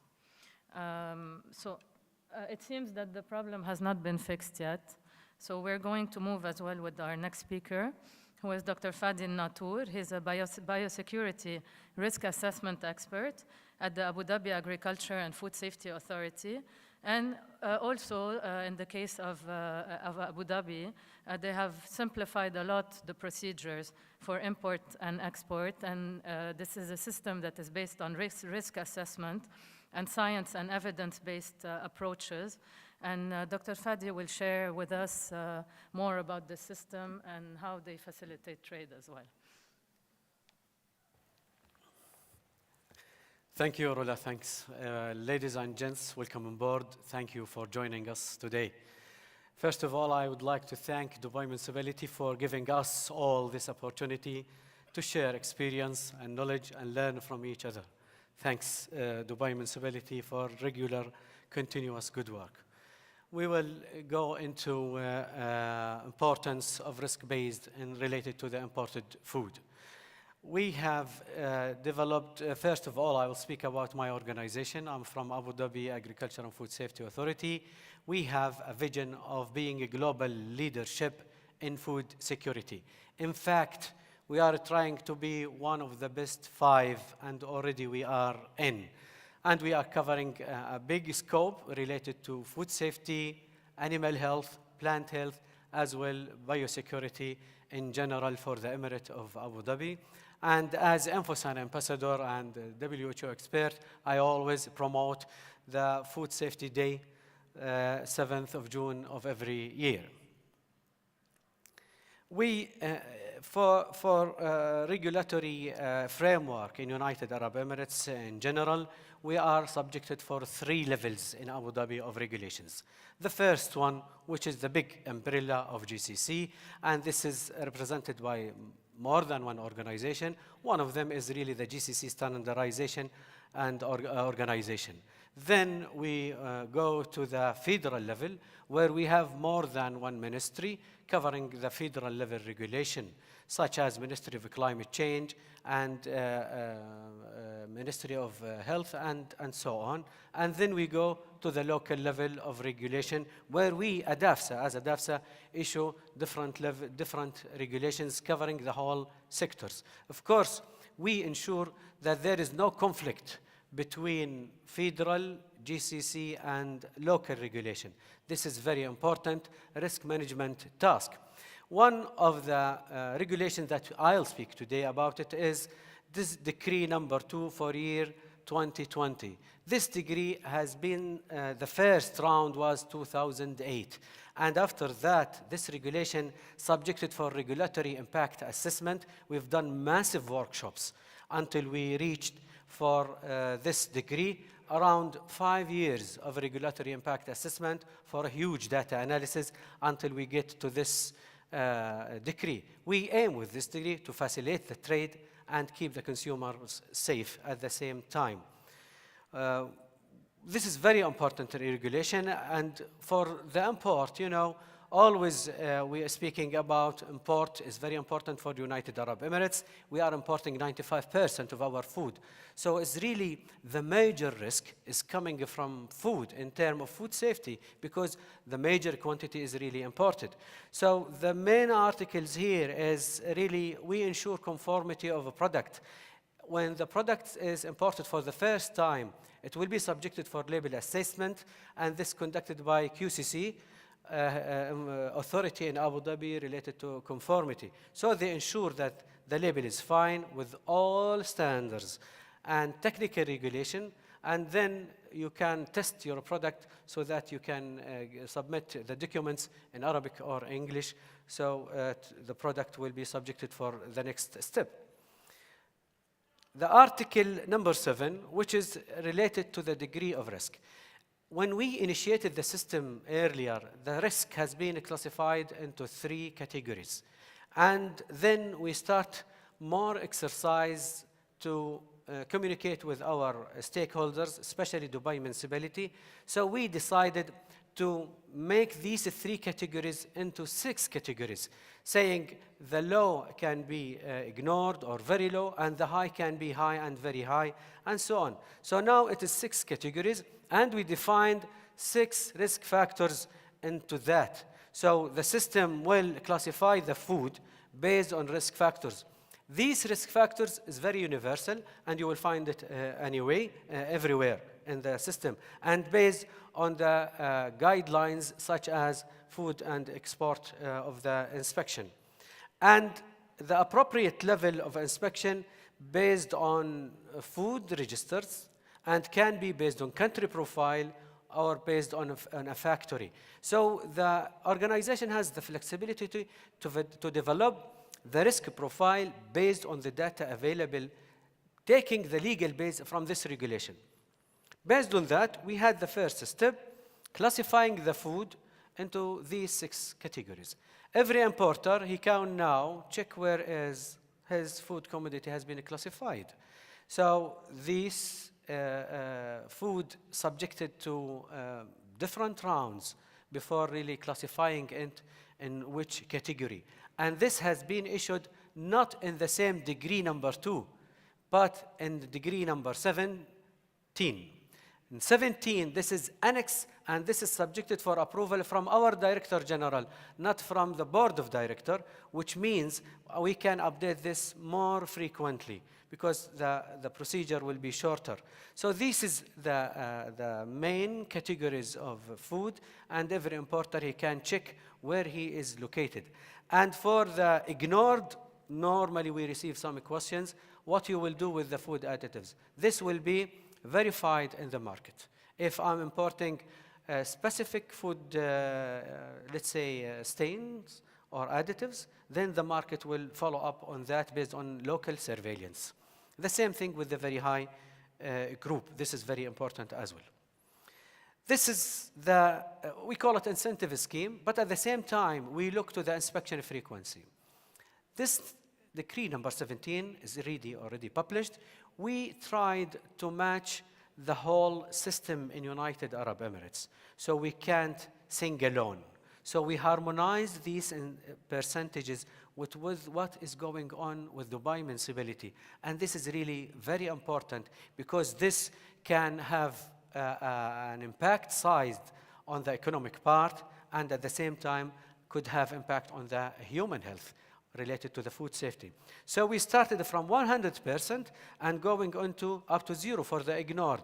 So if I am a food importer and I have 5 shipments tested negative, you will be reduced as incentive. You are complying more frequent, so you can get an incentive scheme. But once you have non-compliant shipment, then this incentive will be removed from your profile.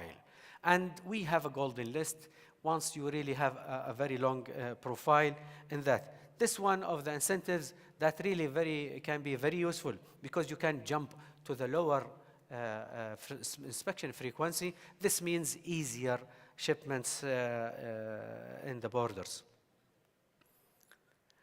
Well, if your shipment has reached, you've done your label assessment, you have done the testing for the first time, and you are registered already in the system, then you will reach to the borders. You have one of the three options. Either we could document review only, we can done this document review only, based on the risk classification you've passed, or we can do cargo examination. The point here for cargo examination is not including laboratory samples. It will include some temperature checking, document checking, physical inspection of the product, could really include some labeling review based on the sampling, the samples that has been submitted at the first time. And here, the decision too, normally we are giving it to our inspectors. If he feels that he needs to open the container, he can do that. The main thing is really the third option, which is sampling. So here, these three options is really very important to know that the third option is linked with degree number 17, and all of that is automated in one system. One of the things that we need to speak about this is really when it's coming from one organization to another organization, there is integrated systems from customs. So this is normally some other organization will have some document review. It's not all task is being done by ADAFSA in Abu Dhabi. So the customs will review a few documents related to these shipments and maybe do another type of inspection based on their criteria. Then, if we decided to take the samples, there is a degree number 5, regulation number 5. This is old regulation, and it is one of the smartest regulations that we don't really need to update it. We took the samples based on this criteria, all the details in this regulation, where the samples will be labeled and then will be sent officially to the lab. And you have really details about the size of the sample. Size of the sample, normally many questions received from importer about the size of the sample. Based on what we decide the sample size, because this has some economic impact. Big retailers, they have a lot of samples if they are importing too much products. So we decide the sample size based on the lab need, and we keep reference sample. Because reference sample is one of the mandatory requirements to be kept in the laboratory, and it's one of the best practices needed. And also the importer himself will be in need for this reference sample. So this is a key point. Even if the government say we don't want to take reference sample, the customers or the traders must insist to have reference samples, because this can play really a very important role later on. This is the system, so there is no personal issue in that. Everything will come into the system. I think you are already familiar with بوابة المقطع gate, where you register your products, and then it will come via integrated systems to our side, and there is integration with the lab. All of it automated and still using this system with regular update. Now, the interesting part. Non-compliance. Always we care what will happen if the sample not compliant. If it's compliant, the product will be released and the green life is going on. If the sample is not compliant, we have three options. Either to accept this result as not compliant, and you will go into further step by re-export to the country of origin, or re-export for another country if the standards allowed in the other country, or destruction, and there is procedure for destruction and waste management of that. This is the first option. The second option is to do a retest. By law, every exporter-importer can ask for retesting in case he has a justification for that. There must be a strong reasons submitted by the importer that this test need to be retested. There is many reasons for that. Some of them is really justified and can be accepted. So this is the second option. The third option is really to do the risk assessment. Now, for retesting will be done on the second part of the sample, which is a reference sample. Because of that, if your sample is not compliant, it's very important to have a reference sample. This is a very important part. So they will do it. They will not retest again for your shipment or your container. So it will be immediate task will be done inside our labs. For risk assessment, there is a procedure. You can request a risk assessment from the border division. There is issue, you can have it in the samples. You have some complaints about the MRL adopted by the government. You can ask for a risk assessment. For risk assessment, there is a specific form. You can fill it, communicate it with the inspectors or relate it to the division in the food control, and then they will send the official request to us. In the risk assessment section, what we do? As normal, we review what is going on in the mandatory level related to the United Arab Emirates, from the federal regulation or GCC regulation or the local regulation. Then we go to the codex, what's going on from JEMRA, from JICFA, and what is the latest recommendations about this type of commodity related to this hazard. We call it product hazard profile. We study this profile and we see what is codex saying about this, if there is a gap in knowledge or not. Normally, we go again for EFSA. EFSA and European Commission is doing more work beyond codex. Codex focus on food safety. We all know that. They don't look to the environmental parts. They don't look to the animal health parts. So this is very important. For us as regulators, we care about our environment. We care about our animals. So we look to the risk assessment part, which is a comprehensive, where the risk assessment can really look to all type of impacts. I can't ignore the impacts on environment or in animal health. I will take the risk assessment findings related to the food, but I need to protect my plant health, animal health. We care about our food security. Food security means caring about animal health. So we collate all these data. And normally we use systems, or we call it early warning system or risk assessment systems. BFR, for instance, they have some good systems. Early morning today, we had a very fantastic discussion about the early warning system, speaking about risk assessment findings. How can I use machine learning and artificial intelligence to support me related to the risk assessment, where I can put a fine recommendation can be implemented by the risk manager. Then we have this always a discussion. I need here a question for all. Is a risk assessment exercise? What is a risk assessment exercise in terms of this? I think we have a black box here. Okay, it's not there. Establishing maximum level. Is this risk assessment exercise? Who say yes? Who say no? For those who say yes, please raise your hand. Is this maximum level, defining MRL, a risk assessment exercise? Who say no? Raise your hand. Nobody saying yes, nobody raise hand. Is it difficult? Again, is this establishing maximum level a risk assessment exercise? Saying yes, raise your hand. Saying yes, it's almost 35%. In fact, another question. Is establishing health-based guidance value a risk assessment exercise? Who's saying yes?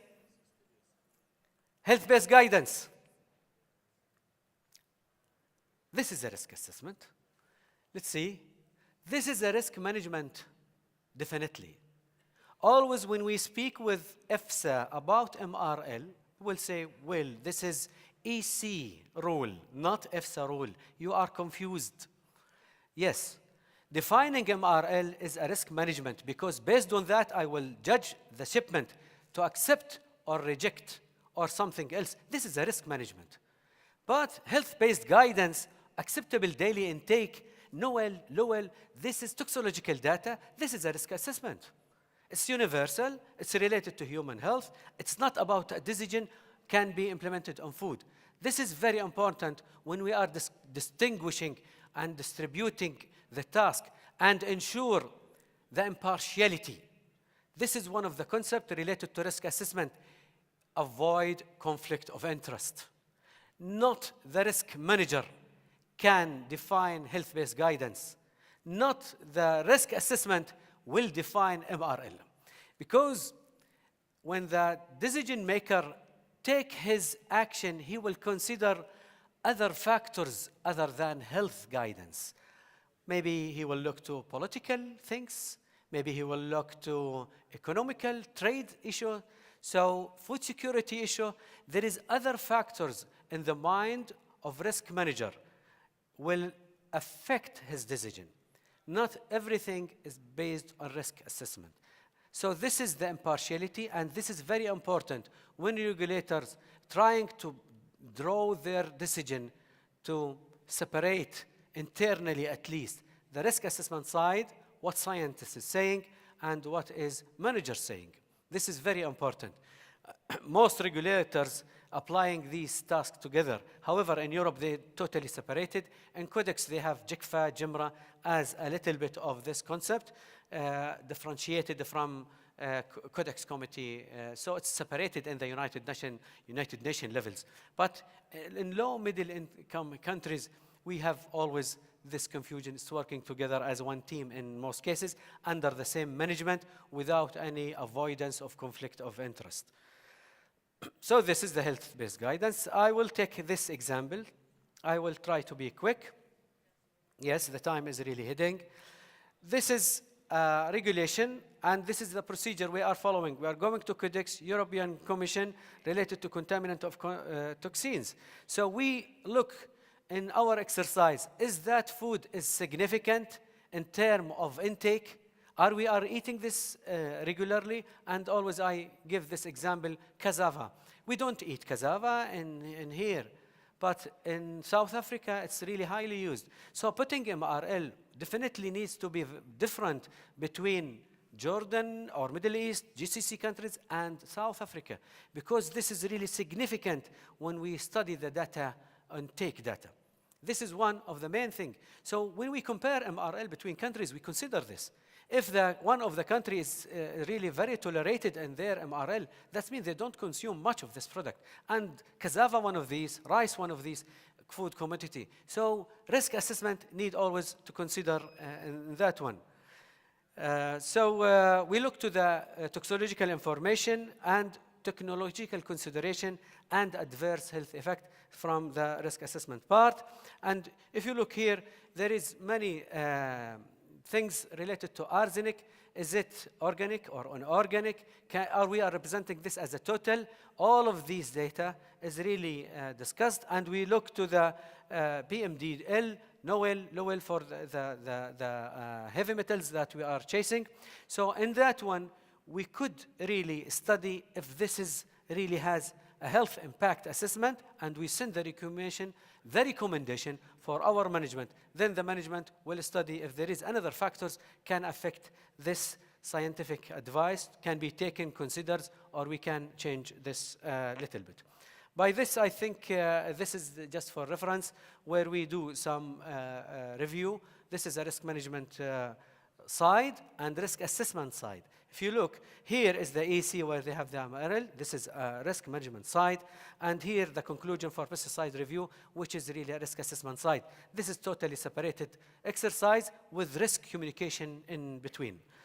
The last thing for local food producers, there is a regulation, decree number 3 for 2021. This is for you, it's very important.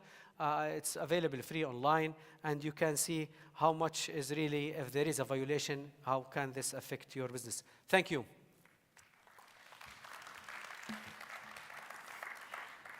شكرا. ما في وقت. Thank you very much, Dr. Fadi. We saw with your examples and explanations how easy it is to import-export, or how easier it becomes to import-export and to register your products when the system is based on risk assessment. And you gave a very good example. Thank you for that. Unfortunately, Dr. Khalid Al-Zahrani, due to technical issues, will not be able to join us, but he sends his best regards, and he wishes you a very nice session, and he hopes that next time he will be able to join us. So we're going to move to our next speaker, who is Engineer Ali Al-Ghafri, who is the Director of Food Standards and Conformity Department at the Ministry of Agriculture, Fisheries, and Water Resources. And as you know, Oman has developed a new registration system for food products. And so he's going to give us updates on this new registration systems, and he's going to try to clarify all the questions that many companies may have around that system. تفضل. هيدا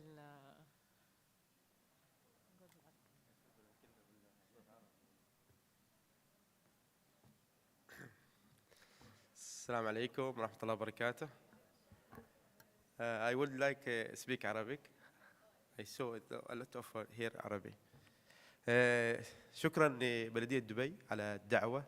طبعا لإبراز يعني آخر التحديثات الخاصة بتشريعات معنا في سلطنة عمان. قبل لا أبدأ بس شوي معي يعني إن شاء الله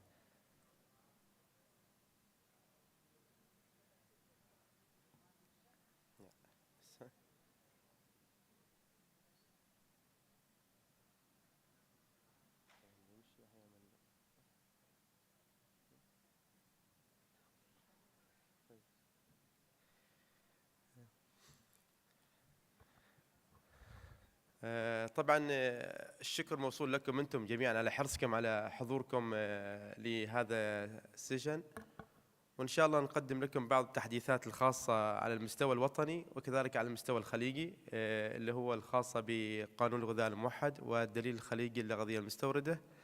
ان شاء الله بس تكون التقنيه واضحه معنا.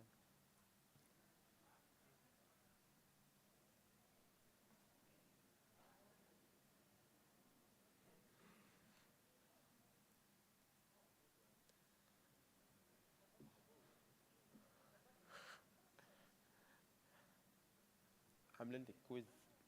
ايوه ان شاء الله راح نتكلم في هذا البرزنتيشن عندنا عن نظام الرقابه على الاغذيه. راح نعمل تذكير ايش نظام الرقابه معنا في سلطنه عمان، القوانين المنظمه، الارساليات، مسؤوليات ذات العلاقه، ايضا اختصاصات مركز سلامه وجوده الغذاء وهيكله التنظيمي، لائحه تسجيل منشآت والمنتجات الغذائيه اللي دائما اشوف الاعين مفتوحه لها من اغلب الشركات معنا، وايضا راح نعطيكم اخر التحديثات الخاصه بقانون الغذاء الموحد والدليل الخليجي للرقابه على الاغذيه المستورده.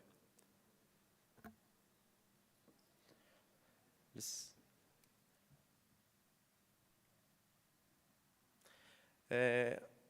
انا الدكتور فادي انتهى بالكويز، انا ابدا بالكويز. عندي هنا ثلاث اسئله.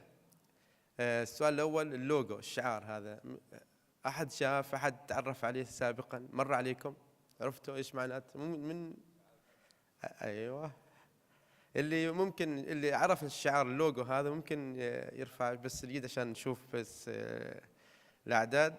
أيوة، يعني بس يمكن 10 15 معقولة. سعد واحد. زين، عندنا اللي هو الرقم 1972. احنا يعني لنا كبير، هذا الشيء كبير معنا في سلطنة عمان. هذا الرقم من يقدر يعرف؟ ممكن نعطي جائزة بعد ما نخلص؟ لا يا ليت. 1972 انضمام سلطنة عمان لهيئة الدستور الغذائي، يعني من أوائل الدول العربية اللي انضمت إلى هيئة الدستور الغذائي لسلطنة عمان. هذا يدل على حرص سلطنة عمان على أنها تكون مواصفات وتشريعاتها متسقة مع هيئة الدستور الغذائي. 84/2008 هذا يعتبر، احنا نعتبر اللي هو الأب التشريعي لسلامة الغذاء في سلطنة عمان. قانون سلامة الغذاء اللي هو رقم 84/2008. حط خطين تحت 2008. معناته احنا سلطنة عمان من 2008 عندنا قانون معني بسلامة الغذاء. طبعا مركز الشعار اللي كان في الكويز معنا هو مركز سلامة وجودة الغذاء. طبعا أنشئ في عام 2019. قبل 2019 معنا 8 جهات تشرف على سلامة الغذاء في سلطنة عمان. وأيضا من خلال إحنا تفعيل دورنا في المنظمات الدولية وبالأخص هيئة الدستور الغذائي، عملنا بعض اللي هو التحديث على نظام الرقابة داخل سلطنة عمان، وتم إنشاء مركز سلامة وجودة الغذاء ليكون هو المظلة التشريعية، المظلة اللي هي المعني بالسياسات المتعلقة بسلامة الغذاء. هذا 2019. 2024 عملت الهيكلة للحكومة وتم نقل مركز سلامة الغذاء إلى وزارة الثروة الزراعية والسمكية وموارد المياه. طبعا المركز معانا تقريبا 15 اختصاص، من جملها في مجملها انها تكون معنا وضع السياسات والتشريعات واللوائح، وضع المواصفات القياسية، ايضا الرقابه والتفتيش على الاغذيه المستورده والمصدره، التحاليل المخبريه، وكذلك الاشراف على المختبرات الخاصه، البحوث والدراسات، وكذلك التاهيل والتدريب. الهيكل التنظيمي للمركز معروض امامكم الحين، هو يتبع مباشره وزير الثروه الزراعيه والسمكيه وموارد المياه. يتكون الحين من 6 دوائر: دائرة تطوير نظم سلامة الغذاء، المختبر المركزي لسلامة الأغذية، تقييم المخاطر وإدارة الأزمات الغذائية، المواصفات الغذائية والمطابقة، وأيضا مركز ضبط جودة الأسماك. وأخيرا انضمت لها تم استحداث دائرة معنية بالدائرة الشؤون الإدارية والمالية. هذا المعلومات احنا عرضناها، يمكن اغلبكم انت بس نعطي نوع من اللي هي الصورة وين احنا سلطنة عمان في مجال سلامة الغذاء. طبعا تتقاطع مع المركز عندنا في المحافظات. التقسيم الإداري لسلطنة عمان تحتوي على 11 محافظة. هذه المحافظة يوجد لها مديريات خاصة بمعنى بالثروة الزراعية والسمكية وموارد المياه، توجد في كل مديرية مع دائرة سلامة وجودة الغذاء. طبعا عندنا احنا كمركز سلامة وجودة الغذاء هو مظلة تشريعية وتنظيمية، وأيضا عندنا في المحافظات يكون معنا أنهم تنفيذيين. نتقاطع مع المديرية العامة للثروة الحيوانية، مع المديرية العامة للتنمية الزراعية، وأيضا اللي هو معنا أقسام الحجر وسلامة الغذاء. عندنا دائرة تقييم المخاطر وإدارة الأزمات الغذائية، طبعا معنية بالتعزيز المنظومة الوقائية لضمان سلامة الأغذية. تتكون من 3 أقسام: رصد الملوثات والأمراض المنقولة بالغذاء، وكذلك مع تقييم وإدارة المخاطر والأزمات، رصد وتقييم أيضا المواد الملامسة للأغذية. عندنا دائرة معنية أيضا بتطبيق التأكد من تطبيق الممارسات الصحية الجيدة في مواقع إنتاج الغذاء، اللي هي دائرة تطوير نظم سلامة الغذاء. تتكون من 3 أقسام: تأهيل المنشآت الغذائية، نظم سلامة الغذاء، وتطبيق نظم سلامة الغذاء. أيضا عندنا دائرة معنية بضمان سلامة وجودة المنتجات الغذائية من خلال المواصفات واللوائح الفنية، أيضا تقييم المنتجات الغذائية اللي هي المطابقة، وكذلك الرقابة على الأغذية المنتجة سواء محليا أو المستوردة وكذلك المصنعة. هذه الدائرة هي دائرة المواصفات الغذائية والمطابقة، وتتكون من 5 أقسام، اللي هو قسم معني بالمواصفات الغذائية واللوائح الفنية، تسجيل المنشآت والمنتجات الغذائية، المطابقة والأغذية المستوردة والمصدرة، وكذلك عندنا تصاريح الاستيراد والتصدير. معنا أيضا مركز ضبط الأسماك، جودة الأسماك. هذا المركز معني بضمان تطبيق الاشتراطات الخاصة بسلامة وجودة الأغذية البحرية في سلسلة حلقات الإنتاج السمكي. هذا المركز حاصل على الاعتماد الدولي 17025 في مجال اللي هو المتطلبات العامة لكفاءة مختبرات الفحص والمعايرة. المركز ضبط الأسماك، جودة الأسماك معني معنا بتقنيات الأغذية البحرية، التحاليل الفيزيائية، مراقبة نظم جودة ضبط الجودة، الأحياء الدقيقة، وتطبيق نظم سلامة الأغذية البحرية والتحاليل الكيميائية. وأيضا المركز هو الجهة المعتمدة من الاتحاد الأوروبي لتصدير الأسماك العمانية إلى الاتحاد الأوروبي. أيضا عندنا المختبر اللي احنا نعتبره هو القاعدة العلمية واللي نستند عليها معنا في مركز سلامة الغذاء أو منظومة سلامة وجودة الغذاء في سلطنة عمان، هو المختبر المركزي لسلامة الغذاء. هذا المركز حاصل على الاعتماد من قبل مركز اعتماد الخليج من 17025 متطلبات العامة لكفاءة مختبرات الفحص والمعايرة.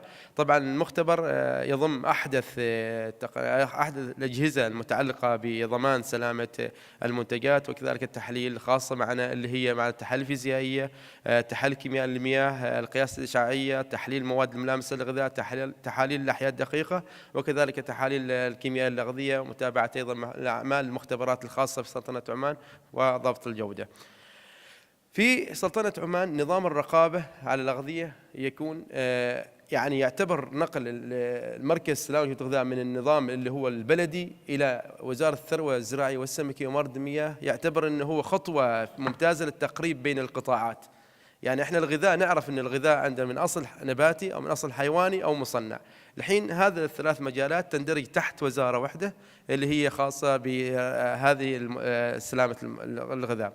طبعا المركز يشرف على الرقابة على المنتجات الغذائية المستوردة والمصدرة، وكذلك وضع التشريعات والقوانين واللوائح، والتدخل في إدارة الحوادث والأزمات الغذائية. أما البلديات في المحافظة اللي هي معانا في المحافظات، التراخيص والرقابة على مواقع إنتاج الغذاء المحلية والمخازن والمصانع ووسائل النقل ومحلات البيع. القوانين المنظمة للإرساليات والمسؤوليات ذات العلاقة بالغذاء داخل المنفذ الحدودي، هذه هي الجدول أمامكم، واضح أن هي معانا. إذا كانت معانا إرساليات حيوانية ينظمها قانون الحجر البيطري. عندنا قانون الحجر البيطري صدر بالمرسوم السلطاني 45/2004. وأيضا هو إذا كان في عندنا إرساليات مشتركة من ذات أصل حيواني معانا مثل الألبان وإلى آخره، يتم الحكم فيها من قانون الحجر البيطري وقانون سلامة الغذاء.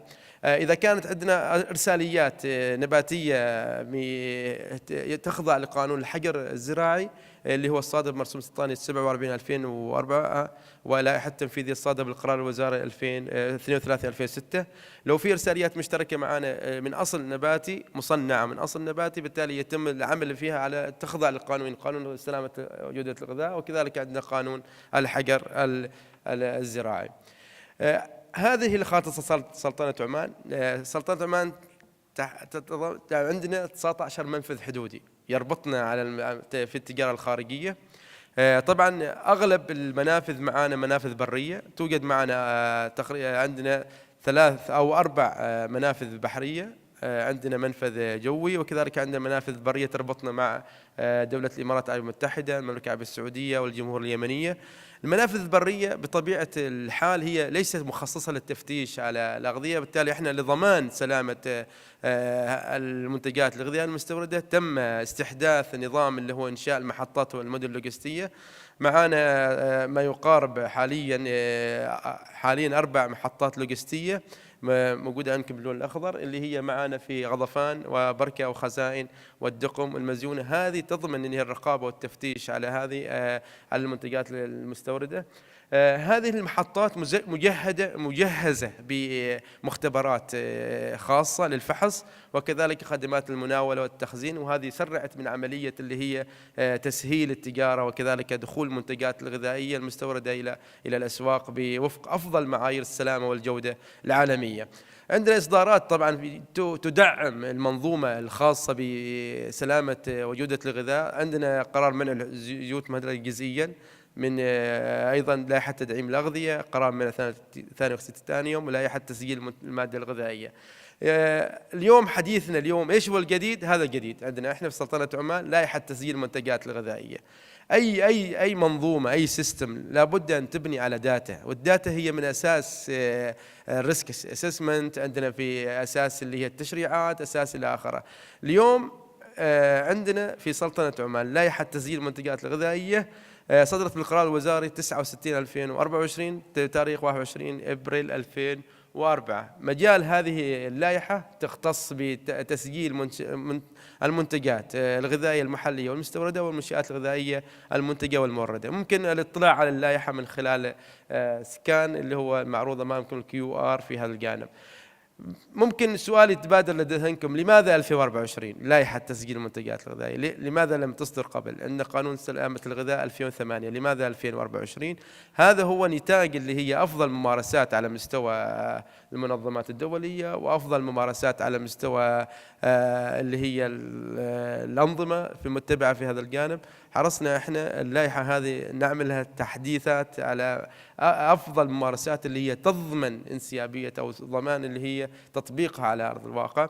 راح نشوف طبعا اللي هي اللائحة. أنا أعطيكم أهم البنود اللي ممكن تكون مهمة للشركات اللي هي راح إن شاء الله تسجل منتجاتها.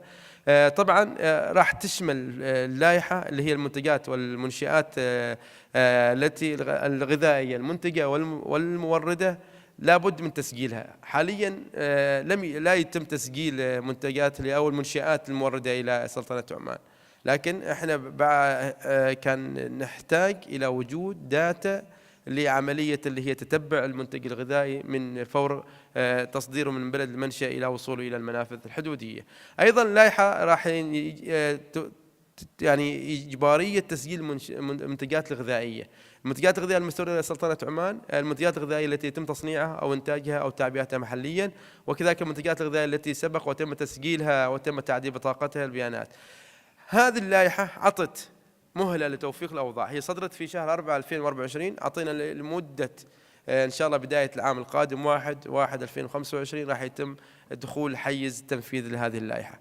طبعا يجب التسجيل شرط من شروط استيراد المنتجات الغذائية إلى سلطنة عمان قبل وبعد 1 يناير 2025 عفوا يجب تسجيل المنتجات الغذائية اللي هي قبل عندنا اللي هي استيرادها إلى سلطنة عمان.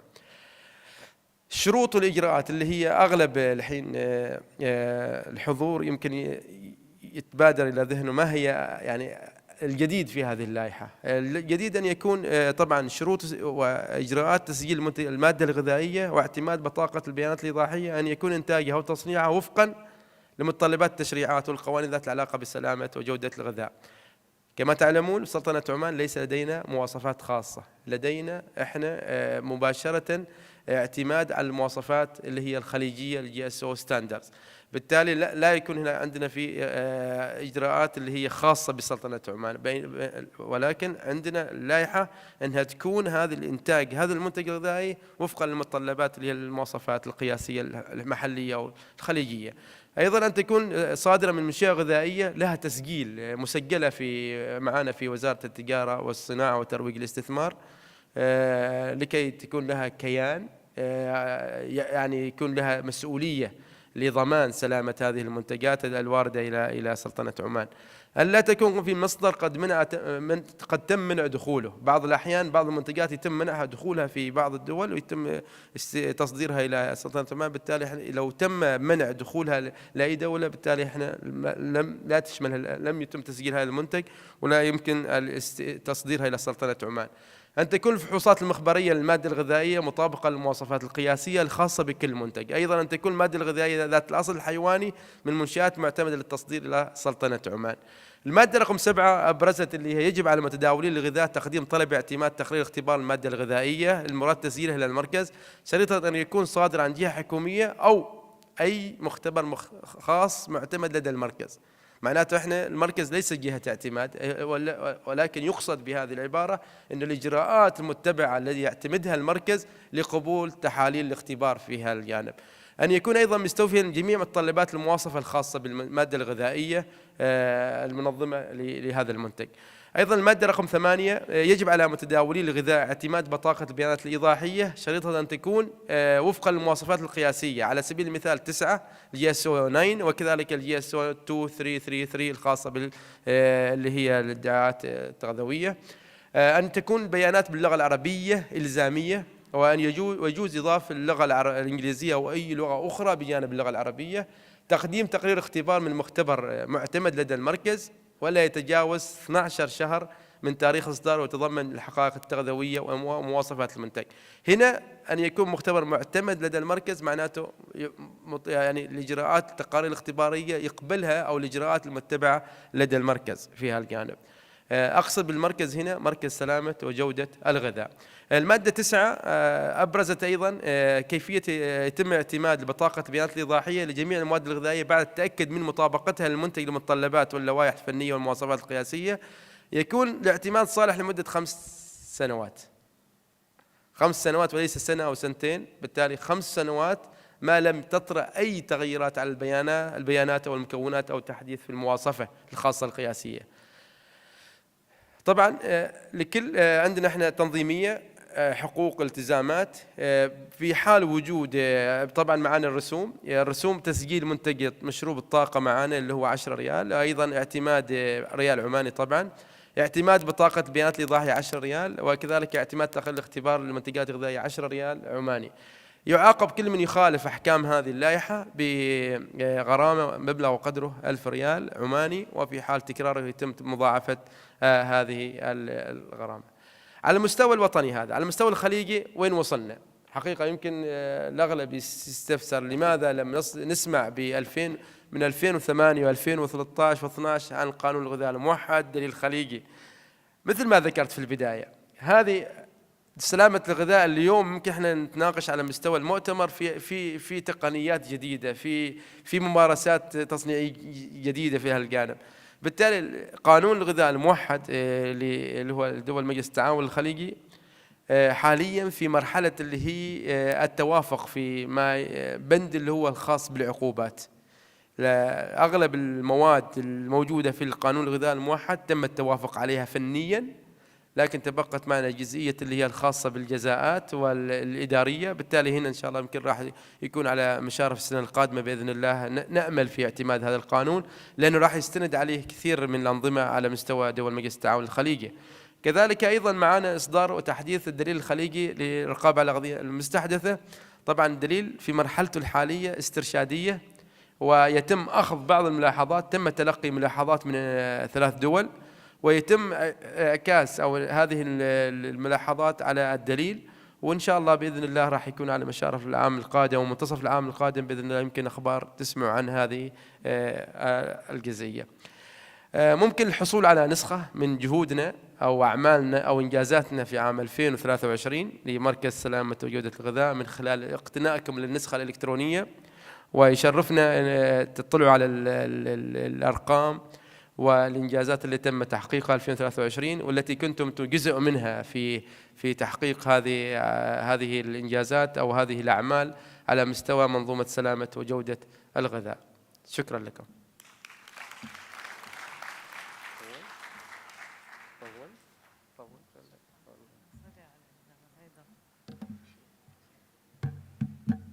Thank you very much, Engineer Ali, for the explanations, for explaining your new registration system and food import control system, and also for highlighting the developments in the GCC guideline for import food control. As you mentioned, everyone is waiting for it and asking when it's going to be issued. So we're going to move to our next speaker, who is Dr. Gouda Abdallah Ramadan. He's a technical manager in the Central Food Laboratories in the Food Safety Department at the Qatar Ministry of Public Health.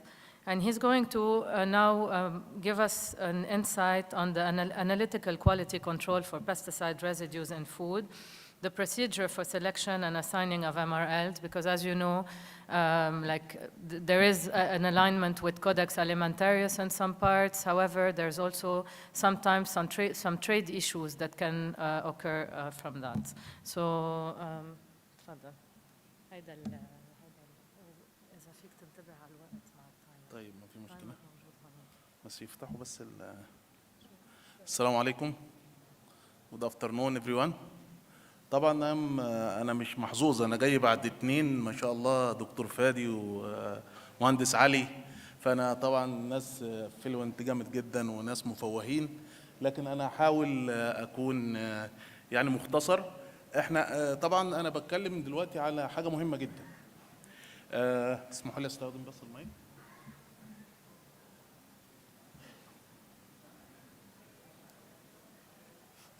المايك يا رولا لو سمحت.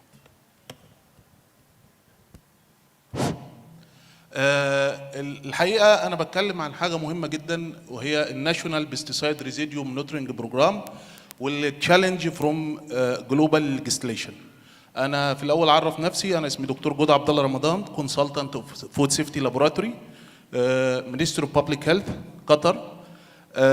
في الحقيقه الموضوع بتاع الناشونال مونيتورنج بروجرام للمبيدات او المتبقيات المبيدات ده موضوع مهم جدا جدا، ولازم يؤخذ في الاعتبار، لأن في مجموعة من التشريعات وكمان مجموعة من التحديات اللي لازم ناخدها في الاعتبار واحنا بنتكلم عن الناشونال مونيتورنج بروجرام.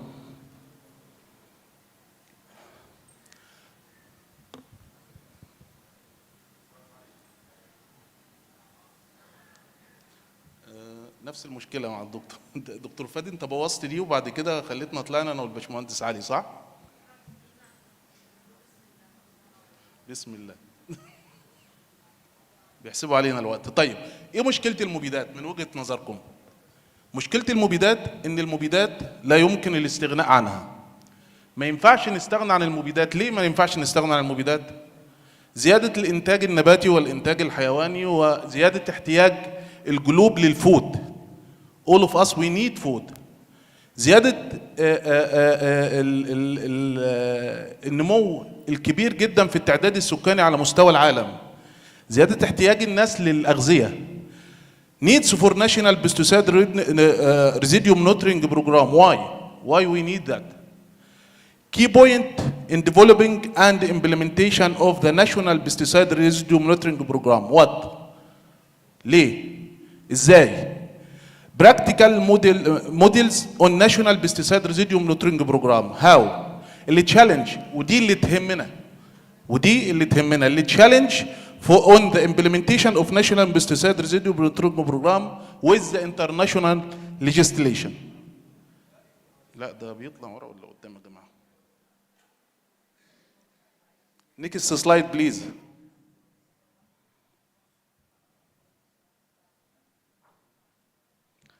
Okay, background of pesticide. As you know, المبيدات بتستخدم في كل حياتنا. عندنا المبيدات الزراعية وعندنا مبيدات الصحة العامة. عندنا على as per the WHO there are more than 1000 compound. أكثر من 1000 مبيد متواجد أو مستخدم للاستخدام على المحاصيل الزراعية أو كمان كمبيدات صحة عامة. عندنا كل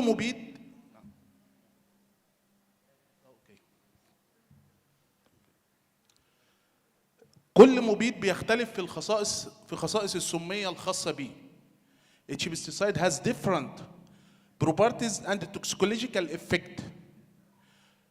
In almost countries, pesticide used regulated in the must be registered. انتوا عارفين ان المبيدات خاصة في الدول الزراعية اللي بتستخدم مبيدات لابد ان يتم تسجيله، لابد ان يسجل، واثناء عملية التسجيل بيتم تقييم المبيدات على اكتر من مرحلة.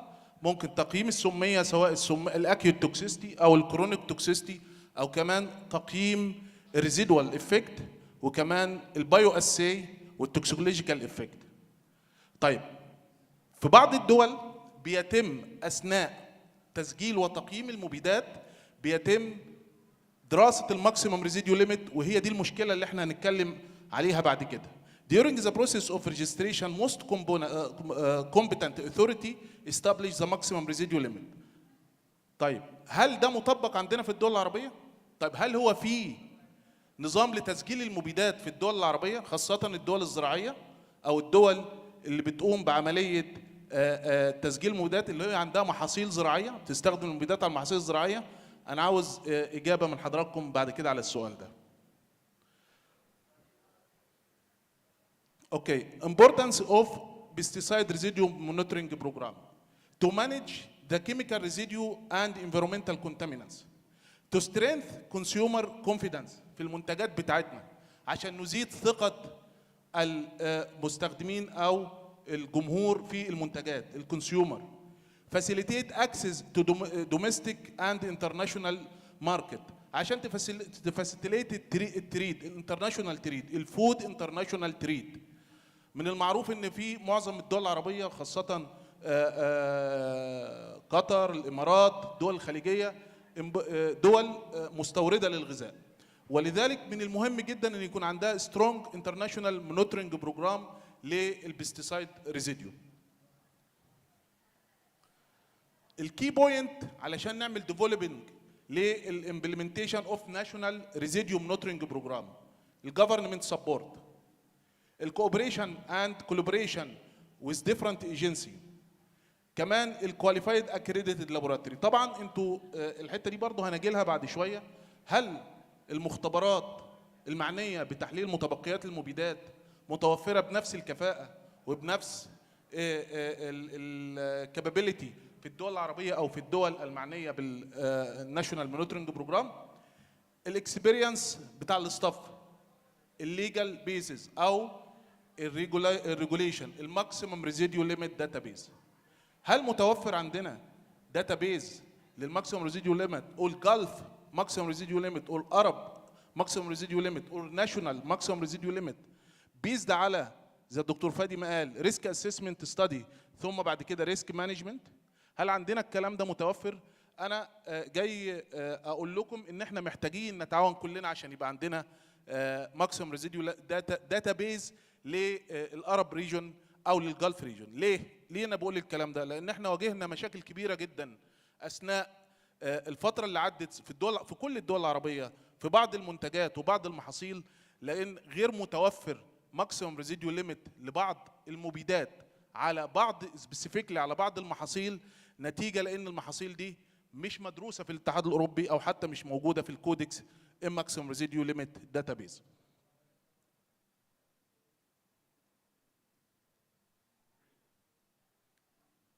انا بدوس صح يا جماعه. اوكي. What is the technical requirement for national monitoring program? Identify target pesticide. Now, this question زي الدكتور فادي ما سألنا. احنا عندنا حوالي 1000 مركب من المبيدات متوفر في السوق العالمية يستخدم على المحاصيل وبيستخدم كمان كمبيدات صحة عامة. لما أنا أجي أعمل ناشونال بيستيسايد ريزيديو مونيتورنج بروجرام وأنا بأهل المختبرات بتاعتي، ما هو عدد متبقيات المبيدات اللي أنا لازم أحلله؟ هل أنا المفروض أحلل 1000 مركب؟ وهل ده عملي وينفع تنفيذه؟ طيب هل أنا المفروض أحلل لستة الاتحاد الأوروبي زي ما معظم المختبرات المعتمدة الموجودة في الوطن العربي بتعمل كده، اللي هو حوالي 600 مركب، من 600 ل 700 مركب؟ ولا أنا المفروض يبقى عندي زي ما الدكتور برضو فادي والباشمهندس علي قالوا يبقى عندي اتليست اوكيرنس داتابيز، سواء عندي موجود عندي من الناشونال اوكيرنس داتابيز للمبيدات، وبناء عليه المور فريكوينت بيستيسايد هو اللي احنا نعتمد عليه. وهل ده صح ولا غلط؟ اجابته هتكون في البانل ديسكشن، وبرضه دلوقتي ممكن نتطرق مع بعض للاجابه عن السؤال ده. طيب ايه هو التارجت كروبس؟ ايه الكوميديتي؟ ايه اللي الكوميديتي المفروض ان انا اركز عليها في الناشونال مونيتورنج بروجرام؟ الكوميديتي دي بتختلف من دوله الى دوله وطبقا لداتري انتيك والكونسامبشن ريت. طب هل احنا عندنا كونسامبشن داتابيز؟ هل موجود في الوطن العربي كونسامبشن داتابيز؟ موجود البريوريتي بتاع المحاصيل اللي احنا بتكون اكثر استهلاكا والاكثر اتنشن. احنا عندنا مثلا في الوطن العربي الناس بتستهلك كميه رز كبيره جدا في دول الخليج وكلها مستورده. وانا عندي كيس ستادي هعرضها عن الرئيس. طبعا انت يا استاذه رولا هتديني 5 دقائق زياده عشان التكت. طيب انواع الناشونال ريزيديو مونيتورنج بروجرام. في الاول احنا عندنا 3 انواع من الناشونال ريزيديو مونيتورنج بروجرام. اول حاجه في الدول المصدره. الدول المصدره بتعتمد في الناشونال مونيتورنج بروجرام بتاعها على المفروض على احتياجات الدول المستورده. يعني انا بصدر لدوله معينه، المفروض ان انا بتبع تعليمات هذه الدوله وانا بعمل المونيتورنج بروجرام بتاعي الخاص بالاكسبورت كوموديتي.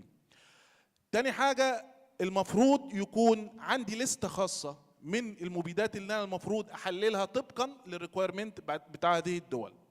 طب احنا بقى الاكثر المفروض نتكلم عنه الامبورتنج كانتريز والامبورتنج كوموديتي. لو احنا بنستورد عندنا ازاي نتعامل مع المونيتورنج بروجرام الخاص بالمبيدات؟ في different approach. The most used approach is the risk-based approach for inspection food inspection monitoring program للبستيسايد ريزيديو اناليسيز، وهو ان احنا بنتعامل مع الشحنات زي ما الدكاتره شرحوا قبل كده، بنكاتيجورايز الكوموديتي بيزد اون ذا ريسك. وعلى الهيستوري وكمان على الجود اجريكلتشر براكتس في الدول المستخدمه للمبيدات. احنا اتكلمنا عن الامبورتد كوميديتي. طيب احنا هنروح لحاجه مهمه جدا جدا، وهي التحديات اللي تشالنج فروم جلوبال ليجيسليشن. ذا جلوبال population از بيتزايد بشكل كبير جدا، ونتيجه لذلك استخدام المبيدات بيتزايد برضه بشكل كبير جدا، وبناء عليه احنا محتاجين يكون عندنا دائما برامج لتقصي متبقيات المبيدات. الحاجه المهمه واللي انا محتاج اركز عليها the difference in maximum residual limit. What is the pesticide of concern? What is the commodity of concern? There are also some problem, especially in imported food to the Gulf countries. عندنا مشكلة كبيرة جدا، والاكزامبل اللي جاي هيوضح الموضوع ده. عندنا المشكلة بتاع الكيس ستادي بتاع الرايس. دي مجموعة من المبيدات وهي الاسيفيت كلوربيرفوس واذر بيستيسايد. كل المبيدات دي ليس لها ماكسيمم ريزيديو ليميت لا في الجلف ستاندر ولا في الكودكس، ولكن يوجد لها ماكسيمم ريزيديو ليميت في اليوروبيان يونيون داتابيس، وكل الماكسيمم ريزيديو ليميت بتاعها هو عند السيفتي ليفل اللي هو 0.01. 0.01 يا دكتور يا دكاترتنا العظماء غير مدروس لا على الريسك بيزد ولا ريسك مانجمنت، هو عباره عن ديفولت اماونت محطوط بيزد على السيفتي بروكوشن ليفل. ولذلك لما بيتم رفض بعض الشحنات بناء على هذا الماكسيمم ريزيديو ليميت بيكون بيسبب مشاكل كبيره جدا. عندنا برضو ابروتش تاني عاوز اعرضه. لما يكون عندي مثلا 5 6 7 مبيد في عينه واحده في شحنه واحده، المبيدات دي كلها اقل من الليميت، اقل من الليميت بتاع البوردر، وعندنا عدد كبير جدا من المبيدات. ايه رايكم القرار اللي اتاخد؟ نرفض الشحنه، نقبل الشحنه، نعمل ريسك اسسمنت يا دكتور، ولا نعيد التحليل؟ كل دي اسئله مطروحه والمفروض يكون لنا في اجابه عنها. الكيس ستادي اللي انا بتكلم عنها باختصار شديد، عندنا في الرز او في الرايس في 5 مبيدات: الاسيفيت الكربندازيم والساموسكسام والترايسايكلوزول والايزوبرسيون. زي ما انتم شايفين في جي اس او الماكسيمم ريزيديو ليميت للاسيفيت 1، وفي الكودكس 1، وفي الاوروبيان يونيون 0.01.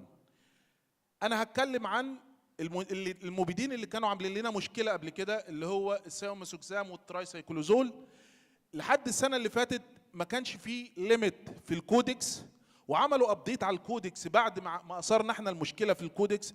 كان في اليو اس 6، واحنا ساعتها في الدول العربيه خدنا الليميت بتاع الاتحاد الاوروبي 0.01، وحصلت مشكله في الرز، ولكن الحمد لله قدرنا نحلها لان احنا عملنا ادابتنج لليو اس ليميت، وبعد كده عملنا ريز للمشكله في الكودكس وحطوا ليميت، بس حطوه عالي جدا. انا من وجهه نظري الليميت ده عالي جدا، وهو 50 بي بي ام في الساموسكسام. فاحنا محتاجين نتعاون ومحتاجين نشوف البريوريتيز بتاعتنا للمنتجات اللي المفروض نركز عليها في الدراسات الريسك اسسمنت، ليكون عندنا ماكسيمم ريزيديو ليميت للمنتجات اللي هي بتستهلك عندنا اكثر من اي دول اخرى، خاصه الاتحاد الاوروبي.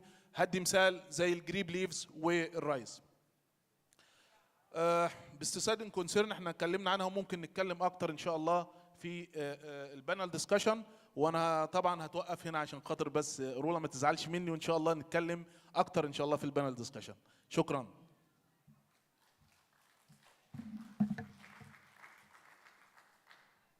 انا ما كملتش بس مش مشكله.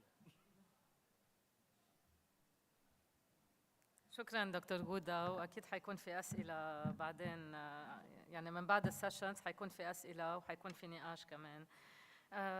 وشكرا, thank you for explaining for giving this overview on pesticide residues.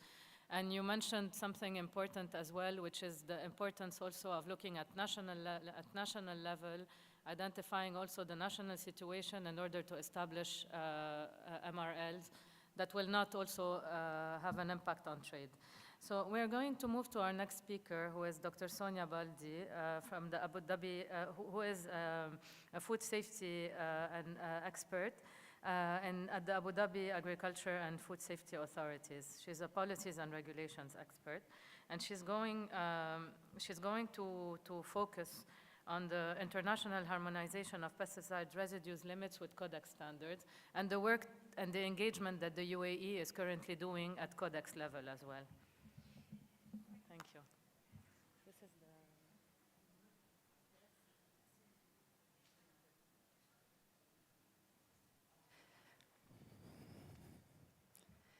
بسم الله الرحمن الرحيم. السلام عليكم ورحمة الله. Welcome everybody.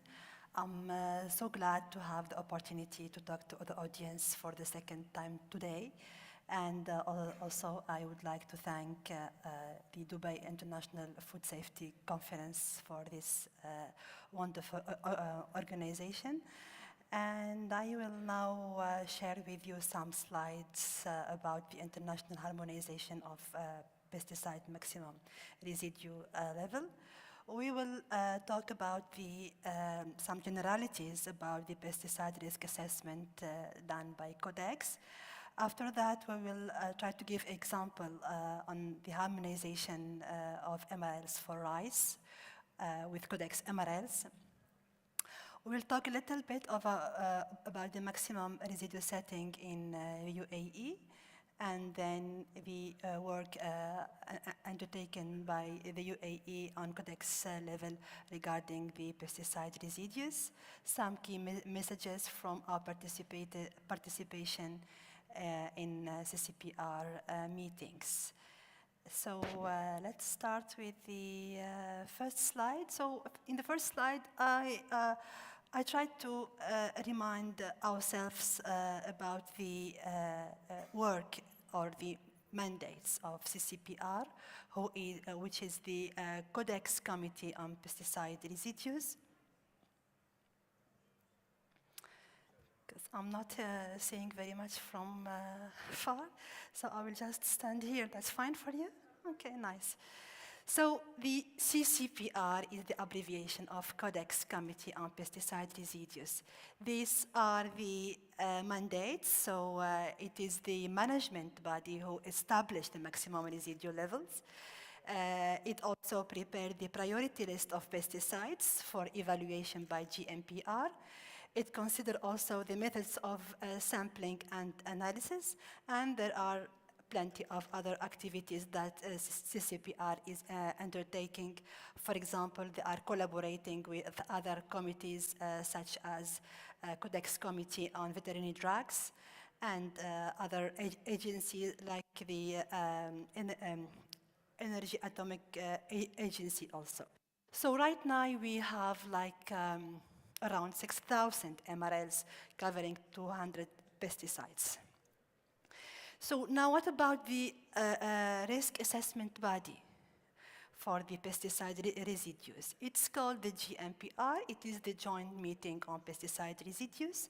So it is formed with experts from FAO, who will deal with the data regarding the supervised trials, and other experts from WHO, who will study the data about the toxicology of the pesticides. So the risk assessment body, which is GMPR, will perform the risk assessment and will propose the MRLs to the management body, which is the CCPR, and then to CAG for adoption. So GMPR is proposing MRLs based on supervised trials, based on what we call good agriculture practices for pesticide use. But in some specific cases, as per the EMRL, which are the extraneous maximum residue levels, and for the maximum residue levels of spices, we or GMPR rather base its assessment on the monitoring data. So we have well-defined roles for either GMPR or CCPR based on, you can find these screenshots are taken from the procedural manual of Codex. Let's see the most important standards that were developed by the CCPR. Number one, the most previous one, is the classification of food and animal feed. And then we have a couple of standards or guidelines related to methods of sampling and methods of analysis. We can also find guidelines regarding the, excuse me, I can't see at all. We have guidance on the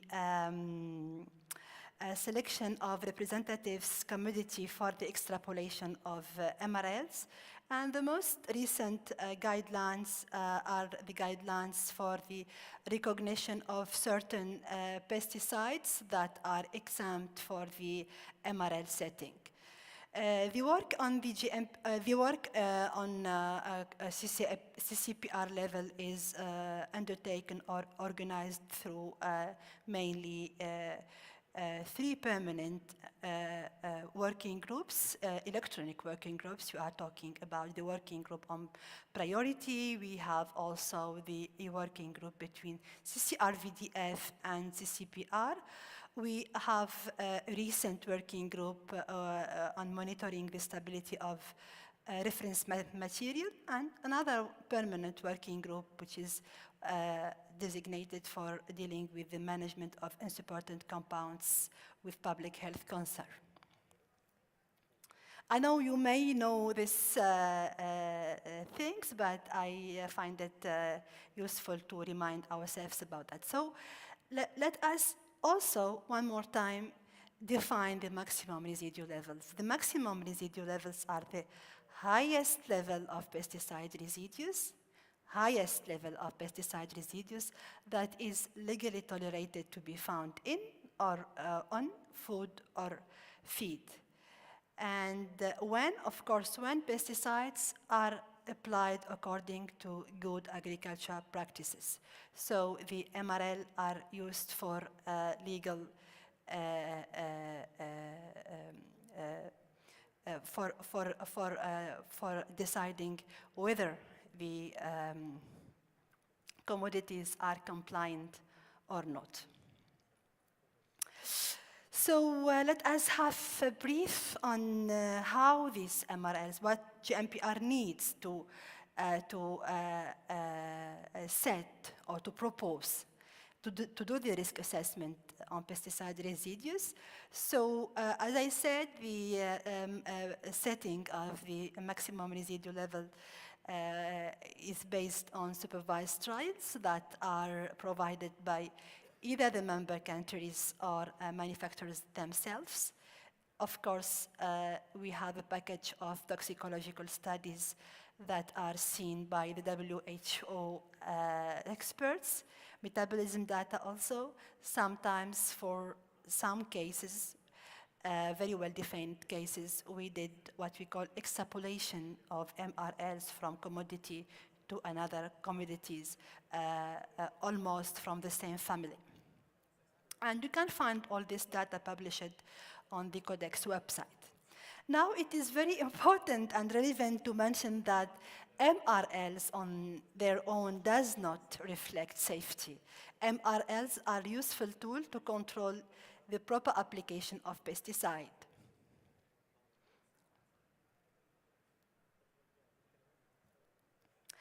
Also, MRLs are useful to decide if the good agricultural practices were respected while using this pesticide. What are the good agricultural practices? We are here talking about the use patterns, which means that the farmer respected already the dose of the pesticide, the interval between each treatment, and of course, the pre-harvest interval. So, and these MRLs are set for pesticides before the official registration of those pesticides on national level. But as you know, the safety will be determined by the dietary exposure assessment, which bring together the rate of consumption of each produce, and we will use, of course, the health guidance-based values. So here is the output of the CCPR GMPR, the database of pesticides, which is published on Codex website. We also can find the monographs or the detailed reports on the risk assessment done by GMPR for each pesticide.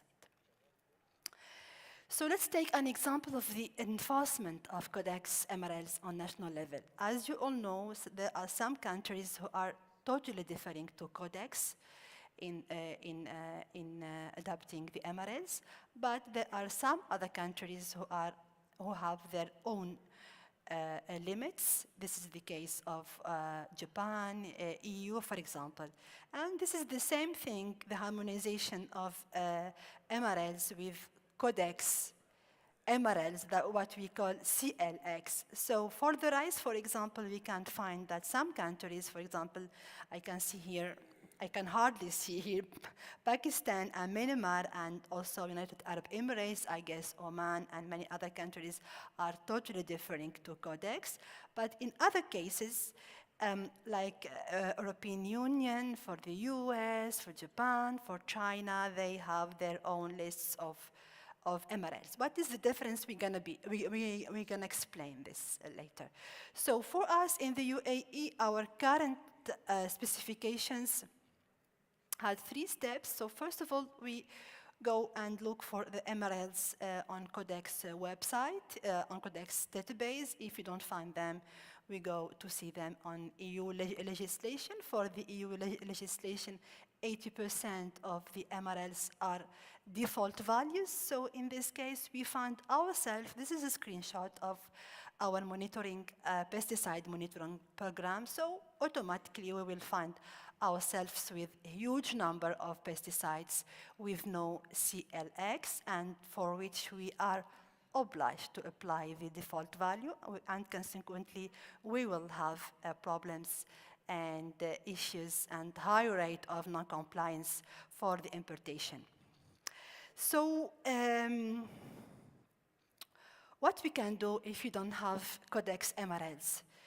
Of course, first of all, let me remind that the Codex MRLs themselves can be at national level, or in my opinion, should be subject to assessment to see if this level are suitable for us or no. This is aside. And in case there is no MRL, we have 2 solutions. Either we set the import tolerance for the exported commodities for some pesticides, depends on if these pesticides are registered at national level or not. And the other option is to set the national MRLs. So setting national MRLs is quite a demanding job. It needs available but accurate data. It needs, of course, to have the TDS to know the different amount of food that we eat on national level. We also need to have access to the health-based guidance values, the ADA, the NOL, etc. If you don't have them, so we have to do some assumptions and estimations, or maybe we are going to use other values such as the toxicology threshold, and so on. Will have a lot of estimation to do. So we have on the other side also many models to be considered as per deterministic ones, as per chronic, as per acute. So we need that everybody agree on the plan or the procedure that we're gonna adopt in order to set the MRLs. So we need Codex capacity, or let me say it's not Codex capacity here. We need the capacity and experts in residues and experts in risk assessment. And of course, this should be after that harmonized between, this effectively should be done on national level, because here, as you know, we are in the UAE, we are working on federal system. So if Abu Dhabi will set MRLs to do what, so the MRLs should be harmonized at national level also. So this happened like 1.5 years ago. So we faced, as Dr. Gouda cited also, we faced the problems of having very huge percentage of non-compliance. So we decide to do our self-risk assessment and to set our own MRLs. So this is for what? Of course, for increasing the level of consumer safety, because we are going to use consumption rate that are adopted to UAE pattern of consumption. Of course, this is reflected automatically on increasing public health. But of course, as I said, the settings of MRL resolve many issues related to trade, environmental protection, responsible agricultural practices, etc.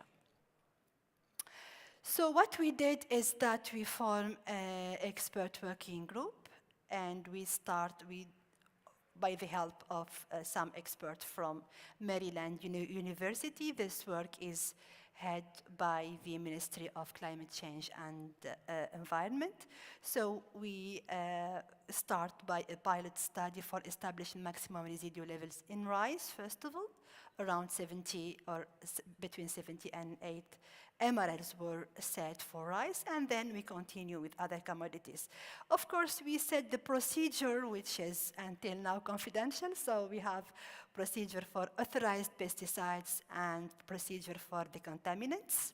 We have calculation, estimation that will be done. The work was divided, as you said in the previous slide, the working group is formed from experts from many government agencies in here, or entities here in UAE. So we have a lot of people that are working within this working group. So we divide the work on pieces, and we have procedures for every group. There are some people who are working on determining the ADA, some other people who are working on the aggregate effect, etc. So at the end, we have now lists for our national, what we call our national MRLs for rice, for dates, for also we set MRLs for some veterinary drugs in honey, but we worked also on other crops, on other cereals, on other vegetables, on other fruits, etc. And this work were done because fortunately we are trying as much as possible separating the work of risk assessment from the work on from the risk management decisions. So as risk assessors, we finish our work. We did the calculation, the estimations, and we propose these limits to the management body, which is in our case in UAE. There is a committee for food safety.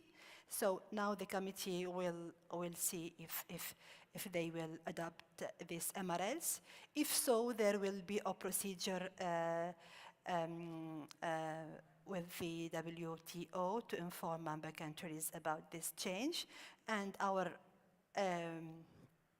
specification, our standard will happily be amended soon. So let's now have a look on the, okay, good. Let's now have a look on the work on pesticide residues undertaken in the UAE. So as I'm part of this, I'm confused right now. So I'm part of, or I represent UAE and the delegation in CCPR, so we participate. But here it's to say that the work on codex, which would be prepared, of course, maybe in the previous slide. So we should prepare the budget. The delegation should not change from year to year. There are a lot of logistics to take care of. Visas, for example, documents are also very important. We should every time, for every committee, not only CCPR, to look after the agenda. And during the proceedings of the meeting itself, we always trying to have active participation. So So inside ADAFSA, for example, we have a small database with all the circular letters we respond to, either from CCPR or for other committees. And then we participate, as I said, in right now couple of CCPR meetings. And during those meetings, we also try to have active participations. We met with crop life experts to talk about residues of pesticides. We met with experts from the WHO, of course.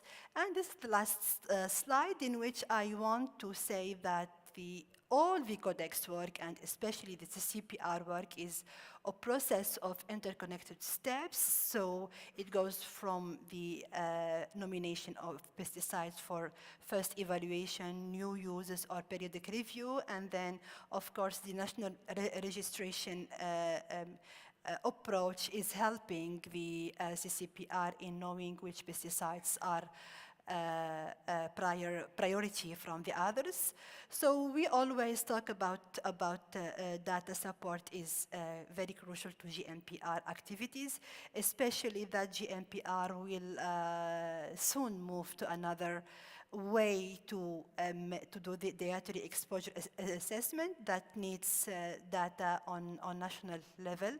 So we have like recent changes in the evaluation should be faced with adequate preparedness, and we are always talking about preparedness. Maybe if I have something to add, I will do so during the panel discussion. Thank you so much for your attention.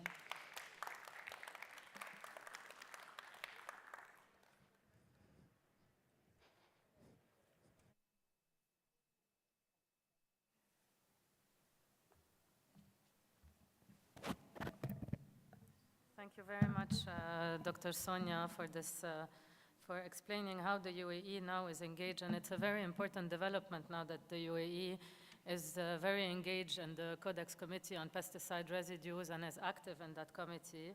And it's important also to align with Codex Alimentarius, also to avoid trade issues when establishing MRLs. And as Dr. Gouda mentioned as well, to look at the national context before developing MRLs that may be too restrictive for imports. So we will have now our last session with Dr. Gouda again, who will explain to us the risk assessment in food contact material, and with the focus on bisphenol A, because it's an emerging topic at the moment.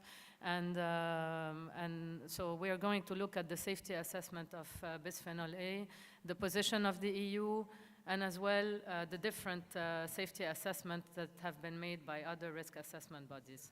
So تفضل Dr. Gouda.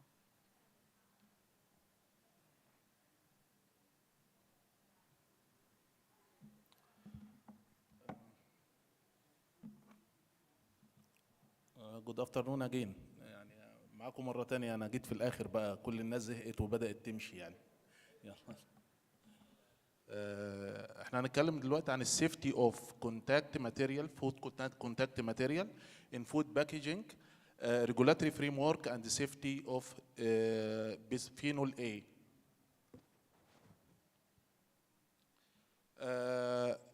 Safety of food contact material in food packing, bisphenol A definition and common applications, regulatory framework and risk assessment of bisphenol A in EU و US وكندا و different authority in different countries. Safety study for UK Committee on Toxicology, US and other study by Germany, risk assessment, conclusion and recommendation. What is the contact material?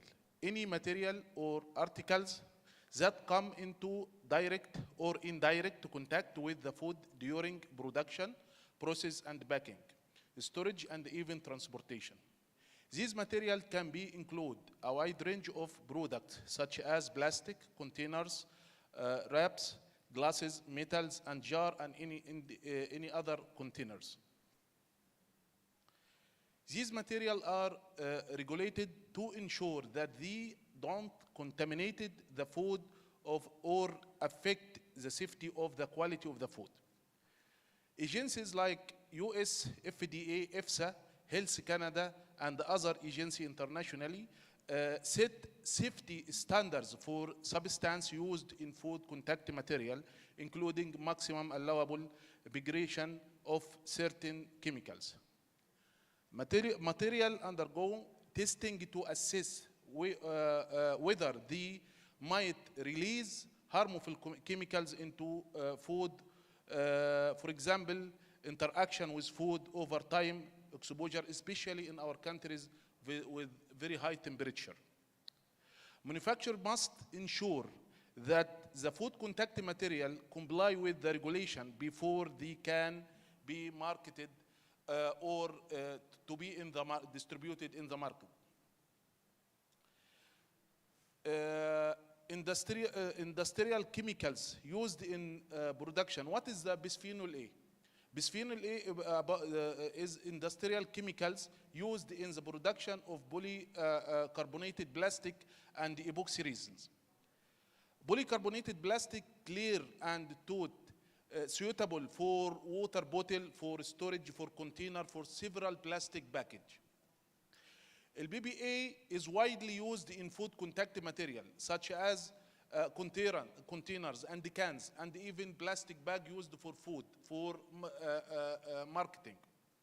BPA was safely evaluated in food contact material global level, in US FDA, in New Zealand, in several agencies, and even in EU. But the EU has raised some concern based on the precautionary approach related to BPA. Current restriction of BPA are only limited to BB bottled and cans in many countries, like Australia and New Zealand. Many manufacturers has shifted BPA-free product through alternatives such as bisphenol S and BBS and BBF are also under certainly of their safety.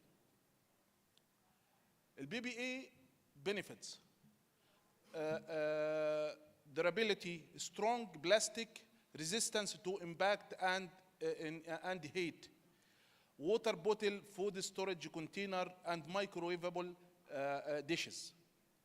Versatility, containers, dental, stainless, and medical devices. Cost effectiveness, less expensive compared with other plastic agents. Chemical resistance, enhance the resistance to chemicals and suitable for industrial application.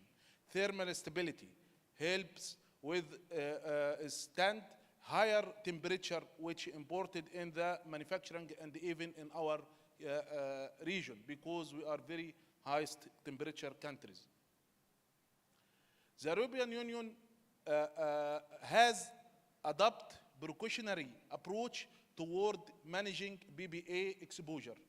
In 2011, EU was proactive in banning BPA in baby bottle for potential health risks.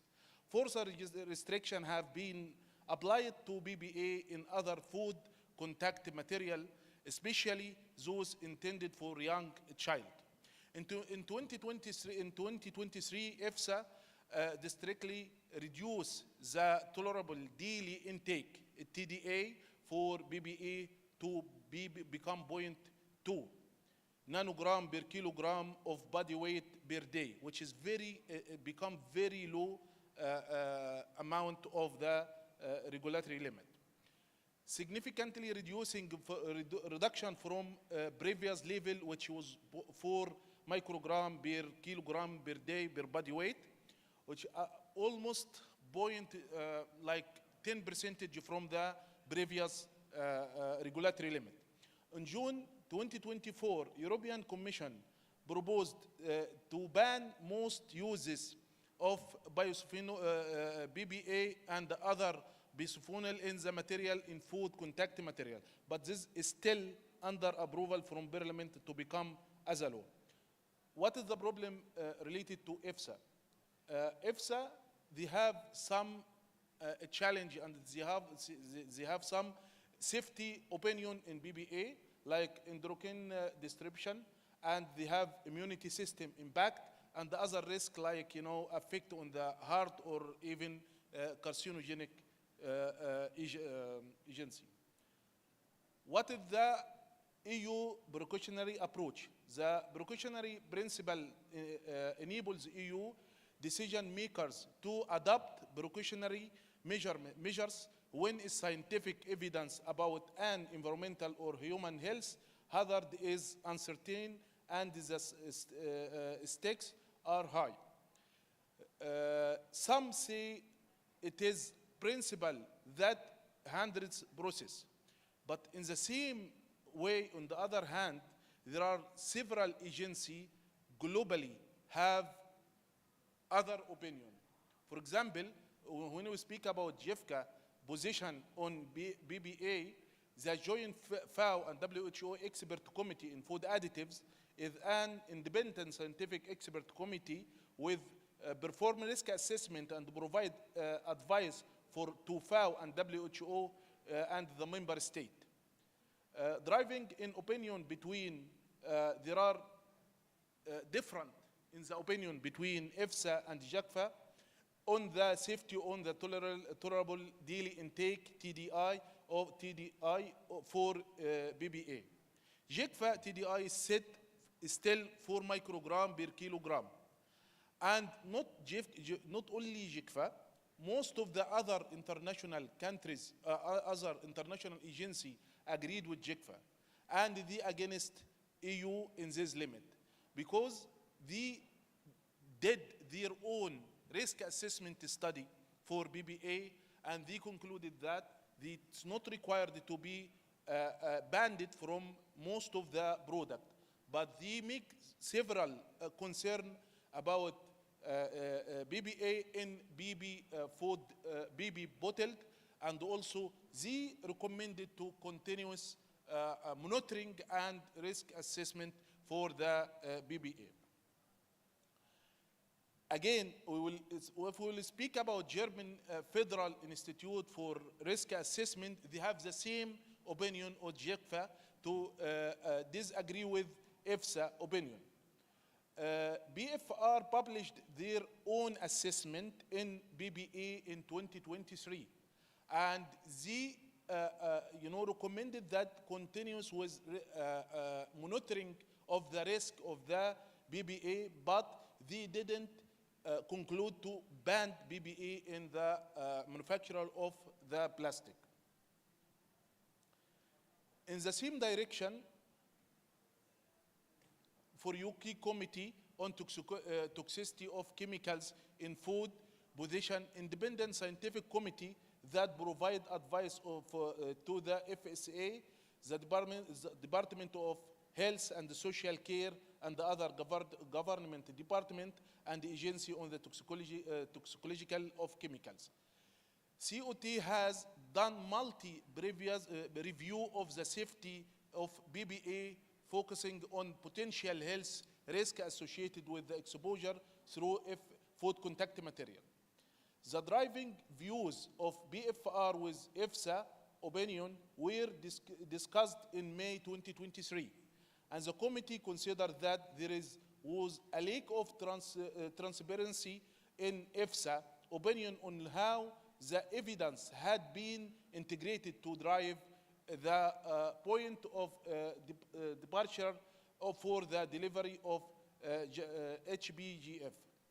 The committee considered the new evidence available on BBA since it is last review, and while it is possible that the TDA would need to be reviewed to account for this new evidence. And the committee finally considered the assessment undertaken by BFR in 2023 and conducted that endpoint selected and approach applied by BFR were more scientifically robust and appropriate than those by EFSA. In the same direction, UK Committee Toxicology on Chemicals in Food, exposure from dietary source particularly from food, drinking, packing, is well within the safe limit for general population. If we will go to other opinion, US FDA safety assessment of BPA is still they agreed with JICFA and the other international agency, but they against the opinion of EFSA. In the same direction, global risk assessment body evaluate of BPA, risk assessment body global level such Health Canada and Food Safety Australia and New Zealand and other agency globally, they agreed with TDA at 4 microgram per kilogram body weight per day and conducted that. Dietary exposure of BPA from food contact material for like cans and plastic container poses not significant health risk to general population, including infant and the children. Level of BPA detected in food packing material are below level that would be of concern, even from different population and even from sensitive population. No future further regulation action are immediately necessary, but continue, as I said before, continue monitoring and the new scientific research needed to better understanding the long-term effect of a low dose of BPA exposure, particularly its potential role as an endocrine dose. Conclusion: BPA is one of the most securitized chemicals in food packing, and the EU measures already in place for vulnerable population with restricted regulation for BB product. EU adopt precautionary approach based on potential risk. And I have one concern about the alternative suggested for example, BBS or BBF. It's need more study for check the safety of BBS and BBF also. Many manufacturers now produce BPA-free plastic using alternative, as I said before, BBS and BBF. But again, we need to study and monitor the safety of BBF and the BBS to ensure it is the same challenge and the same problem with BPA or no. Time is needed to find alternative to BPA, and the decision to maintain or restrict the use of BPA should be based on the risk assessment safety evaluation. This is the last conclusion and the last recommendation. Thank you for all of you.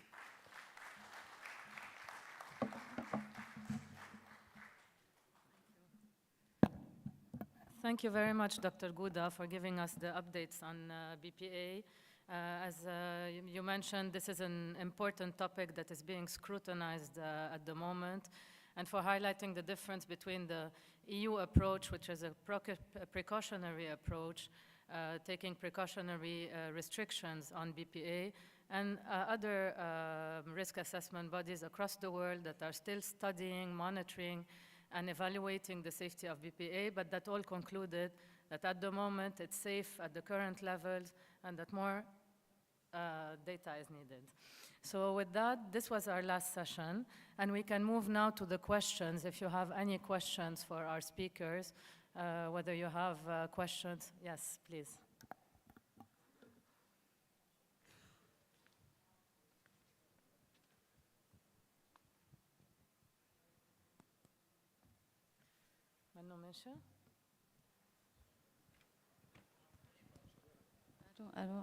Yes, thank you. Assalamu alaikum, thank you so much for, you are the winners here now. You have to give those, all of us, gifts. I have many questions, okay? Yes. Dr. Tharwat Al-Watani, Ministry of Climate Change and Environment.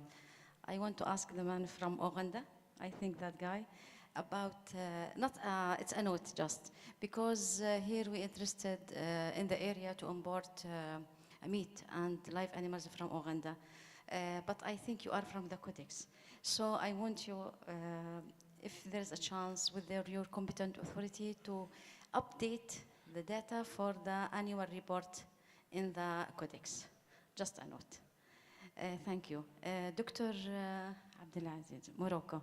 My question, you wrote here from 1 to 7 in the transit, from 1 to 7 days accepted. If there is a special permit for that or not? This is one. If they change the airplane or change the shipment. And if there no change, if there's a permit, a special permission for that.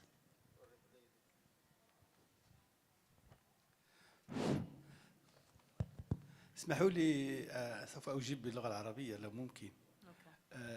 شكرا على السؤال، وأظن فيما يخص العرض كان جد وجيز جدا، ولم أدخل في مجموعة من الأمور وتدقيقات، ولكن حاولت أكون مقتصبا جدا. ولكن أن المراقبة بالمعابر الحدودية بالمغرب هي مراقبة تعتمد على مجموعة من القوانين، ومنها أننا حاليا بما أن المغرب هو موجود في منطقة خصوصا قريبة من الاتحاد الأوروبي، وهناك مجموعة من الضغوط فيما يخص استيراد منتجات غذائية إما موجهة للمغرب أو منتجات بإمكانها أن تتوجه إلى جهات أخرى. وكما تعلمون بأن أكبر ميناء استيراد المنتجات الغذائية في منطقة هو ميناء المتوسط، وبالتالي على أننا نحن كمكتب إدارة مراقبة المنتجات الغذائية بالمعابر الحدودية أصبح واجب علينا أن نتابع وأن نسير الضغط الذي هو قائم بنقاط العبور. مثلا مصالحنا تشتغل 24 ساعة على 24 ساعة، ومن الأمور الضوابط التي نشتغل عليها على أننا لا يمكن أن نأخذ وقتا كثيرا فيما يخص مراقبة المنتجات حتى نعرقل المبادلات التجارية. وبالتالي فإن 7 أيام التي تكلمت عليها هي أن على الأقصى على أن منتوج لما تتوصل مصالح الأنصى بالملف وتقوم دراسته وتتخذ قرارات فيما يخص مراقبة، أقصى حد يمكن أن يتوصل أن يتأخر الملف هو 7 أيام. كان المنتوج موجه إلى السوق الوطني أو كان يتوجه إلى جهة أخرى. ليست هناك أذن استيراد، ولكن هناك اشتراطات كما قلت في العرض. سبق لي وأن وضعت بأن هناك دكتور أيمي، أنا بقصد بالترانزيت، يعني مثلا دخلت إرسالية، أنت عارف المغرب كبلد ترانزيت، خلينا نحكي، طلعت الإرسالية من دبي بدها تروح على المغرب، بدها تروح على أمريكا، دخلت ليومين في المغرب، هل في داعي لموافقة ولا خلص بتضلها بالسفينة مثلا أو بتضلها بالطيارة لحد ما تسافر؟ هون سؤالي. نعم، هناك فيما يخص تحول المنتجات من أو مرورها بالمعابر الحدودية بالمغرب هي على حسب طلب المستورد. إذا كانت المنتجات تم فتحها وكانت في شاحنة مثلا وتم تحويلها، وإذا كانت الشاحنة مرصصة فهي لا تستدعي أن تدخل مصالح المراقبة إلا إذا كانت طلبا من صاحب السلعة أن نمنحه بأن شهادة بأن المنتج مر عبر المعابر الحدودية بالمغرب. Okay. So for the speakers for the participants who do not speak Arabic, I will just translate quickly. The question was if there are products that transit through Morocco from UAE, for example, through Morocco towards somewhere else, do you need to register them or do you need to notify them? So the answer is no, unless there is an issue with these products, then in that case it happens. I can ask also. Okay. Adafsa, Dr. Fadi, what is the enhanced for risk assessment for especially if we are, how to enhance risk assessment now from the aspect of food safety and especially when بما أننا بنحكي عن استشراف المستقبل، كيف بدنا نسرع هاي الأمور والريسك والإرساليات في تسهيل تجارة. طبعا إحنا أكيد مع الكومبتنت ومع إنه الالتزام، بس إحنا عم نسارق الزمن. وأنت عارف الحكومة أطلقت نظام عندنا هون تصفير البيروقراطية، زيرو بيروقراطي لآخر السنة. فشو الإجراءات اللي إحنا نضمن فيها جودة منتج وسرعة إنجاز مع قلة وما يأثر على السعر طبعا، يعني إحنا بالآخر. شكرا. Thank you. You need English or Arabic to answer? أنا بالنسبة لي as The you like. audience. هلا بشكل عام the demand is really going high in food, and means there is more demand on science. Now in low middle income countries, what is really needed is to support risk assessment, so you don't really be in chaos when you have a new pesticides. If you have done this exercise earlier before, you will not be in this situation. If you have a foresight, there is new generation of pesticides. Since 20 years, we are speaking about new generations of antibiotics, of pesticides. If we have done risk assessment 20 years ago, we will not be in chaos situation like what we are now. You can't put the shipment in the border and start doing studies. That's mean we need to look to the new generations of pesticides, of antibiotics, what can happen with the heavy metals, what is the expected change in the methodology of good practice in the agriculture, and based on that we studies. So the science will be ready when the things hits. When the things hits, it's not the time to learn or to educate. You need to act. So that's mean is really the most important things that we need to invest more in scientific issue, to exchange data more, and to develop early warning system related to risk assessment. This is what we need, and I think the decision makers must really open their budget for such activities. Thank you. Okay, thank you. أنا بعتذر بس آخر سؤال للسيد علي سريعا. طبعا أنا عندي بشكر إضافة يا عمان، دكتورة. بشكر عمان جزيلا على كل إجراءاتهم. دكتورة عندي إضافة. سوري إضافة تفضل. حضرتك. آسفة. طبعا I agreed with Dr. Fadi about the role of the science in the future and proactive measures and control measures, but there are some global approach related to pre-shipment investigation or pre-shipment inspection. Third-party pre-shipment inspection before imported the product.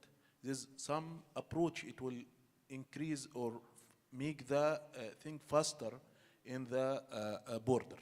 There's other صح. أنا approach. أخذنا ذيك المرة مع الجي سي سي عن تجربة قطر بالثيرد بارت، وإن شاء الله راح نستفيد منها أكثر يعني. بس إحنا لسه بدنا نشوف إن شاء الله ما يكون في سلبيات، بس يعني أكيد under the studying. أكيد في سلبيات طبعا أكيد. لأن من ضمن السلبيات أو من ضمن الحاجات المهمة في موضوع الثيرد بارتي والبري شيبمنت انفستيجيشن أو انسبكشن إنك تختاري you have to select the competent third party. It's very important. هي نفس المعاناة اللي حكيتها للدكتور فادي، السعر. الثيرد بارت بده سعر، يعني أنا بفحص لك اللي بدك إياه والمختبر اللي بدك إياه، بس السعر برفعه، والسعر عمين علي وعليك. Exactly. عرفت شيء في الحكومة بتوقف يعني بدها تعطيك صح السرعة، بس أنا كمان حكيت له بيهمني السعر. صحيح. الجودة والسعر بيهمني السلامة يعني. هو ده بقى اللي المفروض الحكومات تشتغل عليه. أكيد إن شاء الله إن شاء الله. سيد علي شكرا. زي ما حكيت لك سوري لعمان ولإجراءاتها. أنا مع الشركات بلسان الشركات بدي أحكي معك. أنتوا أطلقتوا القانون هلا، أنا ما بعرف الفترة اللي أعطيتوها عشان تطبقوا تسجيل المنتجات. هاي النقطة. إحنا حاليا بنص آخر 10 تقريبا، وأنت بتحكي من 1/1/2025 رح توقفوا بالإدخال. هاي نقطة. نقطة ثانية الإرسالية اللي بتدخل كم يوم عمل لإنجاز دراسة المنتجات. شكرا جزيلا. Just 1 second so that I translate in English because we have يعني I can. Thank you so much for your man. I can translate. It's okay. Sorry. Thank you so much. So it's just the question is the timeline that is not sufficient to implement the new registration system, and your second question was about الوقت. How long does it take to evaluate the product? To approve. to approve the evaluate product. approve وينزل بالسيستم. شكرا دكتورة ثروت على هذه الأسئلة. طبعا بالنسبة لي أنا ذكرت لك الحين يمكن أنا اليوم مش عرضت العرض هذا تكملة للسنة الماضية واللي قبل. احنا في عمان بدأنا في إعداد لائحة تسجيل المنتجات الغذائية من 2022 والشركات يعني أغلبية احنا رسلنا الشركات في كان في رد فعل من يعني ونعدل على حسب ما يوردنا من الشركات في الموضوع.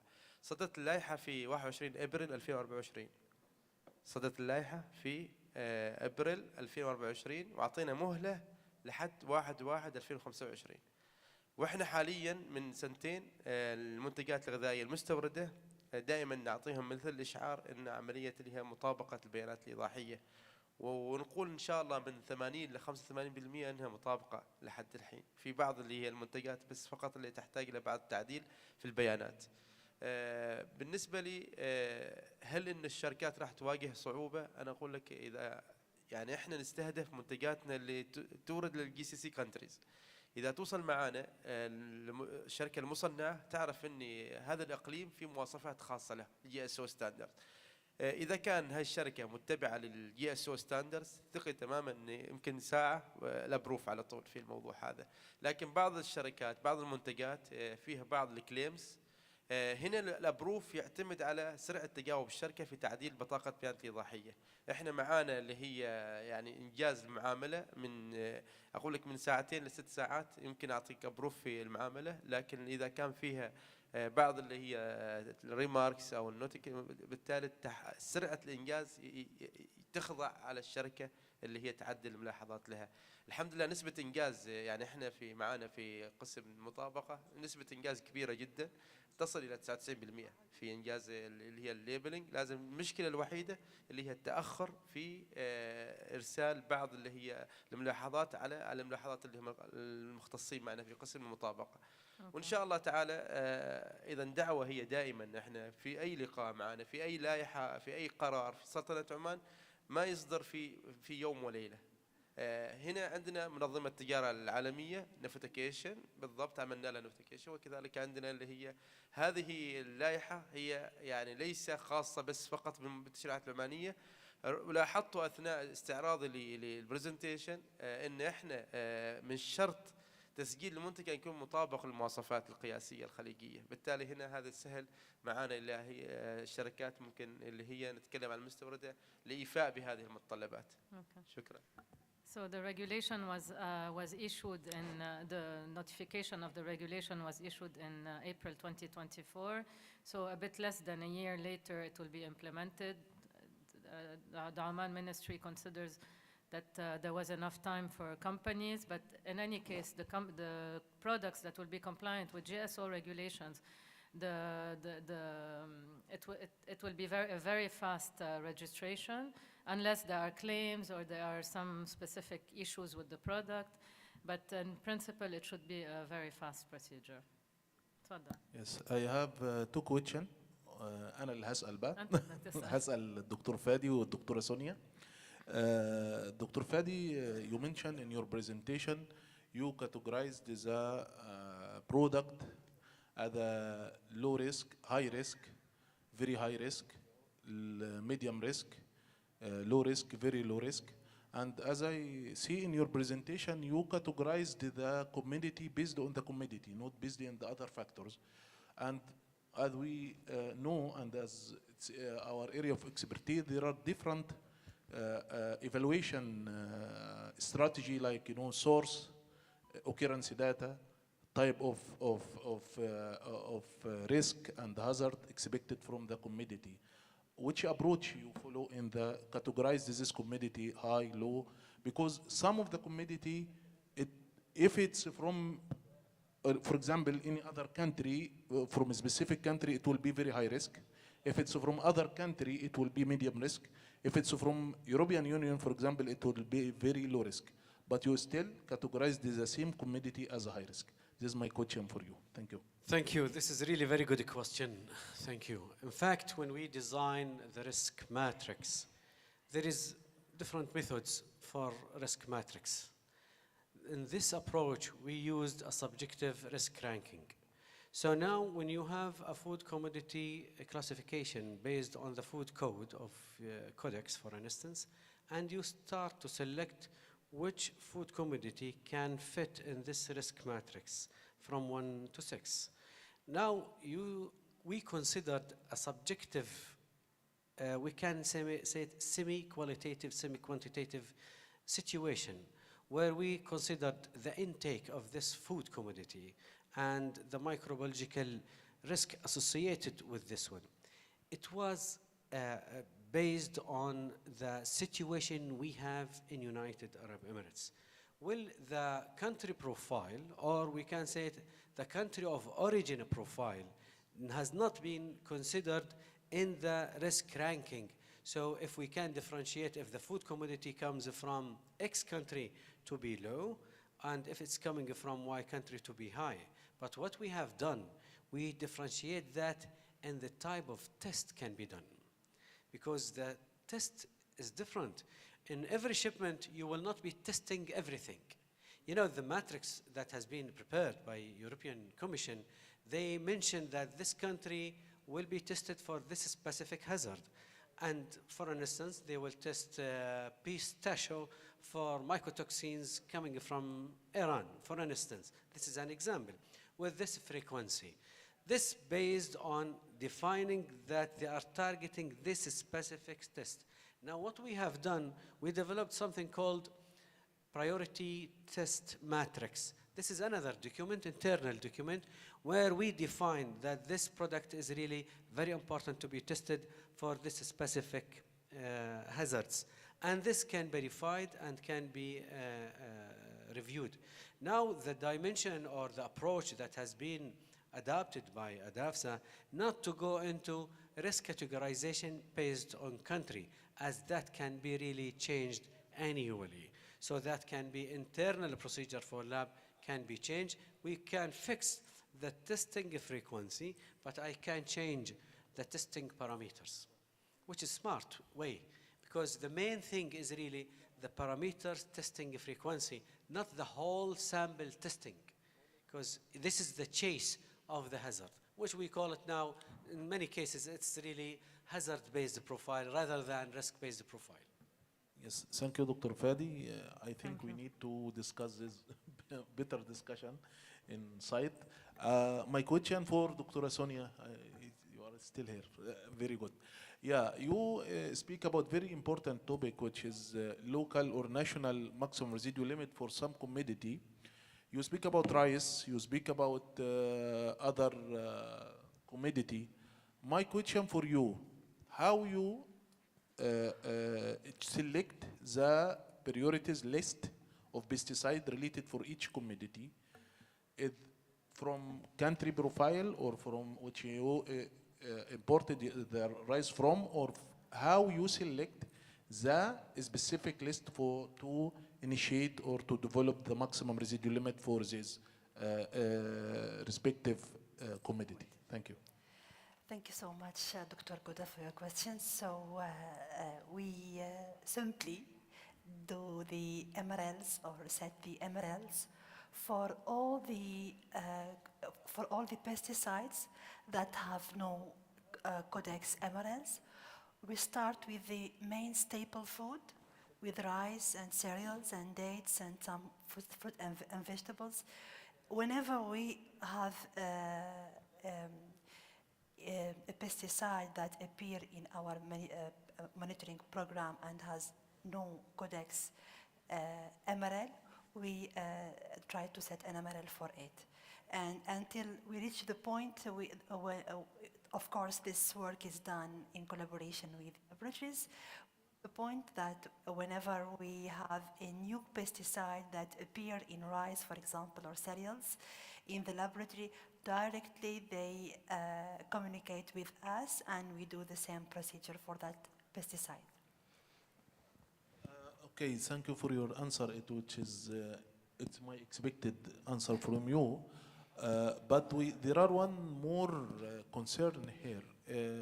As you know, it is the screening scope of analysis for pesticide is differ or different from laboratory to other laboratory. from countries to other country. As you know, if you have, for example, in your laboratory, for example, 500 compound, and we have in Qatar or in Egypt 600 or 700 or 400 compound, definitely the occurrence data in our case it will be different from your case. From your perspective, how we can in Arab region or in our region to maximize the benefit from all the facility which is in our region to set up maximum residual limit suitable for the commodity which we used or which more consumed in our region. Thank you. Okay, thank you also. This is a very interesting question. I had the opportunity to think or to discuss this subject with some representative of Crop Life during the last CCPR session. So if we would like to have harmonized work on maximum residual levels, this should start on the agriculture level. So we should sit together, first of all, people from the pest management programs, people from laboratories later, and so we should first see what are the common pests that we have on the main crops that are cultivated in our countries. If we will do this on Gulf level, it will differ if we include countries like Tunisia, Morocco, etc. So for us here in the Gulf, we are mainly working on dates, on rice, etc. So we should see what are the pests that we have common in the region, and then we should look after the pesticides that we commonly use in our countries, and of course the pesticide we are commonly receiving with the food we are importing, and set these lists and start working on that. So I think, I hope that I answer, this is the idea, and we Yes. can work on it deeply, but simply it will start like that. Yeah, thank you, Dr. Sonia. Yes, we Thank have to build the capacity for our laboratory in the region based on what you mentioned now, collecting information about the registered pesticide in the region and also the registered pesticide in the imported country which we import our food from. Yes, Thank you. this is very important, because the anecdote is that we can have the information related coming from the importing from the other countries. They have all the information published on their websites, but here on our level we cannot find this. We have to create a way to have this comprehensive work. Thank you. Thank you. Are there any other questions? No? Group picture? Okay. Okay, then I will invite everyone for a group picture, please.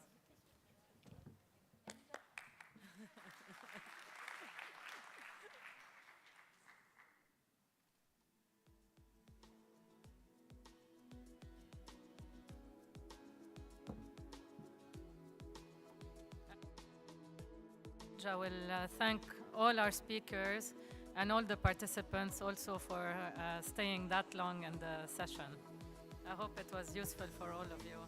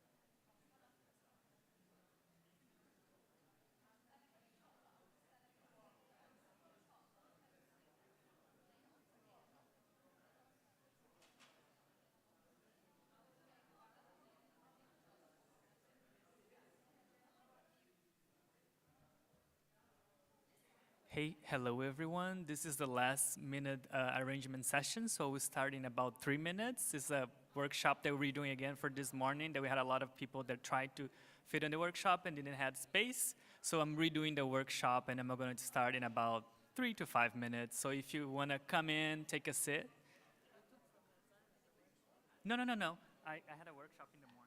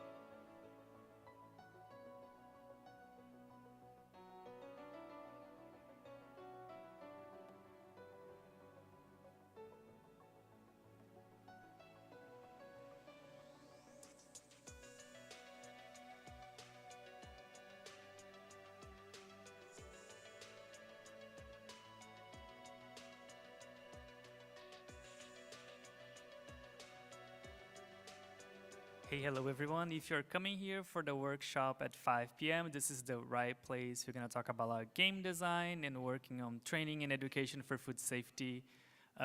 This is a repeat workshop from this morning, so come on in.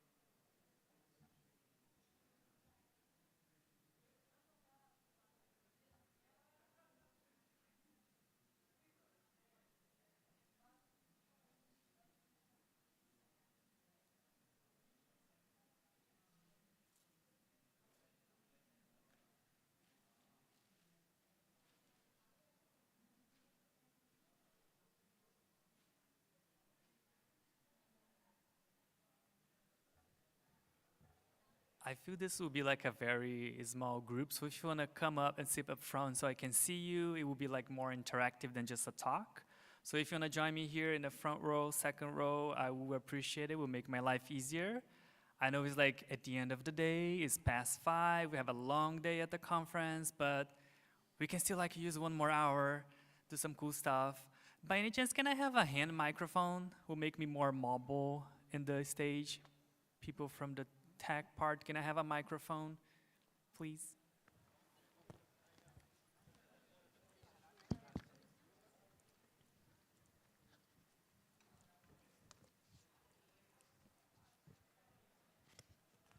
Thank you so much. Appreciate it. Okay, maybe we have everyone for this session. If you're here for the workshop, working with educational media, education and training on food safety, you're in the right place. As I said, I know it's past 5. We all have a long, productive day, so I will try to be very energetic on this presentation. I'm sorry you couldn't make it this morning. We had like a full session. So I'm excited to present again, and they kind of like promote me to this big stage now. I have this big room for me and you. So my name is Matheus Cesaroto. I work at New Mexico State University, and I work with the design of educational material. I'm not a food safety person, but in the past 4 years, I would say I've been designing a lot of training and games on food safety for different audiences. So this workshop is the idea of working with you, understanding a design process and how can you create effective training using digital media. So this is a different setup that I was imagining. So I'm planning to introduce my team, what we do at the university, who kind of professionals that we work with. Then I will go over some of effective training approach from instructional design, how can we improve supporting people to learn concepts on food safety specifically. And then there's a design summit part. So this is like designed to be a workshop. I usually prefer to do like in roundtables with paper that you can write down, discuss with each other. So this room is kind of like a challenge. I see some people coming in. If you're coming here for the workshop, please join us here up front. We have a lot of seats. So a spoiler alert of this session is that you're gonna be working in groups and talking about game ideas. So at the end of this session, you have like a starting of a design document that we call. So you work in a specific food safety problem, thinking some activities and thinking in some game ideas, brainstorm some game ideas. So to start this session, I want you to walk around, if possible, come closer to me and introduce yourself to a person and ask this person, what are the most critical food safety issues right now? I'll give you 5 minutes to do that. So walk around, especially come closer to me and talk with someone. Ask that question to the person. What are the most critical food safety issues right now?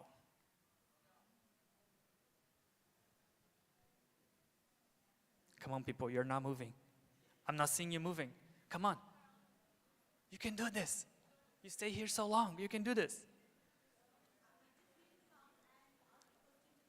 Yeah, to the audience, yeah, go walk around and ask the person next to you in the back and the front. I wanted to interact with each other. Talk, yeah, I will give you like 5 to 8 minutes to this discussion.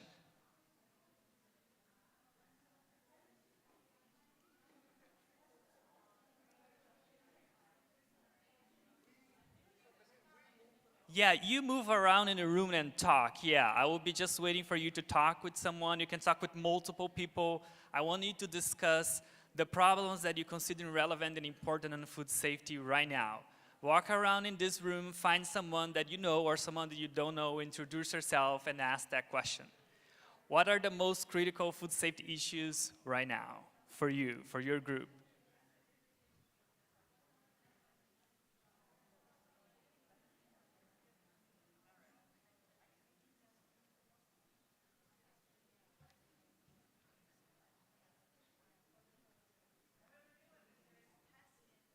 Pest infestation. That will be a very cool VR experience idea. Imagine a lot of pests infesting your facility and you need to manage that virtually.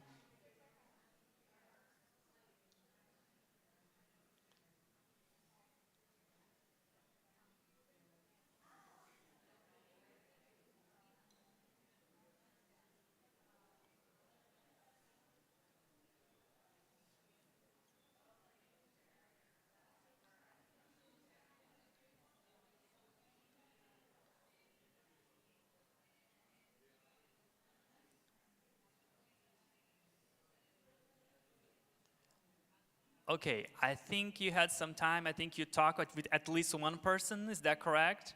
Raise your hand if you need some more time. If you need to walk around a little bit more, I can give you a couple more minutes. Everyone is ready to move on? Okay, so let's do this, folks. You stay here that long. I want to make it happen. Let's make it happen. So I want to start talking. Keep that problem that you discuss with someone in your mind. We're going to use that for the exercise, for the workshop part that we're going to do in a couple minutes. So I want to walk you through the process, show some games. I can give you some website. You can use some of the games. And then at the end, we're going to discuss a game idea for the problem you just discussed, right? Does that sound good? Okay, so I'm from the New Mexico State University, based in Las Cruces, New Mexico. We are bordered with Mexico and Texas in the US. And we have the Learning Games Lab, which is a research space that we create different educational materials, from animations to games to virtual reality. And as I said, we had a lot of products on food safety, a lot of products on food safety. So if you go to learninggameslab.org, you can find all the products that I'm talking, and you can play those games, you can see those animations. They are all free to use, and they're all based on research. So this is our team. So you probably met Dr. Barbara Chamberlain. She's there in the back of the room. She was speaking yesterday. I don't know if you remember her talk. It was very nice. Then we have also Dr. Pamela Martinez in our department and myself. So we both work with the educational technology and how can we support our community needs creating those tools. As part of our team, we also have like a fabulous, amazing team of animators, programmers, and artists that work creating assets for the media that we design. So they all have degrees in their field, and they are very, very talented. I also coordinate the Learning Games Lab educational and outreach program for youth in our communities. So I teach mid-schoolers, high schoolers, game design and how they can create games. They spend a week with me, and then they learn a design process, then they can articulate and identify problems and how they can use game design to solve those problems. It's a very fun program. Next here I have the layers of the communication that we have. So we have the community needs, so right, they need to learn some specific contents for professional development or for education. And then we have on the other side, we have on the other side the university knowledge, right? How do we transfer that to the community? How they can apply the research that we learn in labs and in classrooms. So we have three main components. We have teaching, right? We have research, but a big part of my work and our department work is on extension. So really when you transfer that knowledge from the university in an accessible way for the community. And the way that our team do that is using educational technology. So we look for innovative ways to teach concepts that sometimes people will struggle to understand. Maybe sometimes it's a simple concept like hand washing. How can we simplify that? How can we help people to learn that in specific context? Or maybe sometimes it's not washing hands. Maybe they know the steps, but they don't know when they need to wash their hands in a specific part of their work or in a specific facility. So how can we facilitate that? How can we make them practice that activity using media? I have some example of products here. So this one specifically was designed for small processors in our area. So there's a lot of facilities that, for example, they produce a small quantity of like salsa or cookies, or they have incubator kitchens. So they rent places to produce those products, those value-added products. So they also need a specific training, right, on food safety. So we create this virtual experience called iTips Food Safety, where they go online and interact with different characters in different areas of the facility, and then can learn those concepts. So the whole point of this, as you can see here, that the hair and beard restraint, there's some information. So the language on this training is very accessible, and it also was designed in English and in Spanish. We have a lot of Spanish speakers in our area, so the idea that we can communicate on their language and make that training more accessible for them. This is a project that is happening right now, so it's in development. It's not ready yet. We don't have even a title for this game, but it's funded by USDA. And we are creating this game simulation for farmers market, right? You're gonna put your booth in a farmers market. What are the food safety practice or best practice you should follow? What are the risks you need to be aware when you're selling your products? What are the difference when you sell like a cantaloupe, fresh cantaloupe, and a cut cantaloupe? What are the difference on that? Or if you're selling raw meat in there, or like eggs, what are the food safety things you need to pay attention in that environment? So we're creating these simulations with some mini games, and something that the research point to us is that those vendors, they really care about the opinion of their customers, the quality of their products. So in the game we incorporate like game customer reviews. So based on the reviews, they take some actions and take some mini games in the game.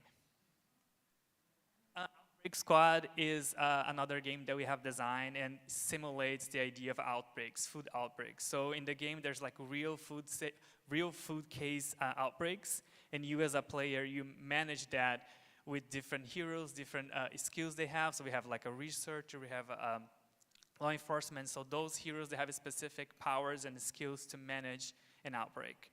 One of the cool thing about this game is that there's at the top you can see there's low and high risk people, so they can learn this concept that some people are more in danger of specific food safety risks. based on their condition. Theme Park Kitchen is one of my babies, so we recently released this one. It's like the idea, how can you teach food safety for mid-schoolers, 11 to 13 years old? How can you talk to them about the importance of washing hands before handling food, or the idea of like cross-contamination is a thing? So how do you teach them those concepts? So we create this game-based learning that is a theme park that they go through some different areas of the park and they serve customers, and then that experience they have different opportunities to practice hand washing and also avoid cross-contamination using a thermometer to cooking meat and so on. The QR codes on the website, they're all, you can go to the website and play those games. They're all available for free, as I mentioned.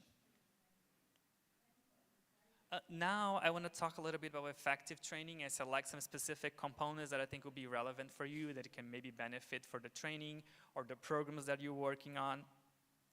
And the first thing I like to start saying is that when people ask me what I do, I usually say I create research-based educational technology tools that promote effective change. So the idea that I create something that people will use, and after they use, they will be different in some way. They might learn some specific knowledge about that, or they change their behavior about something, or they gain specific skills that they can apply in a situation.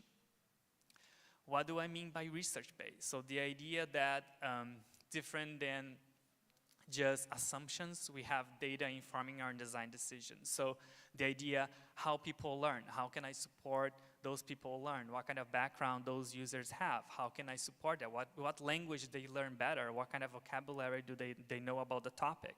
So understanding all those things can help us make better decisions that will reflect in a better training and more effective. There's different ways you can collect data about your subject, about your users. There's from literature review, understanding what is out there. There's a lot of people doing research, trying to understand consumers or people in training. So what those research say. You can do a lot of observations, focus groups, see people interacting with technology.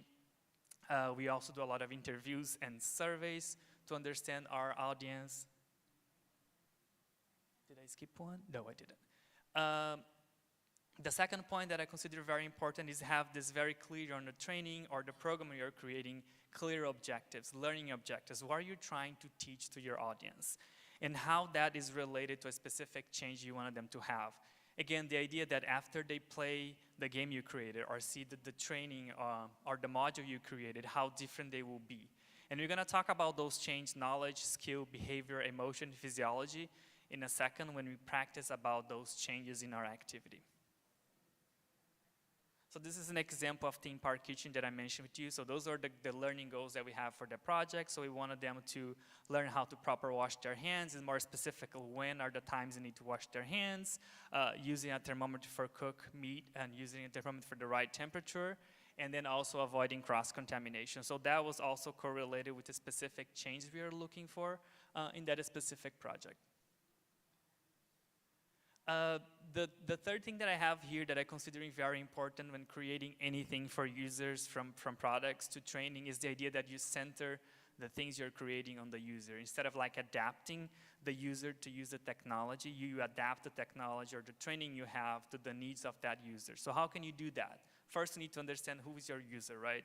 What are the needs of that user, and how can you support that? And when you think about education, again, I go back to how people learn. How our brain processes information, and how can you support that? So this is an example from cognitive science. There's evidence that said that our brain, there's a limited capacity that we can process information. They say like around 7 plus or minus 2 that we can process at time. It means if I put a lot of information on my slides, you won't be able to process that because this will overload your brain. So things like that can inform and help you to make decisions, especially when creating trainings and support the processing of the information. Accessibility is a big area of research of mine, so the idea that understanding that we are all in a spectrum, and there's this misinformation that most of people think accessibility is related to disability, and I disagree with that. For me, accessibility is about user needs, and as users, we all have needs. So how can we support those needs? I have a framework if you're interested in reading and learn more about that. I have the QR code right there. But basically, The framework organized those user needs in 4 areas: visual, hearing, motor, and cognitive. So for today, I just have an example of visual. So this happened a lot, like lack of contrast in educational materials and training. So the idea that the background and the text doesn't have enough contrast. So users with low vision, they will have a hard time seeing. So here, for example, the racial contrast recommendation for accessibility is not met, so it's very hard to read. Different than when you have like a high contrast, it makes it easier for users to read that information and perceive that information. There are so many tools you can use online to check contrast for accessibility. They are all free, and I can point you for some of those tools if you are interested too. Another thing that is a big thing on training and online modules or anything that involve time pressure is very problematic for so many users.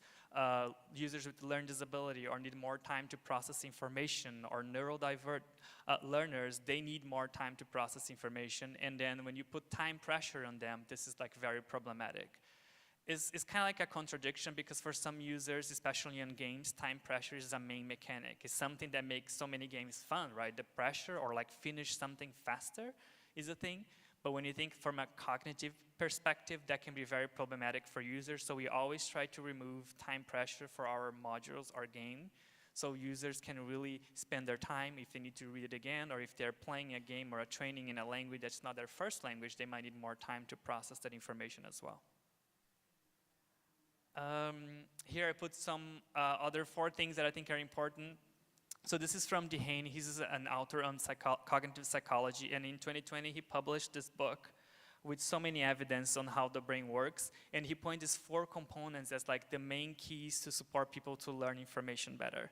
So the first one is support attention, right?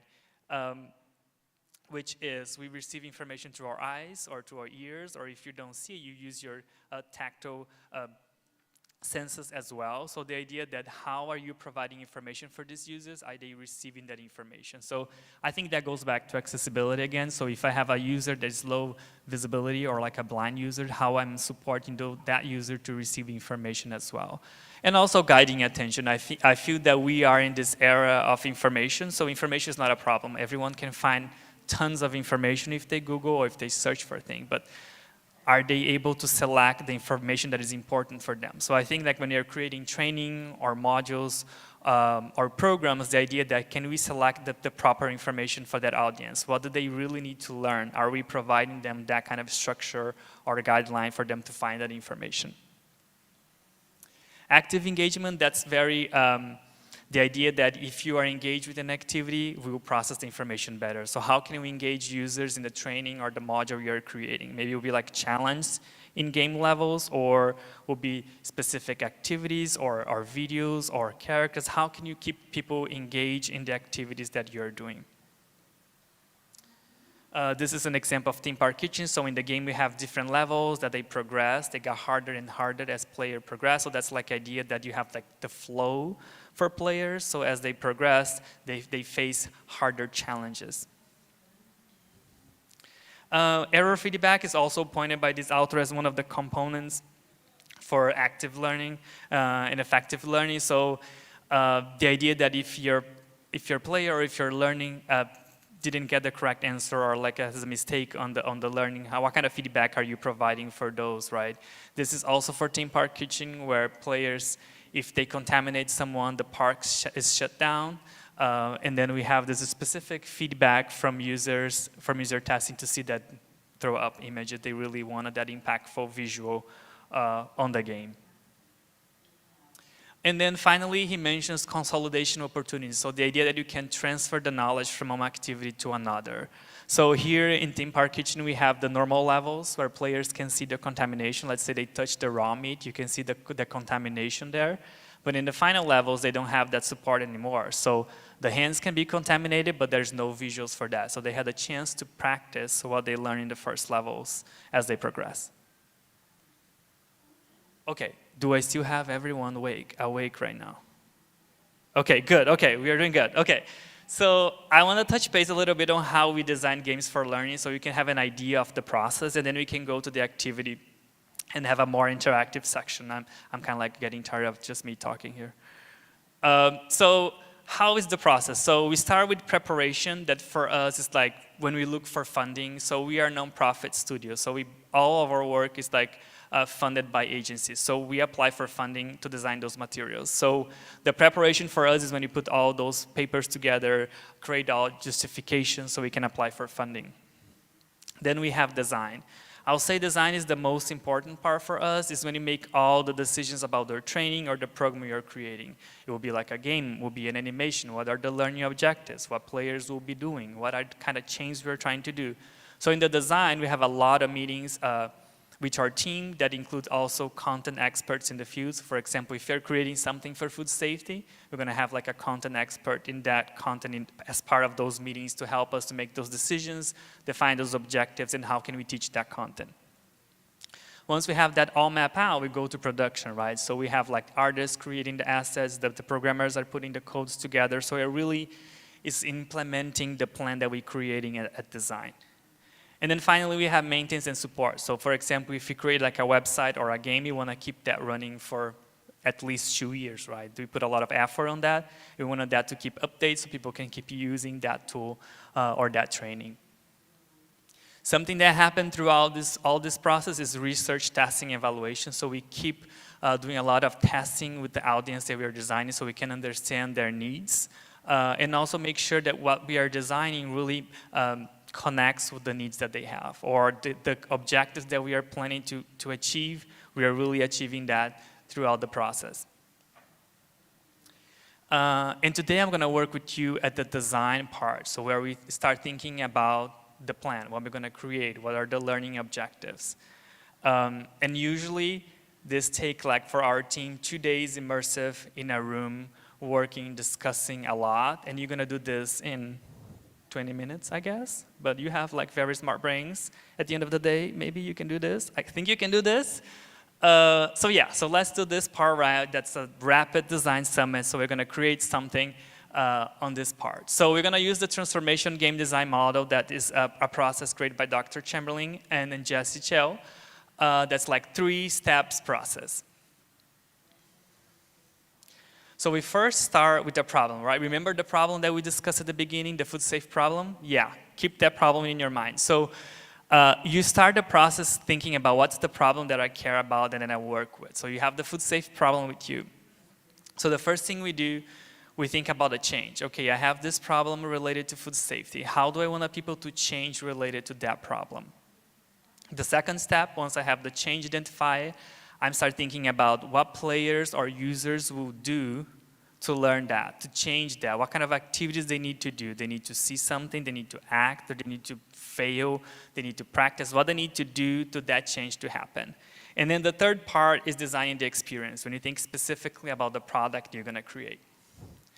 So I had this handout this morning, so I don't have any printout anymore, so this will be a different experience for you, but if you wanna have a copy of that, I have a link there and I can provide to you. So the first thing we're gonna think about the change, and I'm gonna walk through some of the possible changes we can have. So in the framework, we have these 5 changes that can happen.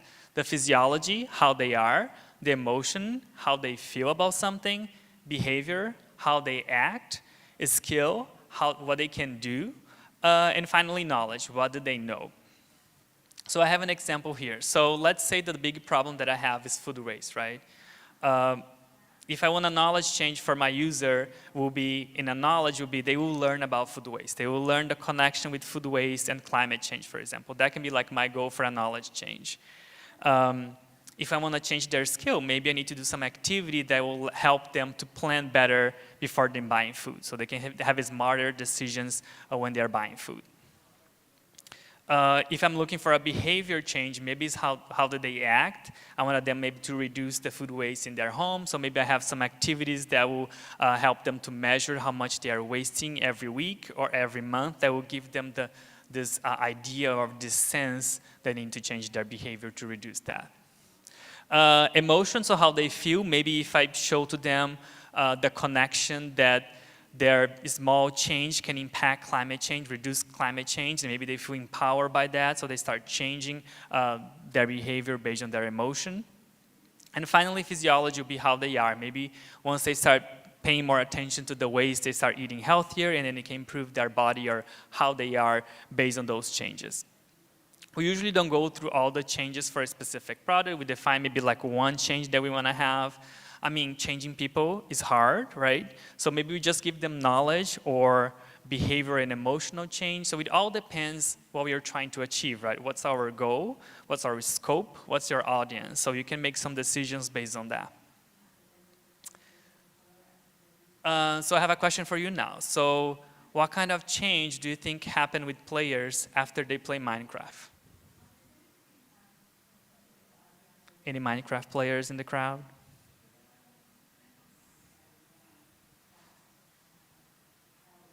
Yeah, you, what changed?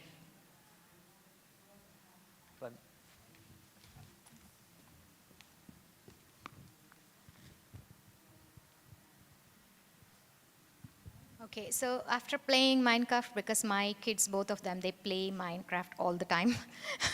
So it would be like, you know, they can learn how, maybe because of the emotion they have. Yeah. So they feel it, they feel their presence there. So it will help them in understanding how to reduce the food waste, I guess so. Thank you. Thank you for your participation. I also would say for Minecraft, there's like a skill component because they create a lot of things on Minecraft, so they work with their imagination, right? But I like your idea of like an emotion and maybe connecting with the characters and representation there. So now it is the first part of the process, so we're gonna think about the problem. Remember the problem that we discussed at the beginning? I'll ask you to work in pairs or trios or in group. And then discuss those things. So I want you to outline what is the big food safety problem you care about. You already kind of talk about this, right? So I want you to think now about a specific audience. And be more specific about your audience, because when you design for everybody, it's a little tricky and hard because people have different needs. And then what is the change you want to make based on the 5 things I just showed to you. So I'll give you 5 to 8 minutes to talk about those things. And I'll be walking around if you have any question, okay? 1, 2, 3, go.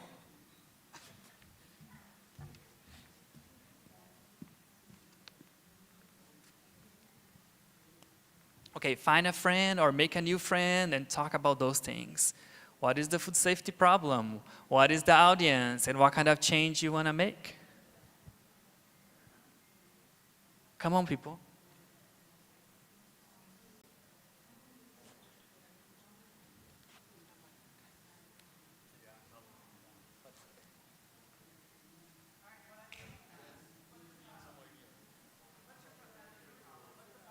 Okay, people in the back, I'm not seeing you talking.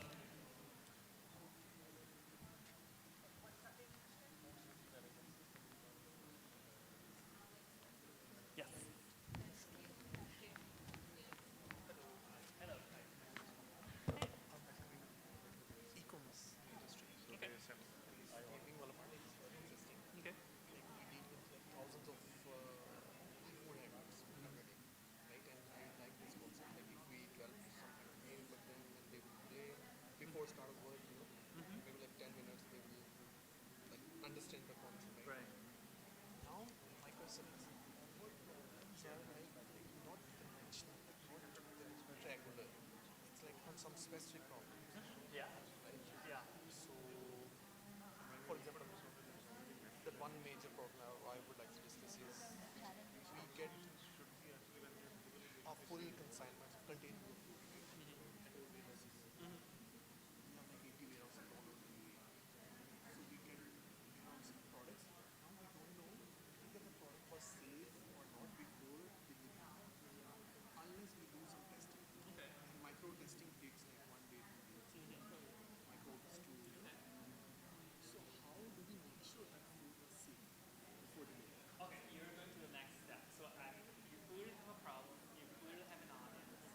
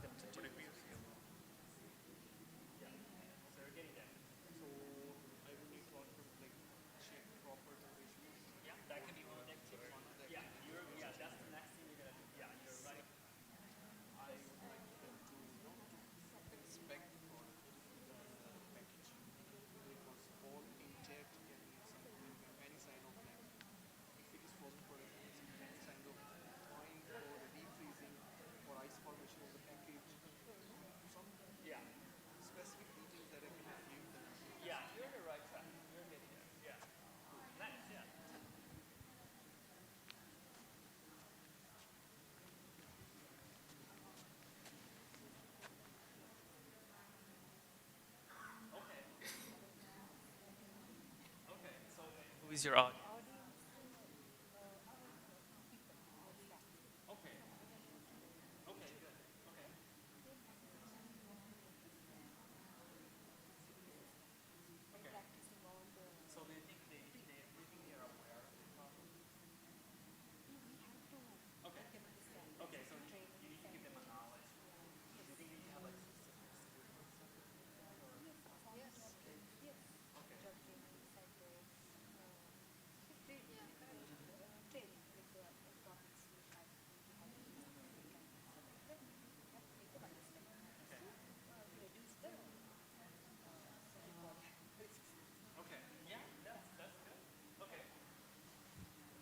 Okay, people, I think I will move to the next one because of the sake of time. So the next thing I have in the form is the 5 change. Remember we talk about knowledge, skill, behavior, emotion, and physiology. Some of you have the problem very clear. You have the audience very clear. So maybe spend like 1 or 2 minutes thinking about the change. How will they be different after the material you create? You want them to just to know about the problem, or they are already aware of the problem, but they need to change maybe their behavior, or they need to gain a specific skill related to that problem? What do they need to have in terms of like change? I will give you like 2-3 minutes so you can talk about those things.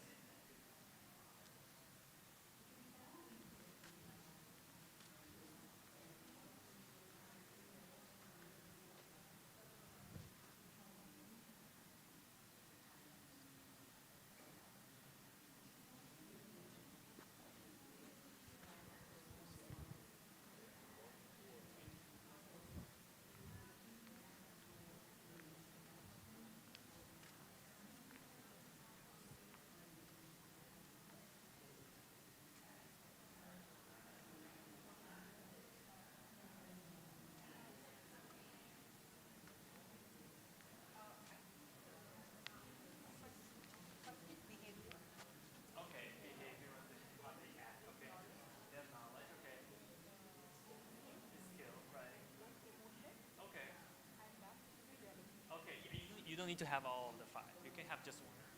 Those are just it's very hard to change people. Yeah, so just to clarify, folks, so the 5 changes are here just to clarify, just an example for you. You don't have to have all the 5 changes for your project. It's very hard to change people. So sometimes you just have like knowledge, make them aware of the problem, and then maybe give them skills because it's hard to change people.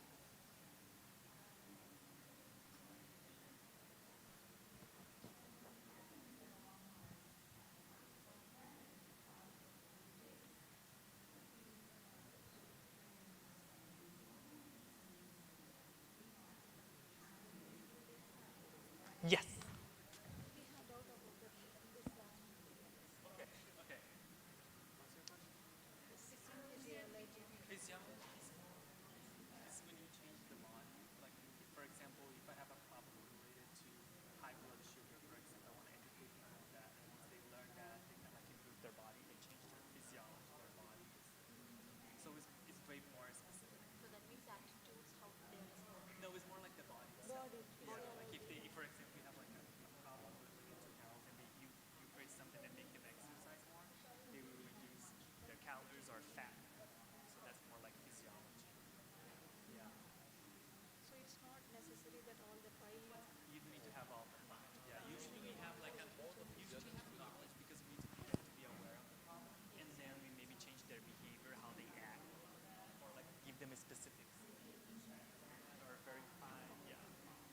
Not all of them, yeah. And sometimes an emotion happens because sometimes if you, for example, if you connect a food safety issue with like, oh, you can really kill people if you don't do those practices, right? That can give like an emotional impact that will change their attitude about, oh yeah, I should take this training seriously, right?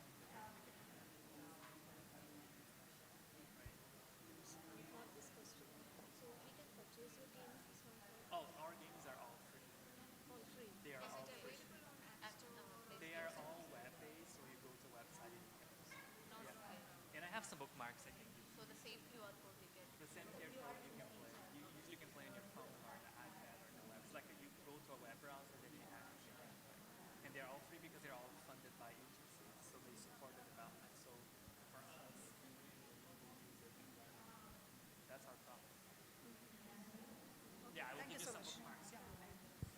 Okay, I think I'll move to the next one unless someone has any question on the changes. Any questions on the changes? No questions. Okay, let's see what we have next. So we talk about the problem, right? You all identify a problem on food safety. We also identify an audience, and you also identify a change, right? Some of you talk about knowledge or maybe emotional change or behavior change. So the next thing you need to start thinking about is connecting the problem you have, the change you have, with activities. So what people need to do to change. For example, if you want to change their knowledge, sometimes just reading something will help, or maybe just watching a video will help. But let's say if you give them like a specific skill, they might need to practice. They might need to do a specific activity. So you're not thinking in a game yet, we're thinking about activities. What they can do. For example, if I want to change how people wash their hands, maybe I can create an activity that they can practice that, or they can see how their hands are dirty and they can wash better. So what kind of activities they can do to foster that change? And that's your next part. So remember the problem that you have and then start thinking about activities. So talk with your partner, with your groups, what kind of activities you can create to foster that change.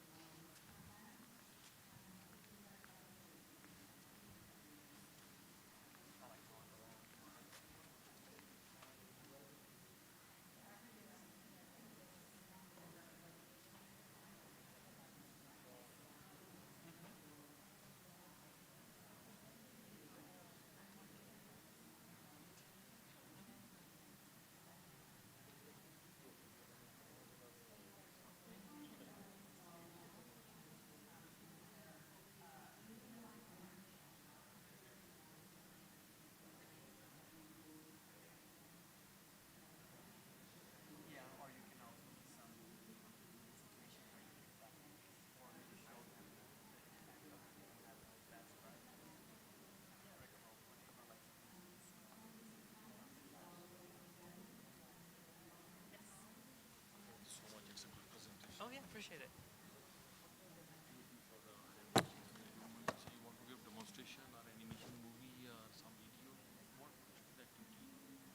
So what do you think that the hand wash problem, do you think they know how to wash their hands?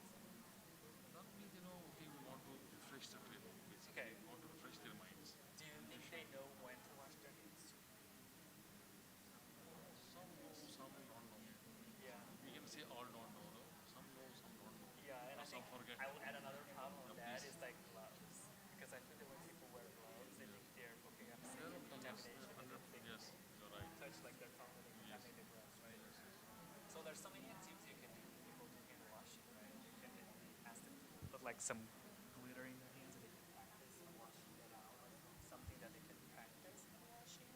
It's all depending if you want them to learn about the steps or the whens. That's how I see it. Do you want them to learn the steps how to wash hands or like more when to wash their hands or both? Both. Like they like when to wash your hands. So when they're normally. So do you think if they just watch a video of someone washing their hands would be enough? No, it should be proper hand washing. Okay. Yeah, or they can have like a character that need to wash hands in specific situation, like if it's a game. Yes, yes. Maybe. Those things are hard. We keep hours discussing to find ideas.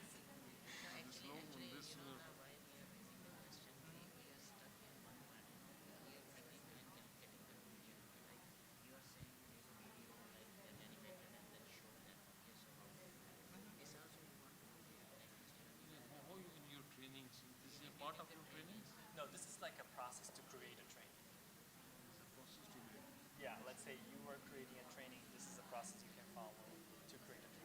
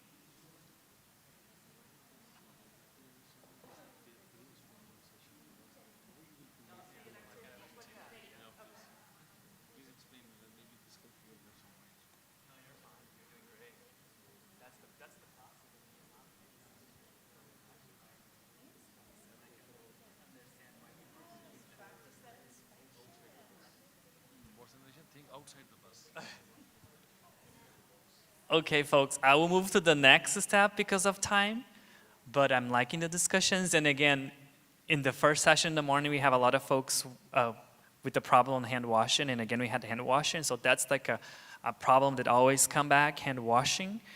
So then, once you have the change identified, you have the activity that you are thinking, and again, we spend hours, days doing those discussions. So this is a hard thing. It's not easy. You need to think, you need to talk about it, we need to understand your audience, and then sometimes research informed decisions, why people are not washing their hands. So this is not an easy discussion to have, especially after a long day of the conference. So the idea here is just brainstorm some ideas so you can understand the process. So once you have those two things, you then start thinking about the engagement. So what you're gonna create in terms of like training, will be like a game, will be a video, will be an animation, will be a VR experience. So the idea that when you connect those three things, you create this experience that will foster the change.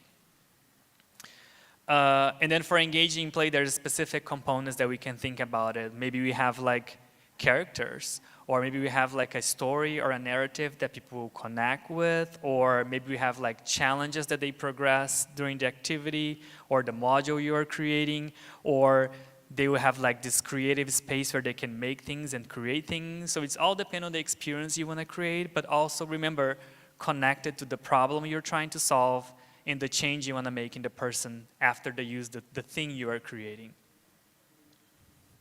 So that's the final third piece, that you start brainstorming some game ideas or some media ideas for what you're creating.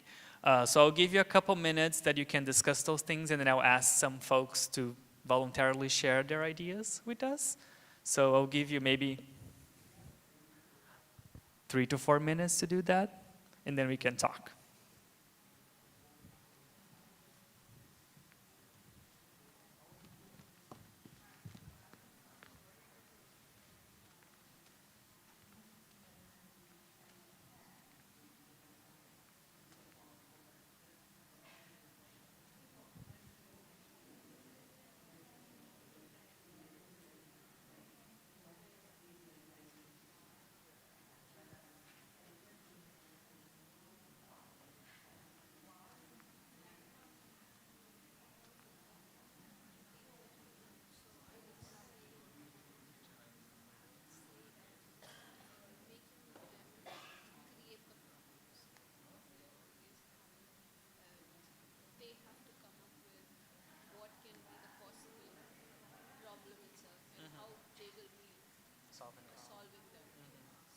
Like a role-playing situation, right? Exactly, a role-play kind of a situation. Give them a scenario, and they will have to, solve them by themselves.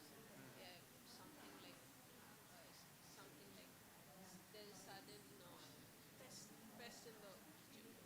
How they're going to solve them, and each of them are going to have their own perspectives on what they should be doing first. That's a good idea. Yeah.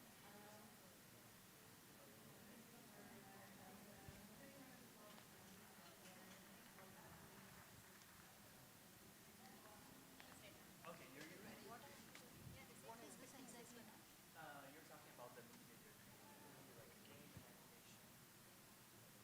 In the media. Okay. In the form of media. Yeah, using technology. That's what we thought this activity like not a real inspector and a real inspection, mimicking the inspection. Oh, okay. So you're thinking like in a game that the player will be the inspector? Yes. Yeah. Oh, okay. Exactly. Okay. Mimicking as an inspector. Then they will know what all things Okay. they will check. Yeah. That's We a good take idea. help from colleagues. And you can have different cases or different facilities. that they visit, Exactly. different situations, different problems. Yes. Okay. Nice. Okay, let's do that. Let's design it. Do you have a question, sir? No? Are you good? Are you ready? Yes, of course. This is a natural game anyway. You have to demonstrate the process. So you make one team to prepare the complex recipe, so you will understand at which point it's necessary or critical to wash the hands. So we will make some game that somebody is preparing some dishes. So there is some monitoring or verification is going on. Right. So there should be the like critical areas. If you will violate this hand washing, the game will be Oh, okay. like same. which I understand. If you add something, it will be like appreciated. It's same that you want to develop on game, basically. This is a very strong idea, so that's fine. Yeah, it works. Yeah. This is more psychology based. There's a lot of that and how people, yeah. Okay, folks, let's get back. So I wanted some volunteers to share, like a pitch game idea. And again, this is a brainstorm session. I'm not here to judge your game skills, design. As I mentioned to you, our team take weeks sometimes to discuss those things. You did like in 15 minutes after a long day of conference. So I want you to share with your group a problem, the audience, change, activities, and a game idea. It can be very briefly. So do I have a volunteer? Do you want to share?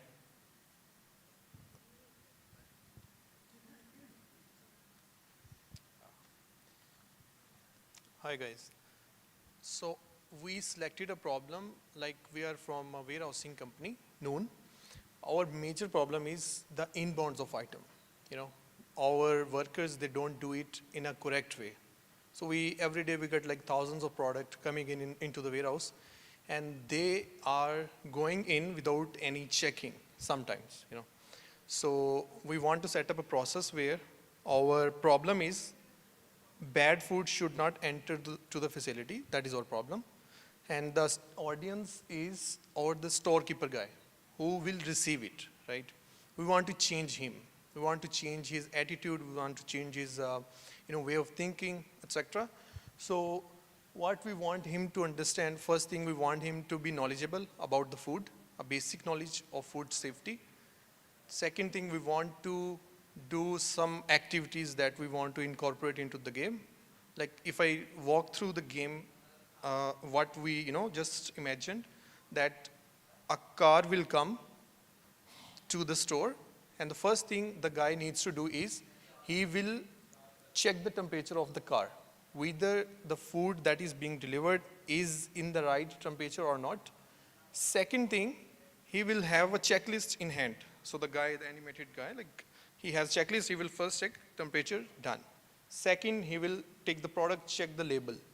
See if it is within the right expiry or the label has all the ingredient, everything mentioned, SKU name, weight, all these things, and then he will take the second part. This is the second activity. Third, he needs to check the product from all 6 sides, up, down, other side, etc. And he needs to make sure that product packaging is intact. There is no hole, there is no kind of leakage or anything, or no signs of, if it is frozen product, no signs of ice formation or any kind of temperature abuse sign.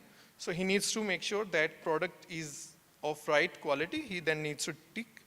And then if he's like missing any part, the game will have some points. If he do the right activity, he will get some points. If he do something wrong, his points will be deducted. Or maybe he will just, died or something, based on the severity of the problem. And if it is something that has a high risk product, or it has some other issues, if he let the product in, he might die in the game. And he needs to redo it again, something like that. Nice, thank you for sharing. That was very detailed, and someone died, maybe. Claps. Okay, we have 15 minutes to finish the session. I really want to thank you for being here late with me today. And then I have congratulations, you just finished your first design session after a long day of conference, so yay! You did it. So now you just make your game happen, maybe talk with some developers, keep doing your work. And I appreciate the work you do impacting people's lives with training and education and food safety. It's very important, so I really appreciate what you do. There's my contact information there, there's our website, and there's a link to a survey. As a researcher, I always like to improve my session, so if you want to go there and give me some feedback, I will appreciate it. I have some bookmarks from games that we have that you can play, so come talk to me, I can give you some bookmarks. And with that, I will close. Thank you so much.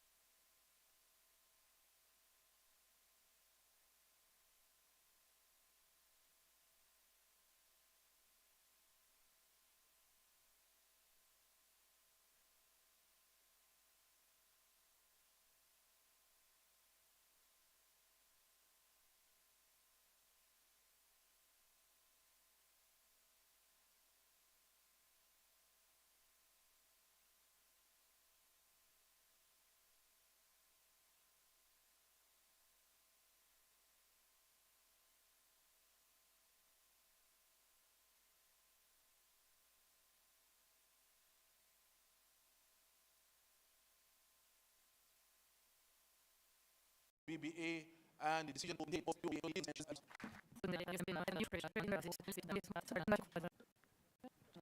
all of us give